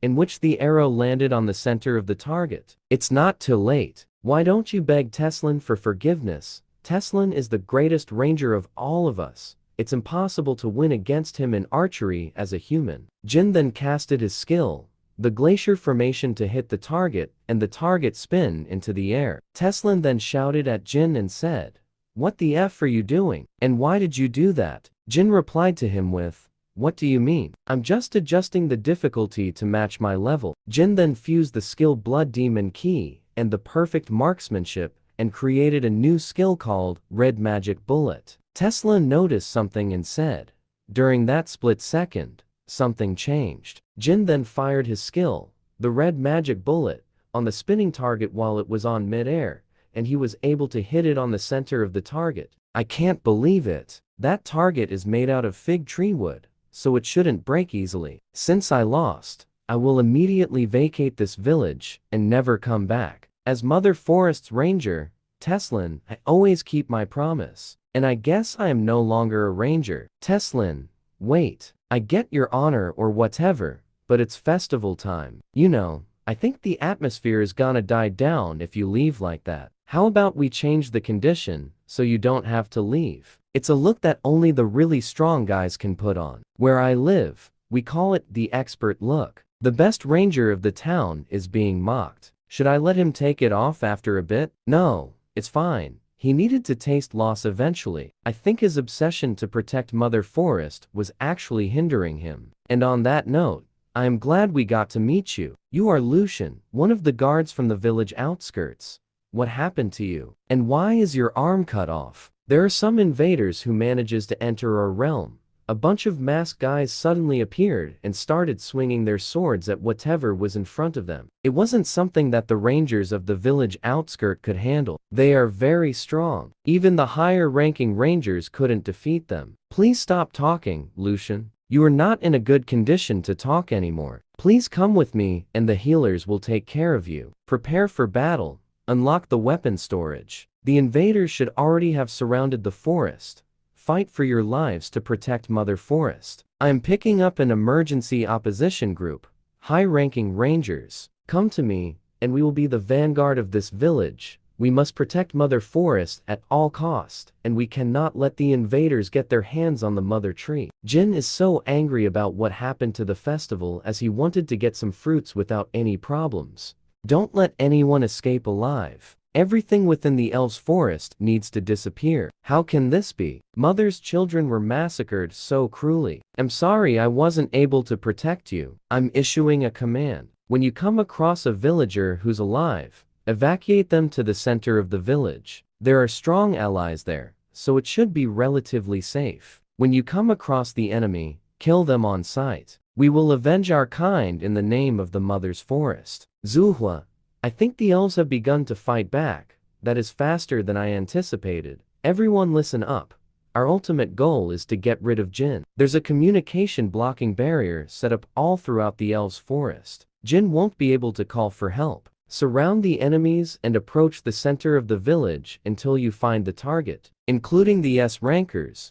Our force consists of 150 people. We will surround the forest and make our way inwards. The team that comes across Jin first will stall for time. The rest of the teams will arrive for support and then attack together. No matter how strong the target may be, he won't be able to handle 3 S-rankers at once. You will quietly disappear from this world as our masters desire. Jin, I was wondering who it was, but it was you guys, those Junhwa guild bastards that were loitering in front of the broadcast station. I hope you're ready to pay for disrupting me. The team that found Jin quickly called the other teams to inform them that they found him, and they will do everything according to their plan. to wait for each teams and attack Jin all together. While the first team who found Jin is waiting for their backup, the other team were suddenly attacked by the elves and said, "Where do you think you're going, outsider? Your enemies are us." Jin then activated his skill, the Grave of Swords and Sword Demon King Steps, then quickly launches an attack to the enemies who were in front of him. Since their plan is not to engage a fight and wait for the other teams to arrive, their leader ordered everyone to disperse and spread out to make some time until their backup arrives. But Jin casted his Glacial Formation skill and attack his enemies, and multiple enemies were hit by this skill. He is much stronger than what I saw on screen. At this rate, we will all die before the other teams get here. There is nothing I can do, but I need to stall more time. While hiding, his enemy shouted and said, "I don't know why you've come here, but I assume you're here to gain something." Jin replied to him with, "What does that have to do with you guys? Just come at me instead of wasting my time. We're destroying everything in sight and closing in on you. While you're here, the others will be getting closer to the center of the village. And once they destroy the entire village, whatever you wanted will be destroyed. If there's something he wants in the village, then he will go there and try to protect it. That's how I will stall for time until the rest of the team find us. Of course, I don't want that to happen. Get what you were trying to do here. But for me, it's very funny." Back on the elves' village, the other team is shocked to see that Alice is there protecting the village, and she said, "I honestly don't care what happens to the elves. However, you guys disrupted my contractee's work, and that is enough reason to kill you." Alice then casted her skill, the Blood Spear. Alice then attacked them, and then there was a huge explosion that quickly annihilated all the attackers of the village. One of them tried to call the other teams and inform them what happened to their team, but he didn't have enough time to do it and died on that spot. The guy who is facing Jin tried to call the leader of the team who was supposed to be on the village, but his call didn't get through and said, "The strongest of us is already dead." What in the world did he do? She then ordered everyone on her troops to form an encirclement on Jin so that they could attack him all at once. She then activated her skill Psychosis Poison Injection to her troops, and they are affected by it. And the effects of the skill is, you will have a resistance to fear. After the assassins have been buffed with the Psychosis Poison Injection skill, they relentlessly attack Jin, but Jin is able to counter-attack them. Even though the assassins were badly hurt from the attack that they took from Jin, they still get up and attack him once again. On the other side of the village, Teslin is facing the other group of assassins who are gonna regroup with the leader of the other team who is currently facing Jin. One of the elves then casted her skill, the Forest Restraints, and it instantly catches the assassin who is running away from them with the vines from a tree. Teslin then said, "I won't let you escape and pay for your sins before you leave this place." Teslin then attacked the assassin with the 3 consecutive arrows towards him. Just before the arrows hit him, the assassin activated his skill, the self-defense key, in which blocks the arrow that has been fired towards him. He then received a message from the group who is currently facing Jin, and said that Jin is there, and they need help. He then said to Teslin, "I see your plan is to stall time with me here, but it won't work." He then charges up, and due to the force of that, the vines that are grasping him have all been destroyed.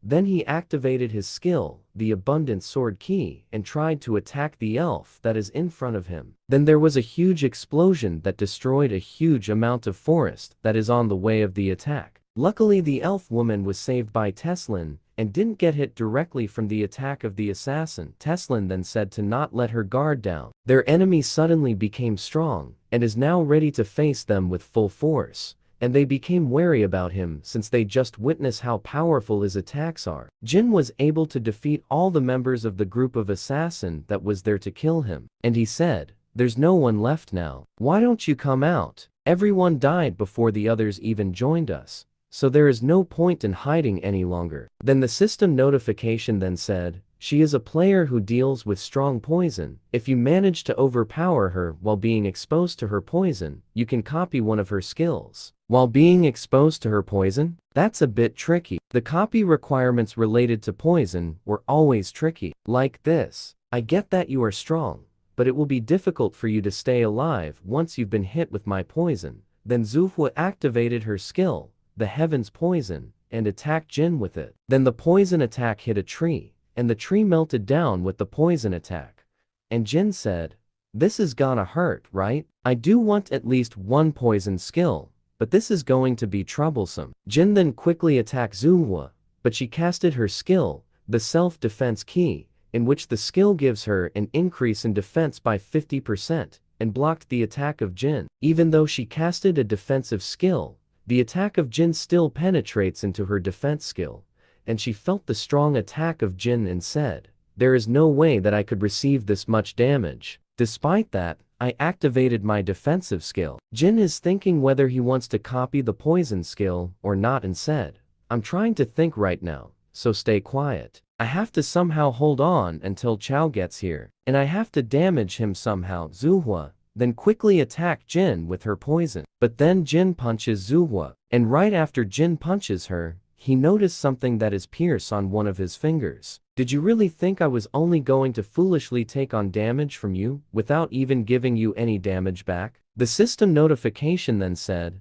"You have been poisoned by heaven's poison. Your mana pathway is being damaged. Thousands of poison flows through your mana pathways and destroys all your internal organs. It's a poison that invades your body using mana, which means there are no antidotes for it. Watch as your life wither away slowly and painfully." Jin then activated his skill, the true heavenly flower cultivation technique, in which his recovery for mana has increased by 30%. Jin then said, "An antidote? Who needs stuff like those? I can just suppress it with my mana. Looks like I can forget about making out here alive." Manhwa then rushes to attack Jin with all her might as part of her last attack. But Manhwa's effort were all in vain, as Jin overpowered her in an instant. And when Jin was about to give Manhwa a final blow on her, Chao then arrived and attacked Jin with his skill, the abundant sword key. The copy condition is, Ten Chao secretly admires Manhwa. In order to save her, he will commit a suicide attack. If you are able to subdue Chao without getting injured, you will be able to copy any skills of his that you want. Abundance sword key has low compatibility with soul slashing sword arts, so I don't need it. Would evil eradication be useful enough? Wait a minute, but what on earth is with this system? How does it knows everything that I'm thinking? Then suddenly, Jin is receiving an error from the system, and he is having a hard time seeing things as it obscures his vision. He is acting weird right now. This is our chance to escape. Manhwa then said, "I realized something after fighting him for a while. It's the fact that we won't be able to defeat him even if Leek was here. There's no hope for us if we return to our leader after failing this mission. The only thing we can do right now is to continue with the mission until the very end." Then Manhwa kissed Chao as a sign of her last goodbye to him. The system notification then said, "Psychosis poison injection has been activated. You have gained resistance to fear due to the effects of psychosis poison." Chao then aggressively attacked Jin. "Looks like you're determined to see this through. I will also get serious then." Jin then activated his skill, the Grave of Swords. Then the system notification said, "Your understanding of sword or blade type weapons have increased by 500%. Chao then activated his skill, the Colossal Sword Form Second Technique, Colossal Split, and Manhwa activated her skill, the Viper Strike, and both of them attacked Jin at the same time. But before the two of them got close to Jin, Jin activated his skill, the Soul Chasing Sword Dance 8th Technique, the one with the shadows. Then a black circle engulfed their battlefield, and when the black circle is gone, both Chao and Manhwa is seen lying of the ground and is severely injured. After that, Jin is then able to copy the skill, the Thousand Poison and Evil Eradication. Jin casually walks out and said, "The 8th technique is indeed still tough for me to use. Looks like I will be aching all over tomorrow." That was how the attack of the Zhonghua Guild ended. A quarter of the elven forest was burned down, and a lot of elves lost their lives. Teslin lost to Chao and suffered heavy injuries, but thanks to Sylvia who was by her side, she was able to keep him alive. Elder Penheim seemed to be in great shock, because he only gave orders but never come out of the house. Alice became the idol of the young elves, and for unknown reasons, the culture of enjoying alcohol became a trend. 8-star barrier, the Great Fortress, has been activated, and the 3-star barrier, the Dimensional Severance, has been activated. and the 3-star mystique manipulation has been activated. Jin reinforced the barrier of the elves so that there will be no more intruders that can go to where the elves are. This is really troublesome. Now, the Zhonghua guys probably won't be able to come in easily as well. And I hate people messing with what's mine. An attack squad consisting of 3 S rankers and 150 members got wiped out? That Jin guy is that strong? The amount of mana that Chao and the rest of the group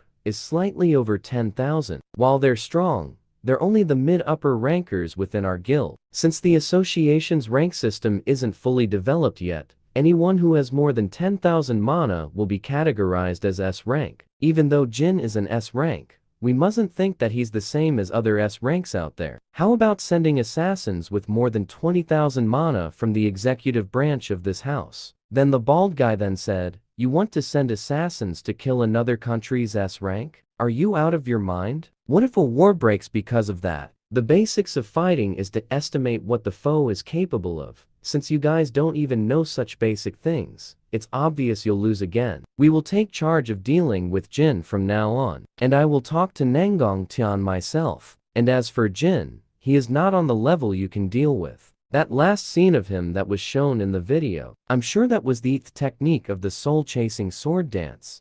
The soul-chasing sword art. That's rare even in the Murim. To think an outsider has mastered up to the 8th technique. I guess we still have a chance. We've had to endure many losses because of the ambush. Despite the sacrifices of the rangers, many of us died.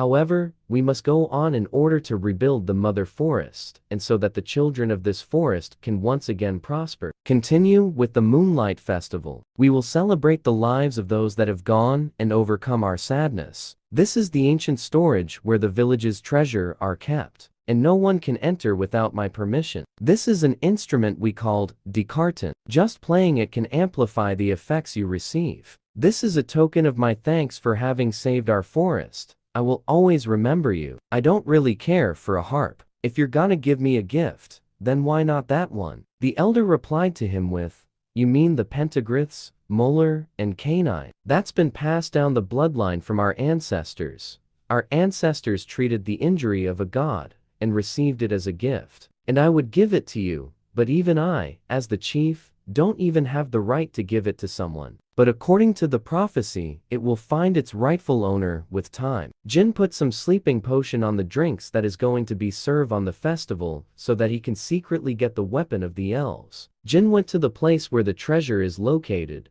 but he is shocked that there was no barrier on it, and he easily got the weapons that he is searching for while all the elves are asleep. On the Tower of Trials, 3rd floor, Church of Hatred. We can't even enter the 10th floor without Unknown's permission. We're gonna miss out on all the relics that are available for only 10 days after the floor is open. Just dealing with Jin is enough. But to also have to deal with Unknown. I didn't think just 2 people could stir up things so badly. These idiots still don't even know that Jin is unknown. Just thinking about it makes my brain burn, and I will die if I reveal it. Suddenly, 2 unknown personality came to where the meeting of the Demonic Human Association is happening. The guy said, "Their blood tastes just as cheap as them."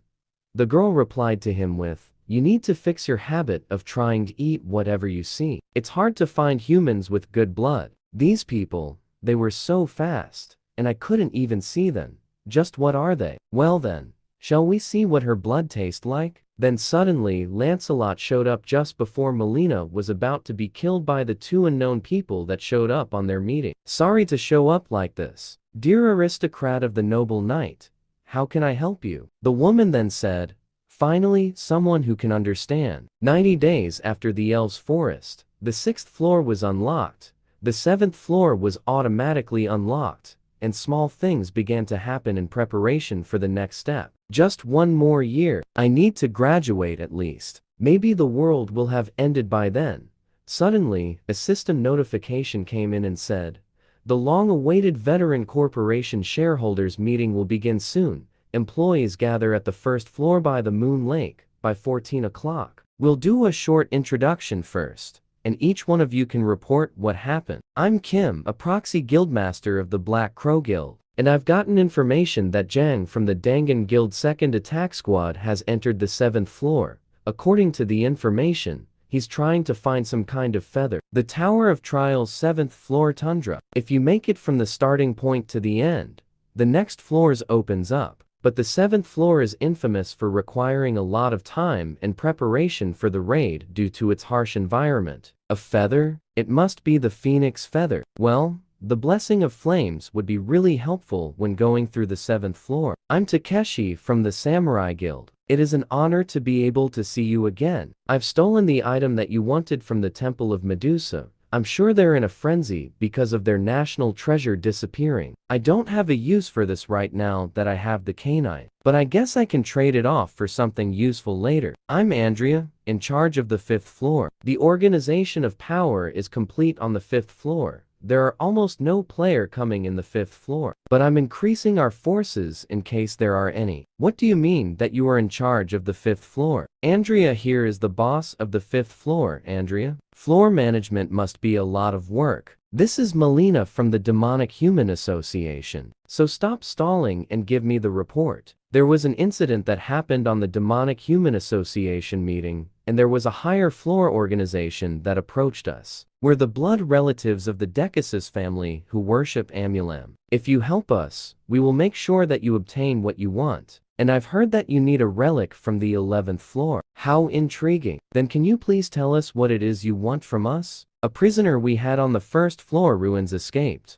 and you guys are gonna need to help us in catching the escapee. Those Decasus guys, they're one of the pieces of shakes that betrayed me. I will find them and tear them to pieces. We need to be careful for now. I don't have enough mana to fully embody your powers, and revealing ourselves to those guys is more dangerous for us than for them right now. And you're gonna have to refrain from coming out of the necklace for a bit. On the Tower of Trials 7th floor tundra, the Eastern Sea is also blocked, and there are too many glaciers for us to get through, and the temperature's too low and it's humid too, so it's hard to start a fire. On top of that, the supply route to the gate is invisible due to the snowstorm. Player Jin, what brings you here? Said by Jang. Jin replied to him with, I'm here to clear this floor, of course, and I see why you guys were struggling so hard. I'm telling you now, we don't need help. We can do this on our own just fine. I never said that I was helping you, so don't assume. And I'm just interested in the phoenix feather, and you guys just happen to be in my way. This place is our exclusive route. Are you saying you're gonna invade our territory? You talk really funny. Someone listening in might think the 7th floor is the Dangan Guild's property or something. Or you can try to stop me if you can. This is a person from the Dangan Guild's traces. But there is no body here. There is something going on here. It sure is nice to have an S-rank player around. What a relief. Jin said to them, did Jang order you guys to follow me? Don't lie when you're not good at it. And he told you to follow me so you can figure out how to obtain the phoenix feather. Seeing as you guys came here despite this place is dangerous, that's the only reasonable explanation. Well, I'm not scolding you or anything. There seems to be a more annoying problem than obtaining the phoenix feather right now. Did you see the big boulder outside? That is the mark of an ice troll. And that mark is the mark of the Frostblade tribe, the strongest of the ice trolls. And this place is the only route to the island with the phoenix feather. And the ice trolls are trying to obtain the phoenix feather despite having ice resistance. Something is off here. Then suddenly 3 spears approaches the igloo that they were staying at. Jin then activated his skill, the glacier formation, to repel the spears that is approaching the igloo. Then he walk outside to see who is attacking them. Jin is then once again being attacked as he walks near the attacker and said, you should know by now that this won't work. I think you should come out. The attackers showed themselves and they are the vampires who came to visit the Demonic Human Association, and said, so you are Jin. Alice wants to come out of the ring to face those vampires who backstab her and put her into prison, but Jin calmed her. Then Jin activated his skill, Eye of Gluttony. There's big enough level difference that just looking at his stat window, using the Eye of Gluttony, and this skill uses up a lot of mana. And these copy condition requirements are hard, and each one has so many penalties. The copy condition is survive after saying 4 or more death flag worthy things. If successful, you can copy one of the opponent's skills. Each saying will temporarily lock one of your already possessed skills. You have accomplished the first death flag saying. The 1000 poison has been locked. Jin is then attacked by one of the ice trolls, but he is able to defend himself from the attack. While watching how Jin fight, the girl vampire said, "How can blood smell so sweet? I'm getting more and more interested in you. Jin, I heard a lot about you from the demonic humans. You're apparently pretty strong for a human. My name is Lerda Bershin. I'm affiliated with Decasus, and I'm Ophelia. I have the same affiliation as him. Is this all you're doing? Involving ice trolls and kidnapping humans? Straight to the point. And you don't seem surprised by us? Well, you can say it's a trap we created just for you. So I think you're right. A trap to ensnare someone skilled enough to notice unnatural events in tundra.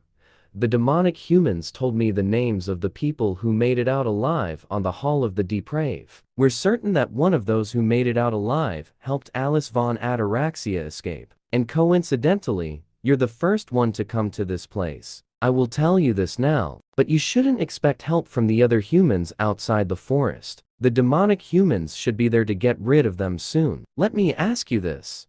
Where is Alice now? Jin replied to them with, I don't know who you're talking about. Well, I guess we have no choice. If you want to play dumb, then I will force you to remember her. Leorta then went to the back of Jin and activated his skill, the dark fighting spirit, to attack Jin from behind. But Jin blocked all the attack that Leorta releases to him with his weapon. While fighting Jin, she said to Leorta that he can't kill Jin and they need him alive. Leorta then activated his skill, the Blood Jade, in which blocks the sight of Jin for 30 seconds. Then he followed up his attack with his skill, the Blood Thorn, to further give damage to Jin. But Jin activated his skill, the Fire Element, to burn down the blood skill that has been blocking his sight, and said, "That's not gonna work well on me. I heard he's strong for a human, but he's not losing at all against Leorta. Is he the one who helped Alice escape? You guys told me an interesting fact first, so I will tell you guys one too. I already knew you guys would come find me, and I have a lot of places I can get information from." Back on the human settlement, the camp is being attacked by the demonic humans, but the group of Jin is there to defend it. Teresa buffs everyone on the battlefield, which gives them an upper hand since Teresa is using a divine power against the demonic humans. This disgusting feeling is divine power. But where could it come from? Leorta then activated his skill, the Blood Pool, and engulfed Jin with it. Both vampires are now in panic and said, "The divine power created a variable we didn't expect. We need to retreat for now and change the plan." Jin then casted his skill, the Fire Element, to negate the Blood Pool and said, "I thought I already said that won't work on me." While the two vampires are trying to run away, Jin then casted his skill, the Daylight, and attacked them with it. After firing the Daylight, Jin then asked himself if he got rid of the two vampires or not. A system notification then said, "You have accomplished the second death flag, and the Fire Element skill has been blocked." Teresa said, "Captain Zhang, the damages to the camp are bad. The demonic humans will definitely continue to attack us. Why don't we retreat outside of the tower, and I will be in charge of defense on the way there. We've managed to block the demonic humans, but we can't let our guard down since we don't know who is behind it. The demonic humans are working together with the high vampires from the higher floors of the tower, and I think they're scheming something here in Tundra. From what I gathered, what the enemy wants is an outbreak." The ice trolls were defending the location with the Phoenix Feather despite already having ice resistance, and the Phoenix Feather is famous for ice resistance. However, if you combine it with the right item, it can also become a portal. Dangan Guild members were kidnapped, and a lot of them at that. I think they're planning to combine humans with the Phoenix Feather to get out of the tower. Teresa then suddenly said while shaking, "Then a large outbreak like the one on the Amsterdam. It will definitely kill large amount of humans if that happened again." Ophelia and Leorta, "Is that human Jin that strong? And you couldn't even bring back a prey caught in a trap? I'm greatly disappointed in you. At this rate, how will you catch the escapee?" There was an unexpected variable. The human Jin. He wasn't surprised when he saw us, and he was able to calmly respond to the skills that Leorta used against him as well. And one thing is clear, it was subtle, but when he was fighting Leorta, I sensed Alice von Ataraxia energy on him. Really? Then we may find her sooner than we expected. I feel a bit better now, It seems like a much stronger enemy have descended into the lower floor. Timin and Yianhui will stand by in the forest, and will use the drones to catch the demonic human's attention. Teresa and Stalker will separate from the group to fulfill their task. I don't get why he always complains. He's gonna do what I say anyway. The Dangan Guild will abandon camp and evacuate to the outside of the tower, except for one person who refused until the end. While Jin starts to travel and look for the other vampires that escaped, he is then followed by the captain of the Dangan Guild, and he is getting annoyed by this. Jin then said that they will be stopping by a freshwater lake somewhere around this area. A freshwater lake, it's where mana is most concentrated. On the 7th floor, when something bad happens to the tribe, the Frostblade tribe's chief comes here to reserve mana. Jin and the captain went to the area where the tribe of the troll are located, and the captain is holding a white flag signaling that they are not their enemies and are just passing by. The ice trolls aren't that savage, they value honor very highly, and they prioritize family over everything. So as long as you hold up the white flag, they won't attack us. I've heard a lot about you. You beat up my tribe members with your bare hands. You seem pretty strong. Why did you surrender so easily? Jin then took the flag from the captain and then throw it into the ground. I have no intention of actually surrendering. I only pretended to have done so in order to come here without fighting anyone. Are you saying you lied? Don't you know the honor of a warrior? How can you stand in front of me with such confidence after committing a dishonorable act? Meet your death with honor in order to wash away the dishonorable action. Following the old tradition, as I am the chieftain of this tribe, I am requesting you to a duel. Meanwhile in China, all those members with 3S ranks died in the Elven Forest. I don't think Jin is an opponent you can win against. How much more do you need to be embarrassed in order to learn? Don't involve yourself with him any longer. The chieftain then attacks Jin, but Jin blocked it, and then the chieftain followed it up with his skill. The chief's cry, which is a loud wave attack, but Jin activated his skill, the 2-star distortion barrier, in which repels the attack of the chieftain. Jin then casted his skill, the glacier formation, and attacked the chieftain from above, and the chieftain is caught off guard with this, and he is directly hit by the spell attack. While the chieftain is down on the ground, Jin then activated his skill, the Grave of Swords, and launched an attack to him. The chieftain took a direct hit from Jin's attack, in which caused his defeat. The chieftain acknowledges Jin's strength and begged for Jin to kill him as an act of honor. I don't know about honor, but I know a lot about ice troll traditions. Absolute obedience to the winner in a duel. It's an unbreakable and divine rule. And do you know what I thought of when I won against you? I thought that you're good enough to win against the demonic humans and the Decasus mosquitoes. So why are you obedient to them? I assume you are talking about Ophelia and Bershan. Not obedient to them because I lost in a duel. I lost to someone who was incomparably stronger than those two.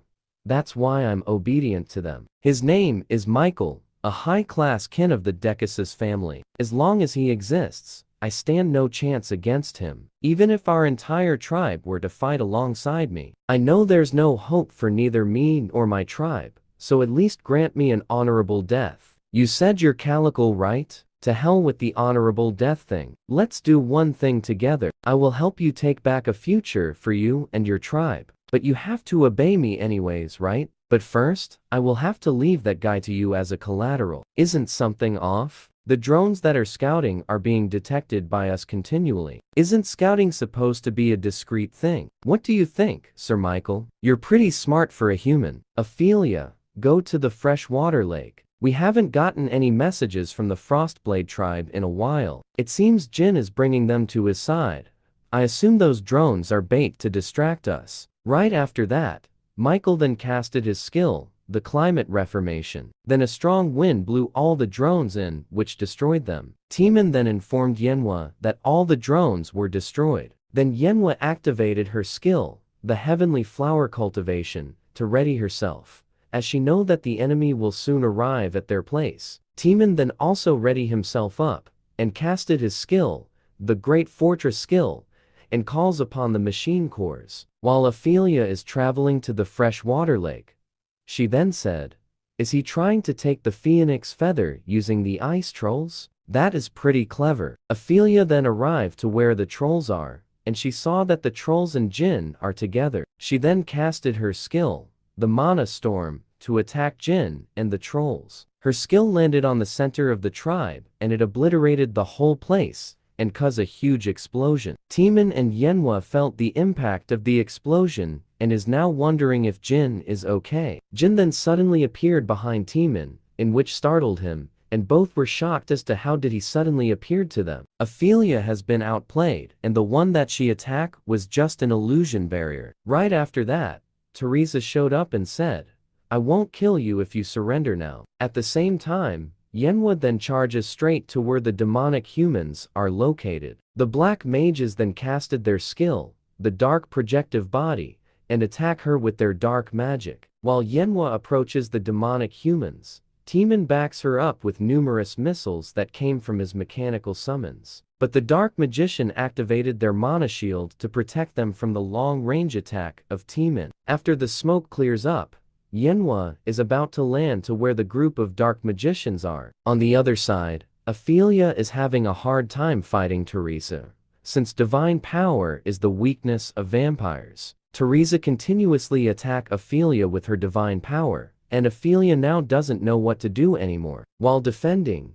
Ophelia then flew to a huge boulder of rock as she defends herself from the attacks of Teresa, and she is getting annoyed by this. Did you know that, while we are here fighting, the demonic humans were attacking your teammates? They're probably begging to be spared right now. Teresa just smiled at her and said, "There is no way that my teammates are that weak." Meanwhile, Manhwa is beating the crap out of each demonic humans that she faces, and they are having a hard time battling with her in a hand-to-hand fight. She's basically a monster. She's not losing at all, despite fighting all of us just by herself. But I don't see Teresa here, so we will be able to win. It was convenient with Teresa here because of her buff magic, but it's starting to get a bit hard. Manhwa then calls Timin for some backup. Then numerous mana anti-tank landmine was dropped to where the demonic humans are. Then multiple explosions happen across the battlefield. But before that happens, Manhwa had already run away from the area. Lancelot saw that Manhwa is running away, so he ordered his troops to quickly follow her and not let her escape. Michael then ordered Lancelot for his men to stop the chase as it is a trap, and they will be killed if they continue the chase. So the men then stop chasing Manhwa and get back to their spot. Jin then noticed that something is not right here, so he then ordered Manhwa and Timin to get back to the ridge. Then a powerful magical spell has been casted, and it destroyed the place where they used to hide. Luckily, they were able to escape in time, but the demonic humans saw them, and so the chase has begun. Manhwa and Timin are having a hard time running on the snow, and soon the demonic humans were able to catch up to them. As soon as Lancelot and his men got close to the three of them, Lancelot then noticed that Unknown is waiting for them. A few hours before Unknown showed up, the base of Nangoon was suddenly attacked. Nangoon is shocked to see that Unknown is right in front of him. He then took out a piece of paper and said, "Listen up, Zhonghua Guild, you weaklings. Is this guild really supposed to be the strongest in China? You do better running a restaurant. Don't ever show yourself in front of me again. If you're mad, then come to the 7th floor of the Tower of Trials right now. You'll be facing not only me, but also Jin, who is the strongest in the universe, and will beat you to a pulp." Then there was a huge explosion that happened in which destroyed the base of Nangoon. At this moment, Nangoon brought all his members and headed to where Jin and his friends are. Lancelot is confused as there are a lot of hunters that are group up with Jin, as he never received any information that Unknown had an ally with these much hunters. Jin then talked to Nangoon and pretended that the demonic humans are his allies. Nangoon is pretty pissed about this since he thought that it would only be Jin and Unknown, but he saw a lot of hunters too. The little misunderstandings created made the demonic humans and Zhonghua Guild fight each other without even understanding why, and that was enough to turn the tables of the battlefield. And the one who made the last laugh was our MC. While the demonic humans and the group of Nangoon fought each other, Jin and his friends have already run away from the scene. Jin and his friends arrive at a secret location that only Jin knows of, and they are shocked to see that there are trolls in the area. No need to be nervous. They were being controlled by the vampires, and now, they are cooperating with us in return for us freeing them. Jin then saw Teresa as she is being helped by the trolls kids on her bandages and said, "Sorry Jin, I ended up losing to Ophelia. I guess capturing her alive was too hard. But good work anyway Teresa." Jin then gathered them up to explain his plan and said, "The enemy will head toward the island with the phoenix feather to get out of the tower. Thankfully, we're in a more advantageous location than them. We need to prepare a lot of things before they get here." Yenhua and Timin are clueless on what kind of preparation Jin is talking about. More reinforcement arrive and the slaves of Jin also arrive at the scene. In case you forgot, the two girls have the hand mark of Jin on their faces, and they cannot disobey Jin as their master, while the other one is the old man, and the other guy is the assistant guild leader of a top guild in Korea. This is an essence I've been collecting to revolt against Michael. It's a precious item we obtained by risking building a camp in the freshwater lake valley. The fact that I'm giving this to you signifies my complete trust in you. This is an essence event that usually occurs when you subjugate other tribes. But I guess it's happening in this manner this time. I decided to give you my full trust after seeing you fight for us. Let's make sure we don't regret anything in this war, so that we won't be slaves anymore. Everyone is then briefed once again on where they will go, and what will they have to do there. And after that, everyone went to their designated place. Jin then went to his designated location and exposed himself. And then Michael saw him and approached him. "I heard you made the demonic human fight other humans and convinced Calico to become your ally. You seem quite clever, so why did you do something so foolish?" Jin then brought out the mana essence and used it to increase his mana, but he only have 2 hours before the effect of this item runs out. Jin then tried to use the Eye of Gluttony, but it is ineffective against Michael as the level gap is way too high. "You must be Michael. I assume you're trying to leave the tower by using the phoenix feather. You realized? That is impressive. Makes sense that you were able to help Alice escape.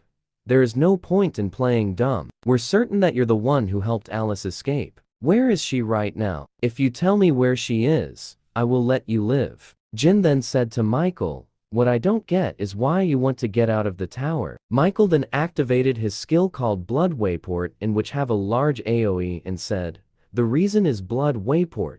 It's a technique that takes human blood as a sacrifice to form a creature. It was rather easy to find sacrifices since humans came to me on their own. We call these creatures that are without reason ghostlers. We need the phoenix feather to send these ghostlers out of the tower and get more human blood from outside the tower. We will keep creating ghostlers using human blood until we have a military that can conquer this tower." Jin thinks excessively and said, "I've never seen this pattern before. Did the existence of humans outside the tower become a variable in this situation?" Michael then ordered the ghostlers to find the phoenix feather for him, and so the ghostlers quickly looked for the item. While the creatures were looking for the item, they were gunned down by the summon of Timin, and the rest of Jin's party are also waiting for them. "You made some really annoying creatures, but it's okay. I have no intentions at all to give you the phoenix feather." Michael then noticed that his creatures were defeated and said, "What have you hidden in the forest?" While Michael is not looking, Jin then casted his skill the Daylight and attacked Michael with it. Michael then summoned a huge hand that is made of blood to block the attack of Jin. Michael is furious about the cheap shot that Jin made and said, "I'll beat you up until you beg for me to kill you." The other members of Jin's group is also facing the ghostlers, and they are having a hard time fighting the ghostler since their combat level is way lower than the rest of Jin's group. Why are they so many? No one said anything about this during the briefing. Uni, how's it looking on your side? Gramps is doing really well against the monsters because their types are a good matchup for him. But I think we'll still need like 20 minutes. Teresa is surrounded by the ghostlers, and one of them manages to sneak on the back of Teresa and bit her shoulder. Teresa then activated her skill, the Sacred Explosion, in which cause a huge AoE divine damage to her enemies nearby. After that, all the ghostlers that surrounded her melted, but she lost significant amount of mana upon activating her skill. At the same time, Jin then started to approach as Michael, but Michael casted his skill the Fist of Blood, in which summoned multiple Blood Fist. The Blood Fist attacked Jin, but he dodges it, and then Jin jumped into the air, but the Blood Fist follows him and surrounded him quickly. The Blood Fist then grab hold of Jin, but while keeping Jin at his place, a white light appeared while the Blood Fist is holding Jin. Jin then activated his skill, the Blessing of the Star, in which destroyed the Blood Fist. Michael saw this and said, "So you also know how to use divine skills too?" Upon landing on the ground, Jin then immediately attacked Michael, but Michael dodges it, and then Michael noticed something about Jin. "I see that you are not a normal human, and you look glad that your attack didn't work." Ophelia and Bershin arrive at the scene and inform to Michael that they just finished with the procedure. Michael then ordered them both to unsheath their swords and they will attack Jin all together.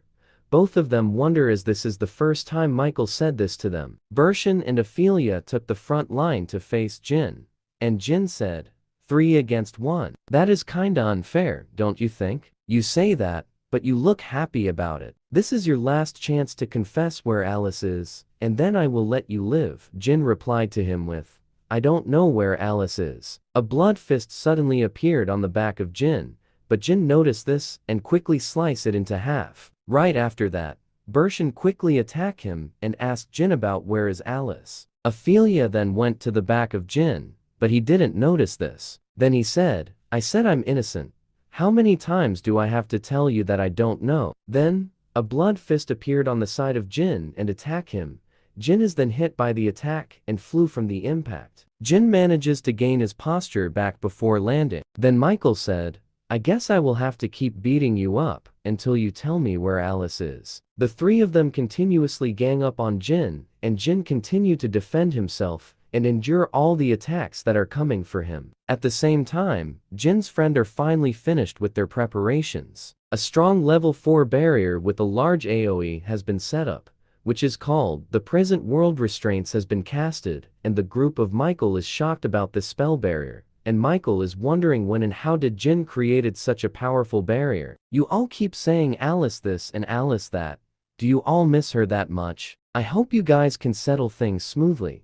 She has been waiting for a long time, and she is actually really pissed. Jin then releases the restraint that he put on Alice, and then Alice gained an additional 20% more power upon the release of the restraint. Ophelia then said, "How can she still have this much power after all that time in the ruins? I, Alice von Ataraxia, have lost too much during my exile in the endless darkness. I will hold you guys responsible for all that you've done, you filthy traitors." At the same time, Jin called Jang and said, "It's finally time for you to be useful. I really need your help. Please find the magic crystal. That's the root of the magic procedure with Calico. You have to hurry up. We don't know how long the people can hold on." Upon hearing this, Calico then rushes towards the Ghostlers and summoned his transparent hammer to attack the incoming enemies. In one fell swoop, the Ghostlers were instantly defeated by Calico. Monster like these wouldn't be guarding the magic crystal. I have a few guesses, so let's check those out. A whole army of Ghostlers surrounded Alice, but Alice flew into the air to keep some distance from them. Alice then activated her skill called Blood Sphere and summoned a huge sword called Judgment. Then right after that, the Judgment sword was dropped to where the whole army of Ghostlers are. Upon landing, the impact of the attack can be felt from a distance, and Timin and Yenhua said, "What the hell is that? This is coming from where Jin is. What kind of fighting is going on there right now? You've gotten rid of more than half of the Ghostlers with just one attack. That is pretty impressive, Alice." "Alice, it seems like you two have a lot to talk about. You can take Michael, and I will take care of the rest, and then I will join you." "Are you saying you don't think I can face them all at once? I just don't want you to take on all the risk on your own. We are teammates here. Michael, I will take care of your minions, and you can fight Alice, since I think you guys have a beef with each other. Long time no see, former patriarch of the Ataraxias. How have you been?" Alice got mad, and charges towards Michael, and said, "You BS. Don't you dare say my name with that dirty mouth of yours. You shouldn't have left that place. This is all you can do because of the tower's restrictions. When you used to be called the world's strongest. Seeing you in battle in such a weakened state is such a sad reality for me." Alice got mad and said, "Enough with your fakeness.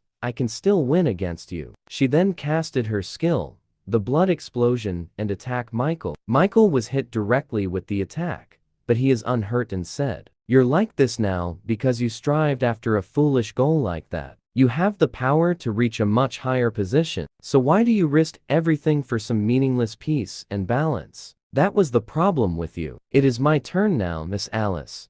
Please take a look at how much I've grown. We have left you alive because we wanted information, but since Alice is here, there is no need for you to be kept alive. Is that so? Then I will show you my real power too. What I've shown you until now was only 20% of what I am really capable of." A system notification suddenly came and said, "Mana blood-sucking was successfully copied," which allows the user to steal an opponent's mana for every successful attack. I kept you alive and took all the beatings to get this skill, the mana blood-sucking, a skill you must copy no matter what. If you come across vampires, Jin then combined the mana blood-sucking and the blessing of the star, and he is able to create a new skill called soul blood-sucking, in which allows the user to steal mana when attacking an opponent and steal a hidden stats called spirit per hit. Ophelia then said, "This energy is the mana blood-sucking. That's a skill that only vampires can use. How can he use it?" Bershin then said, "That's not an ordinary mana bloodsucker. It's been combined with divine power." Jin then quickly attacked Bershin to try out his new skill. Upon hitting Bershin, Jin gained 0.3 mana, and he also gained 0.01 spirit due to the effect of the soul bloodsucking. The spirit? It synergizes with all the stats you have, and fills your body with vitality. A hidden stats I found by trying out 62,000 different combinations. A stat that grows infinitely. And now, there is no longer a ceiling on how much I grow. Jin then activated his skill, the Sword Demon King steps, and attacked both Bershin and Ophelia, and both of them is having a hard time keeping up with the speed of Jin. Jin is enjoying this moment since every time he attacked both Bershin and Ophelia, he is gaining 0.01 spirit due to the effect of the soul blood sucking. And if this continue, Jin can absolutely gain enormous amount of spirit stats, and he can eventually face off with Michael in a one-on-one battle. And while Jin is gaining stats, both Bershin and Ophelia are losing 0.3 mana on each attack that they received from Jin. And if the fight prolongs, it will be bad for the both of them since they won't be able to use any skill because they will lack the mana to do that. And while they are defending from the attack of Jin,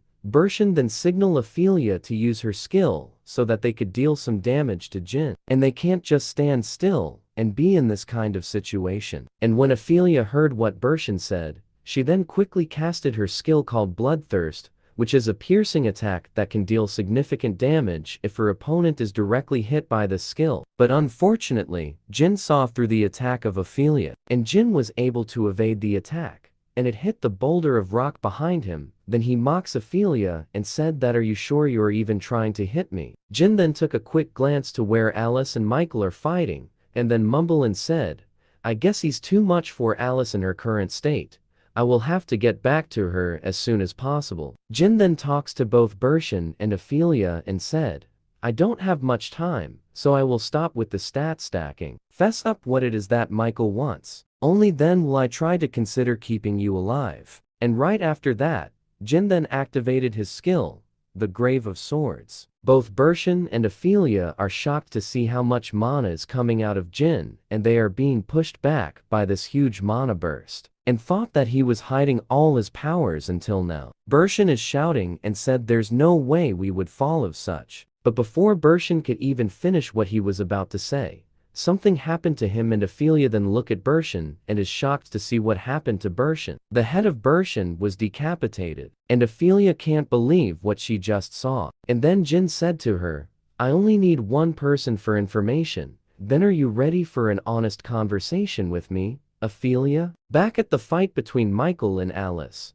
Michael uses his blood summon to grab hold of Alice and pin her down into the ground. And while Alice is pinned, Michael then quickly follow it up with another attack in which Alice took a direct hit and gave her significant damage. Due to the restriction that the Tower of Trials gave her, Alice's power is still not 100%, and currently she doesn't have any more mana to defend herself against the attack of Michael. Michael then quickly jumped over to Alice to give her another attack. Michael then gave Alice a solid attack, and right after that, there was a huge explosion that happened. On the other side, Calico, the chieftain of the ice troll, is facing with the ghostlers who are blocking his way to search for the item that Jin told him to find. Calico then saw the item that Jin told him, but it is being defended by dark mages and a group of ghostlers. But Calico said, in order to win this war, we need to destroy that magic crystal. Calico then said, I will open up a path for you so that you can reach the magic crystal. But the captain can't comprehend what the chieftain said since there are so many enemies who is guarding the magic crystal. The captain said, so you're telling me to get past all those monsters and destroy the magic crystal? I just want to become popular with women, just want to become a more successful person. The captain is losing his mind because he might die if he faces with the group that is defending the magic crystal. Calico is being swarmed with the ghostlers as he moves forward to reach the magic crystal and said,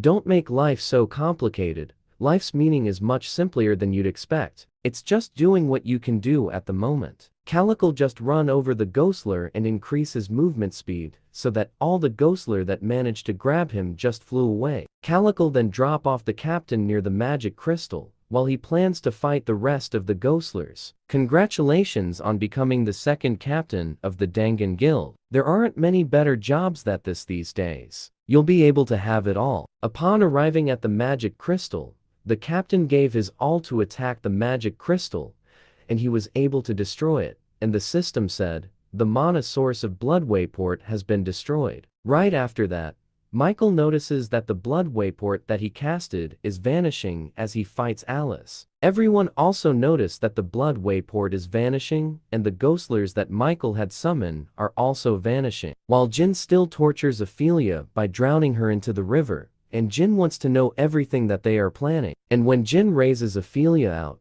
she then said that they are aiming for the 29th floor, and Michael wants Balmung, in which the Empire have the best dragon slayer sword. Balmung. I guess he was gonna use that to kill the dragon on the 48th floor. Jin then asked Ophelia if she wants to live. Ophelia then cried and said, why are you asking such an obvious question? Of course, I want to live. Right after that, Jin gave Ophelia the brand of tribulation so that Ophelia will be under his control. Then Jin said, I look forward to working with you from now on. On the other side, Michael grabbed hold of Alice and said, I'm sure you've enjoyed your little escape enough. It's now time to go back to where you belong, Miss Alice. But before he could do that, Jin arrived and cut off the blood summon that is holding Alice. Michael then wonders as Jin was able to cut off his summon, even though his summon was able to withstand Alice's attack. Jin then thanked Alice for holding this long enough, even though she still lacks in power, and right after that, Alice then lost consciousness. Jin is now ready to face off with Michael, and he still have 30 minutes left remaining on his Essence of Souls.